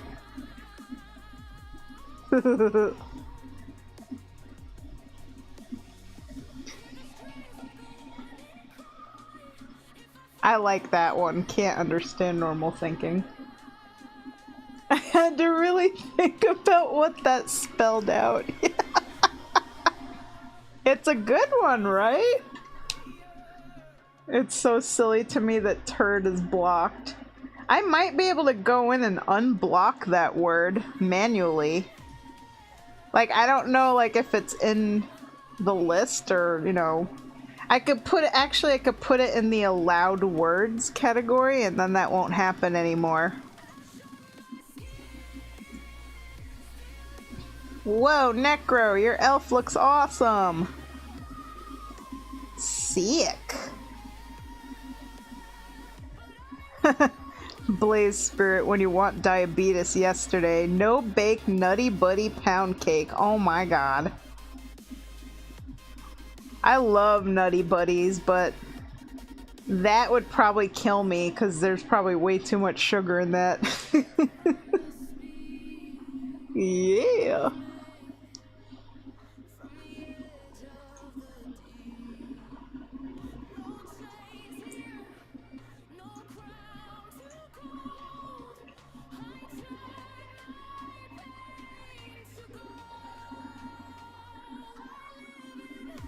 Yeah, I'm gonna go into auto mod real quick. Oh crap! Oh no! I gotta do my war battle! I probably missed it already! It's like 4 minutes to midnight! Oh, hang on guys, I gotta get on Clash of Clans. I probably missed it. I even mentioned it earlier in the stream. Oh no. Oh no! I hope it's not over yet. Probably is. I probably missed my attack. They should just kick me out of this war. Wait, War Battle Day 1. 27 minutes! Okay, I didn't miss my attack. Oh my god, I'm cutting it close. 2 hours. Yeah, they're already warning me. They're like, you gotta do your attack. I gotta request troops. Request.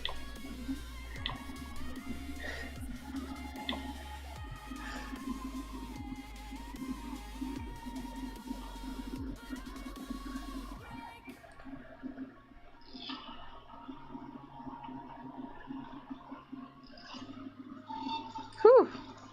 Thank God my student's parents, her father, she plays Clash of Clans, and the mom just like messaged me on Facebook, be like, John said you better battle, request troops, he said.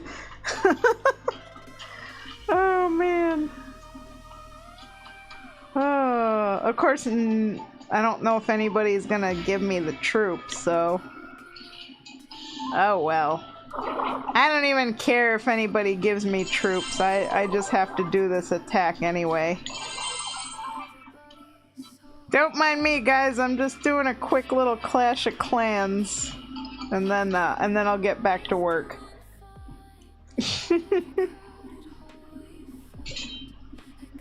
Attack. Oh yeah, I gotta get this out of here.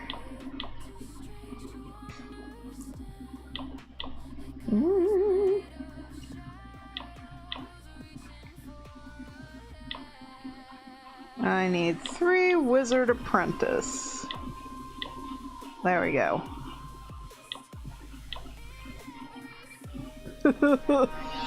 I'm like cutting it to the wire here. Okay.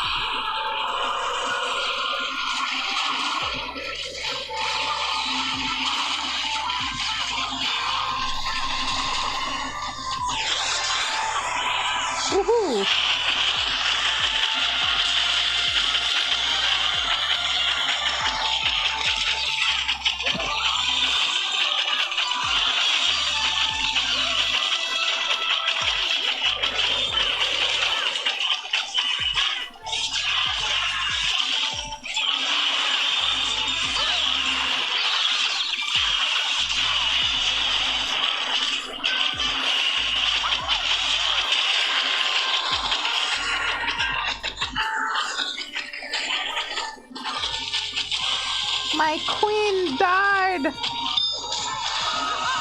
I have resurrected her!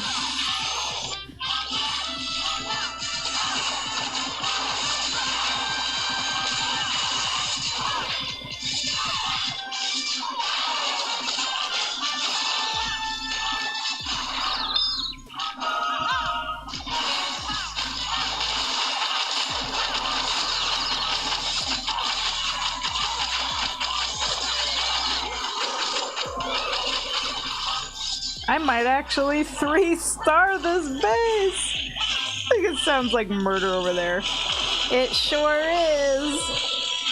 I wish you guys could see this because I am absolutely like wrecking this base. I think I'm gonna 3-star. 3-star is the highest you can get. That's like when you completely 100% annihilate everything on the enemy base. It's like, I did it! I 3-starred! I'll take a screenshot and send it in the Discord. Just to prove I did it. Boop. Success! Man, I'm so lucky. Like 27 more minutes I would have missed my attack and I would have gotten in trouble. Because this is the 7-day raid, so... And it looks like my clan is winning. We have 23 points, and the other people have 15, so... Yeah, we're winning.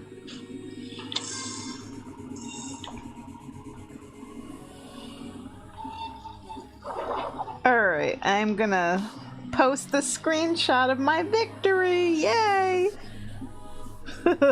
I'll post it in the video games channel.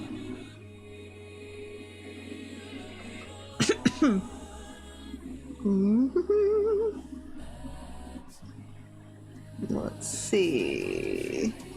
Video games.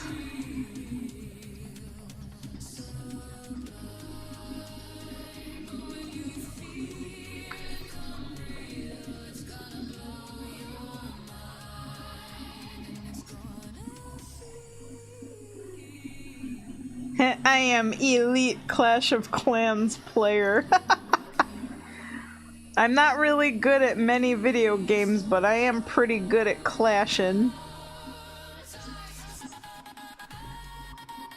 I'm also pretty good at Clash Royale, too.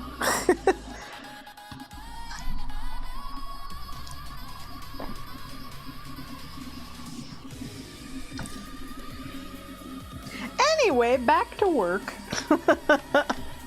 That was fun.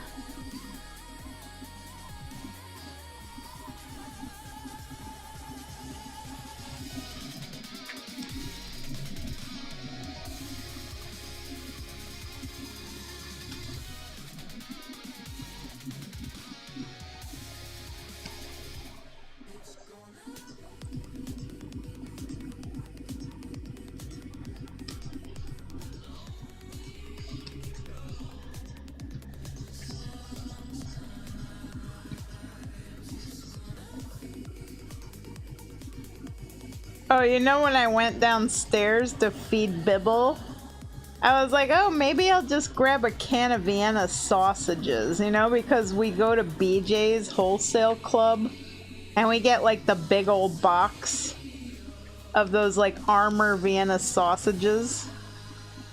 And I reached into the box and it was empty.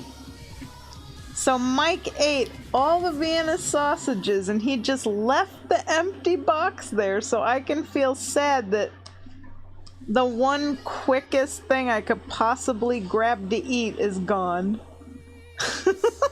So, I really wanted some Vienna sausages. I have to take a shower, and what do I come back to in chat? Me whining about Vienna sausages? I was hungry and I wanted them, and they're not there because Mike ate all of them. Why did he do that? Why did he eat all of them and leave the box? for me to reach my hand in to an empty box and feel the disappointment that there was not even one single can of Vienna sausages left.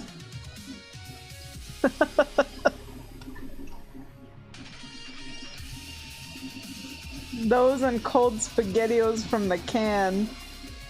Oh man, I like the Chef Boyardee meatballs and spaghetti. And the weird thing about that is, like, you have to eat it cold from the can. Like, if you heat it up, it tastes completely different, and it's just not as good. It's like it's weird, isn't it? It's like the sauce from those canned pasta things just tastes weird when they're hot. Like, it has to be like room temperature, like right out of the cupboard. And it's funny because, like, Mike and my dad both agree on that one too. Like, that's how we all eat our Chef Boyardees. Like, it's gotta be room temp.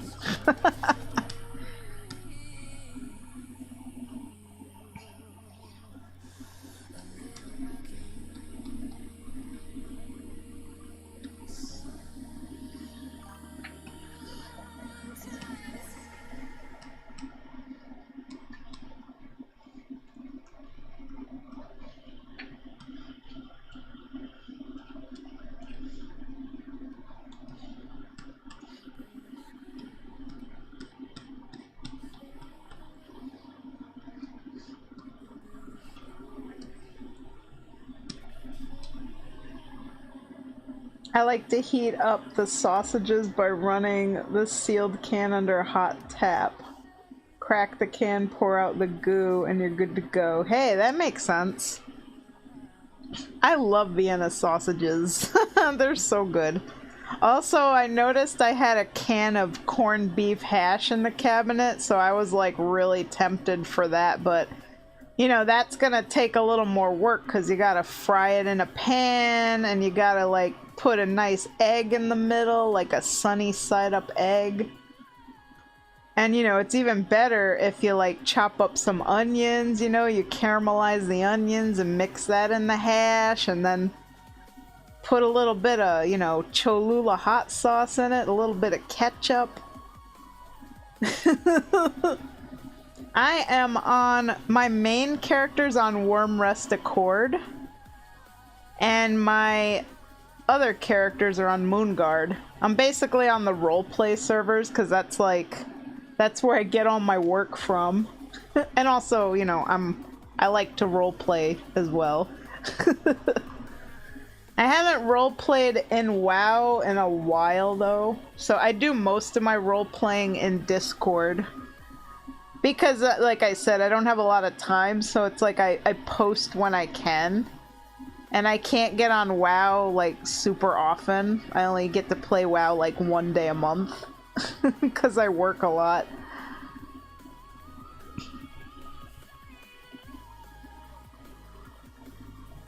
But I am on the RP servers, so...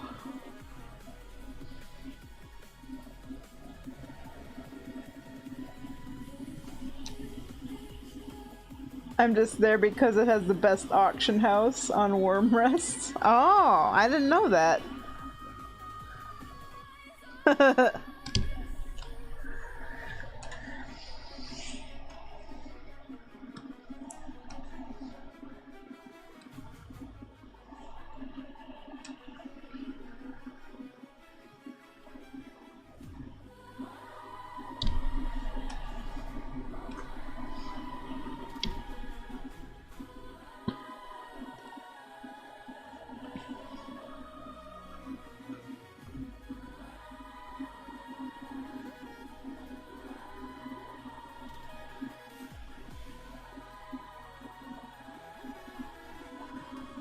See, I'm on Wormrest Accord because that's like the server for Horde RP. And then Moonguard is the server for Alliance RP. Although I'm a horde player myself. I prefer blood elves over most anything. And I like Nightborn. Blood elves and Nightborn, those are my favorites.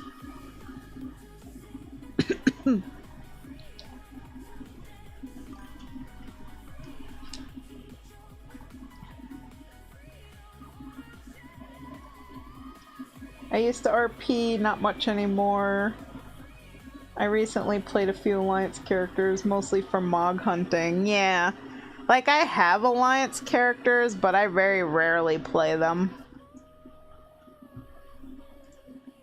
Like, mostly, I usually just play my main because, you know, again, it's that time constraint thing. Like, I don't really have time to be, you know, grinding stuff on a bunch of alts. Even though I have a lot of alts that are, like, level 60 and, you know, they're kind of frozen in time now. Like, I haven't really done much with them for a couple of expansions, so I usually just level up my main and then her Nightborn husband, who's my mage, and I try to get my paladin and my druid leveled up too, but I haven't really gotten to work on any of them. I'm still not even level cap on my main at the moment.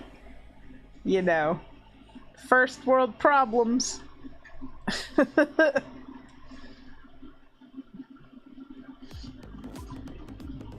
I will be streaming my trading posts thing when I do that before the month is over.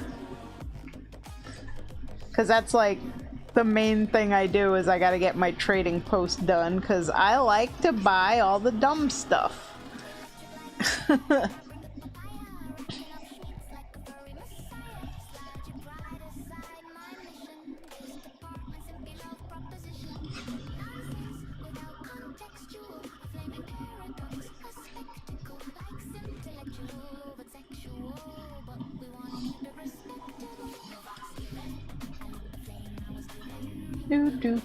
Let's see. I still need to hit max level on my main. I just started today that grind. I'm like, guess I'm a WoW streamer. Yeah, I've been playing Midnight since it came out, and I am only level 86. Because I only play WoW like one day a month. And it's usually near the end of the month when I'm like, oh my god, I gotta get my trading post done, and then I do the crazy grind.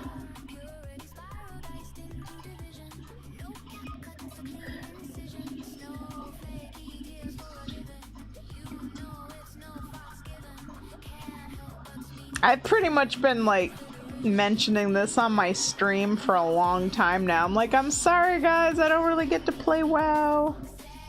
You know, I just don't have the time. And usually on the day that I grind my trading post, I get like a couple people from in here that'll help me with it, you know. Try and make it go a little quicker.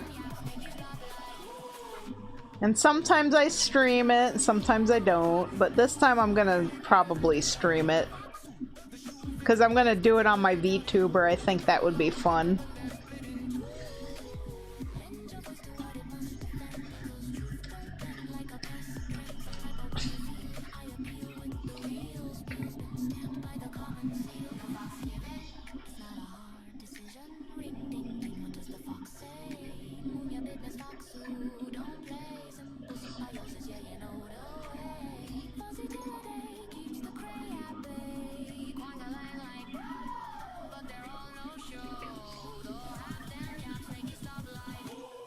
I'm forcing myself to make more me time, so WoW is on that list. Yeah, I wish I could do that. I need more me time. I haven't had any. I've been working now for since the 7th, Sunday the 7th, so it's been 12 days, and I haven't had a day off yet. Now, usually I have like every Saturday off. Like I work 6 days a week and Saturday's like my day off. But I've been working on all of my days off. because I have just, I don't know, I'm way too hard on myself. Like, I know I'm a freelancer and I can, like, probably chill a little bit, but again, it's like I said earlier, like, when people give me money, I'm like, oh no, I gotta get the work done. And also, like, I've been doing a lot of work with my VTuber, so that has been taking quite a lot of time as well, because I've had to do, like, the very first week of VTubing, I did like a cooking stream, I did a paranormal stream, and both of those required me to film stuff and edit it. So I had to do some, you know, filmography, editing, and like prep for those streams, which took a lot of work. And then I also made like music videos, you know, so I had to sing, I had to record the music. Like, the work that I've put into the VTuber is actually insane. So balancing the VTuber with the art commission work, I have had no time, like none. No, I haven't even posted in any of my role plays in like 2 weeks. Like, all my roleplay partners are on hold because I'm just work. I'm hoping things are gonna start calming down and chilling out a little bit, you know? Because, like, I'm getting to the point where I really need a break. I need a day off. So that's kind of why I'm pushing through this so hard, because if I get this done tonight, then I effectively can just take Monday off. Because I have this scheduled to be finished on Monday. But if I finish it now, I don't have to do anything on Monday. I can just relax. So it's like I'm working really hard so I can have a day off. And I think that's a good way to go. And the other thing is, I could also just bump up the other commissions so I get them done a little earlier, but like, I don't know, I'm kind of debating, like, bump up the other commissions or just take the day off. I'm kind of leaning more towards just take the day off.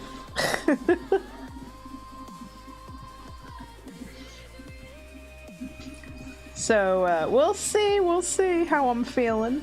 Yeah.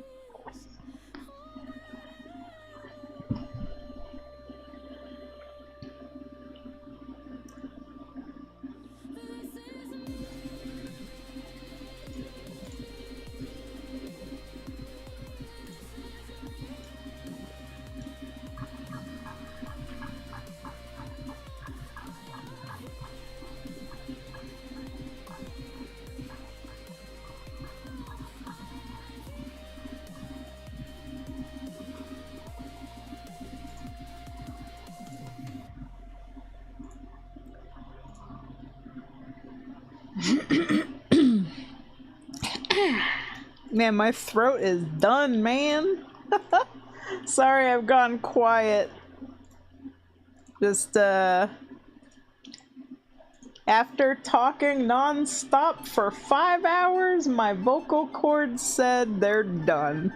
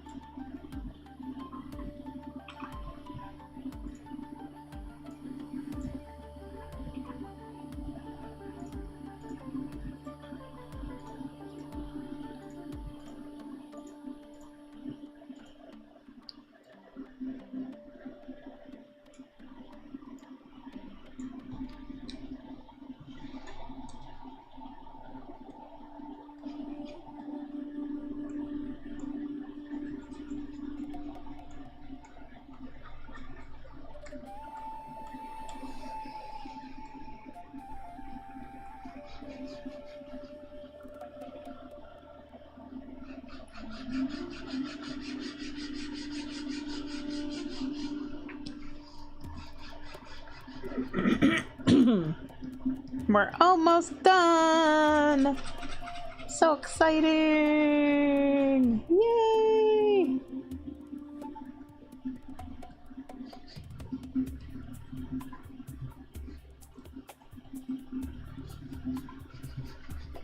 And by now, everybody should have got their Murloc plushie for their WoW house. Because you gotta be in here for 4 hours. I've been streaming for over 5 hours.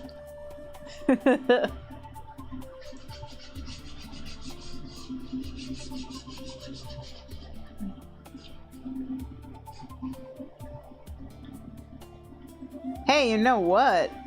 Since I finished this today, and if I take Monday off, I could make Monday my WoW trading post day. So, like, I can stream that and get that done. And that would be fun.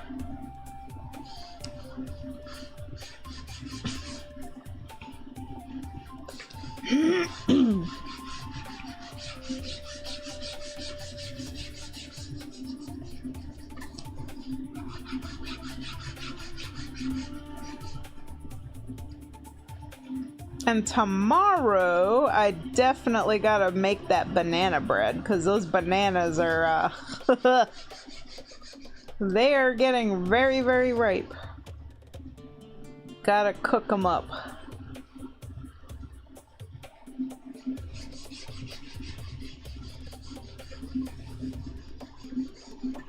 There we go. That looks better.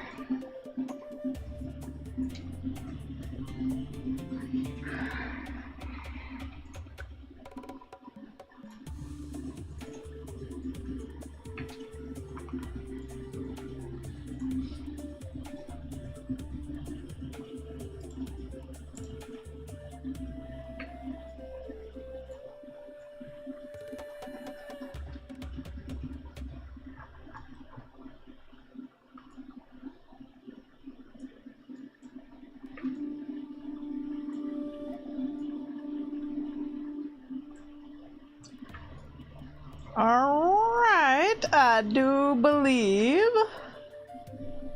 Gravedust is done. So I'm gonna save this and get it sent over.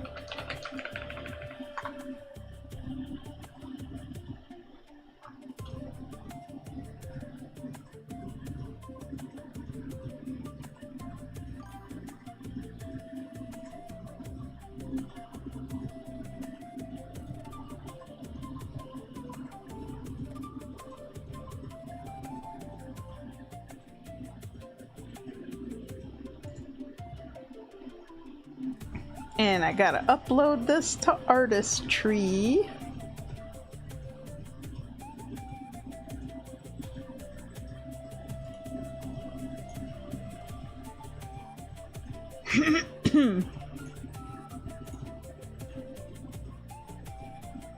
Grave looks so amazing. Thank you! So now we got 2 down, 1 to go.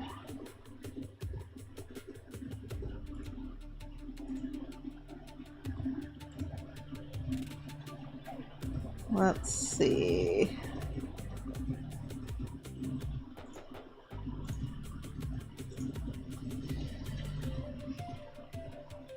Let me get that posted in the server too.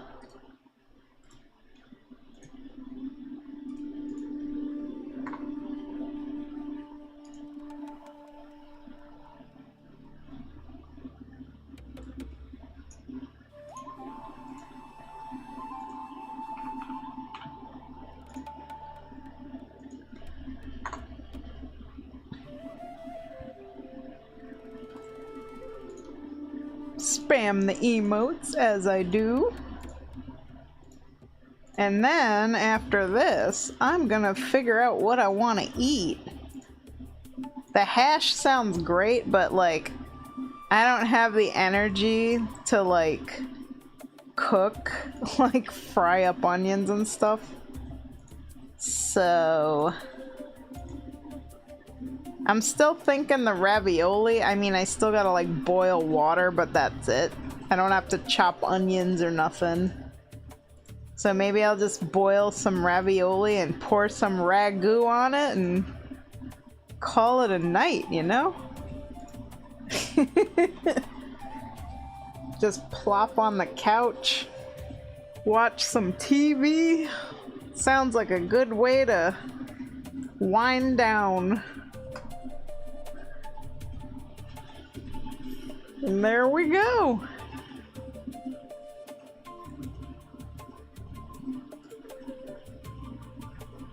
I also gotta update my money bar down there. That's a little out of dated. Hang on. Let me see here. Widgets. I got to go to my widgets.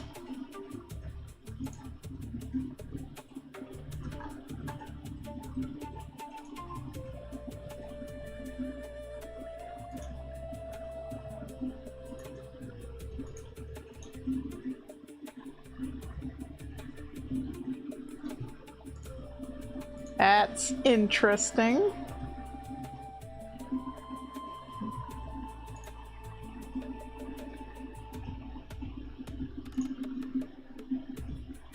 Let's see, it's tip goal. So we are at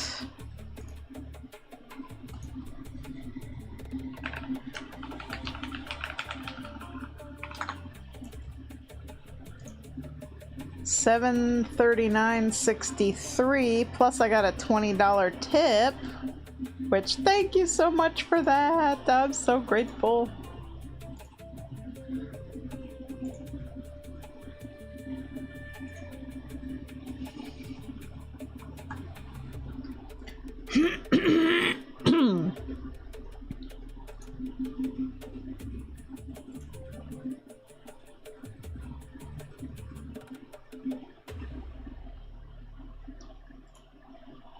Man, my throat is just so just mucusy. It's gross.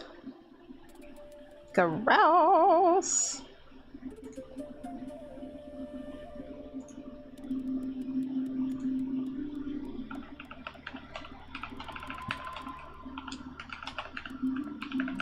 I'm just like logging into PayPal so I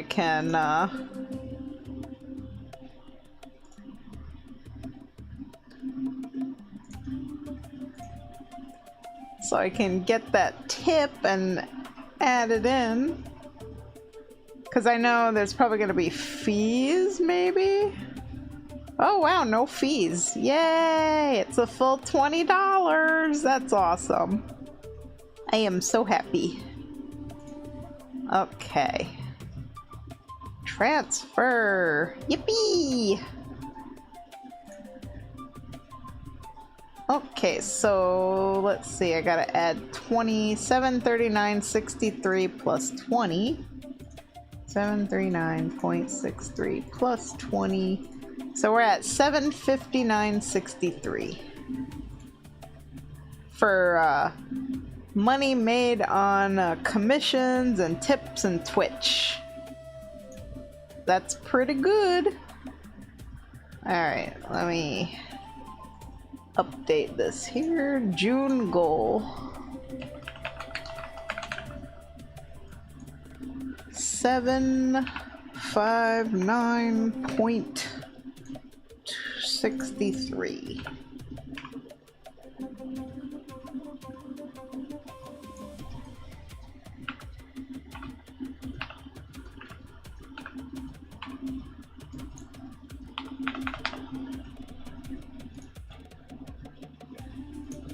Save. There we go. That little money bar went up a little bit. Sadly, I never ever hit my goal. Like, I don't even remember the last time I ever had a month where I actually hit my goal. But, you know, I'm hoping with the VTubing in time, I won't be struggling as much. So, fingers crossed. Anyway, my lovelies, thank you guys so much for keeping me company. It's been a long 5 hours and 15 minutes of me yapping. I'm amazed you guys like want to listen to me for that long. I don't know, I guess I'm entertaining. So I will be streaming on Amayame tomorrow at 8 o'clock at night. I'm going to be doing Parasite Eve, day 3. And the rest of the day I'm going to be out at the lake just relaxing, which I definitely need. I will take pictures, I'll post them in the Discord. Hopefully it's going to be a really nice, beautiful, cloudy 76-degree day. I'm looking forward to it. So yeah, everybody, hope you all have a very good night, and I'll see you guys tomorrow. Ciao for now. Good night. Bye-bye.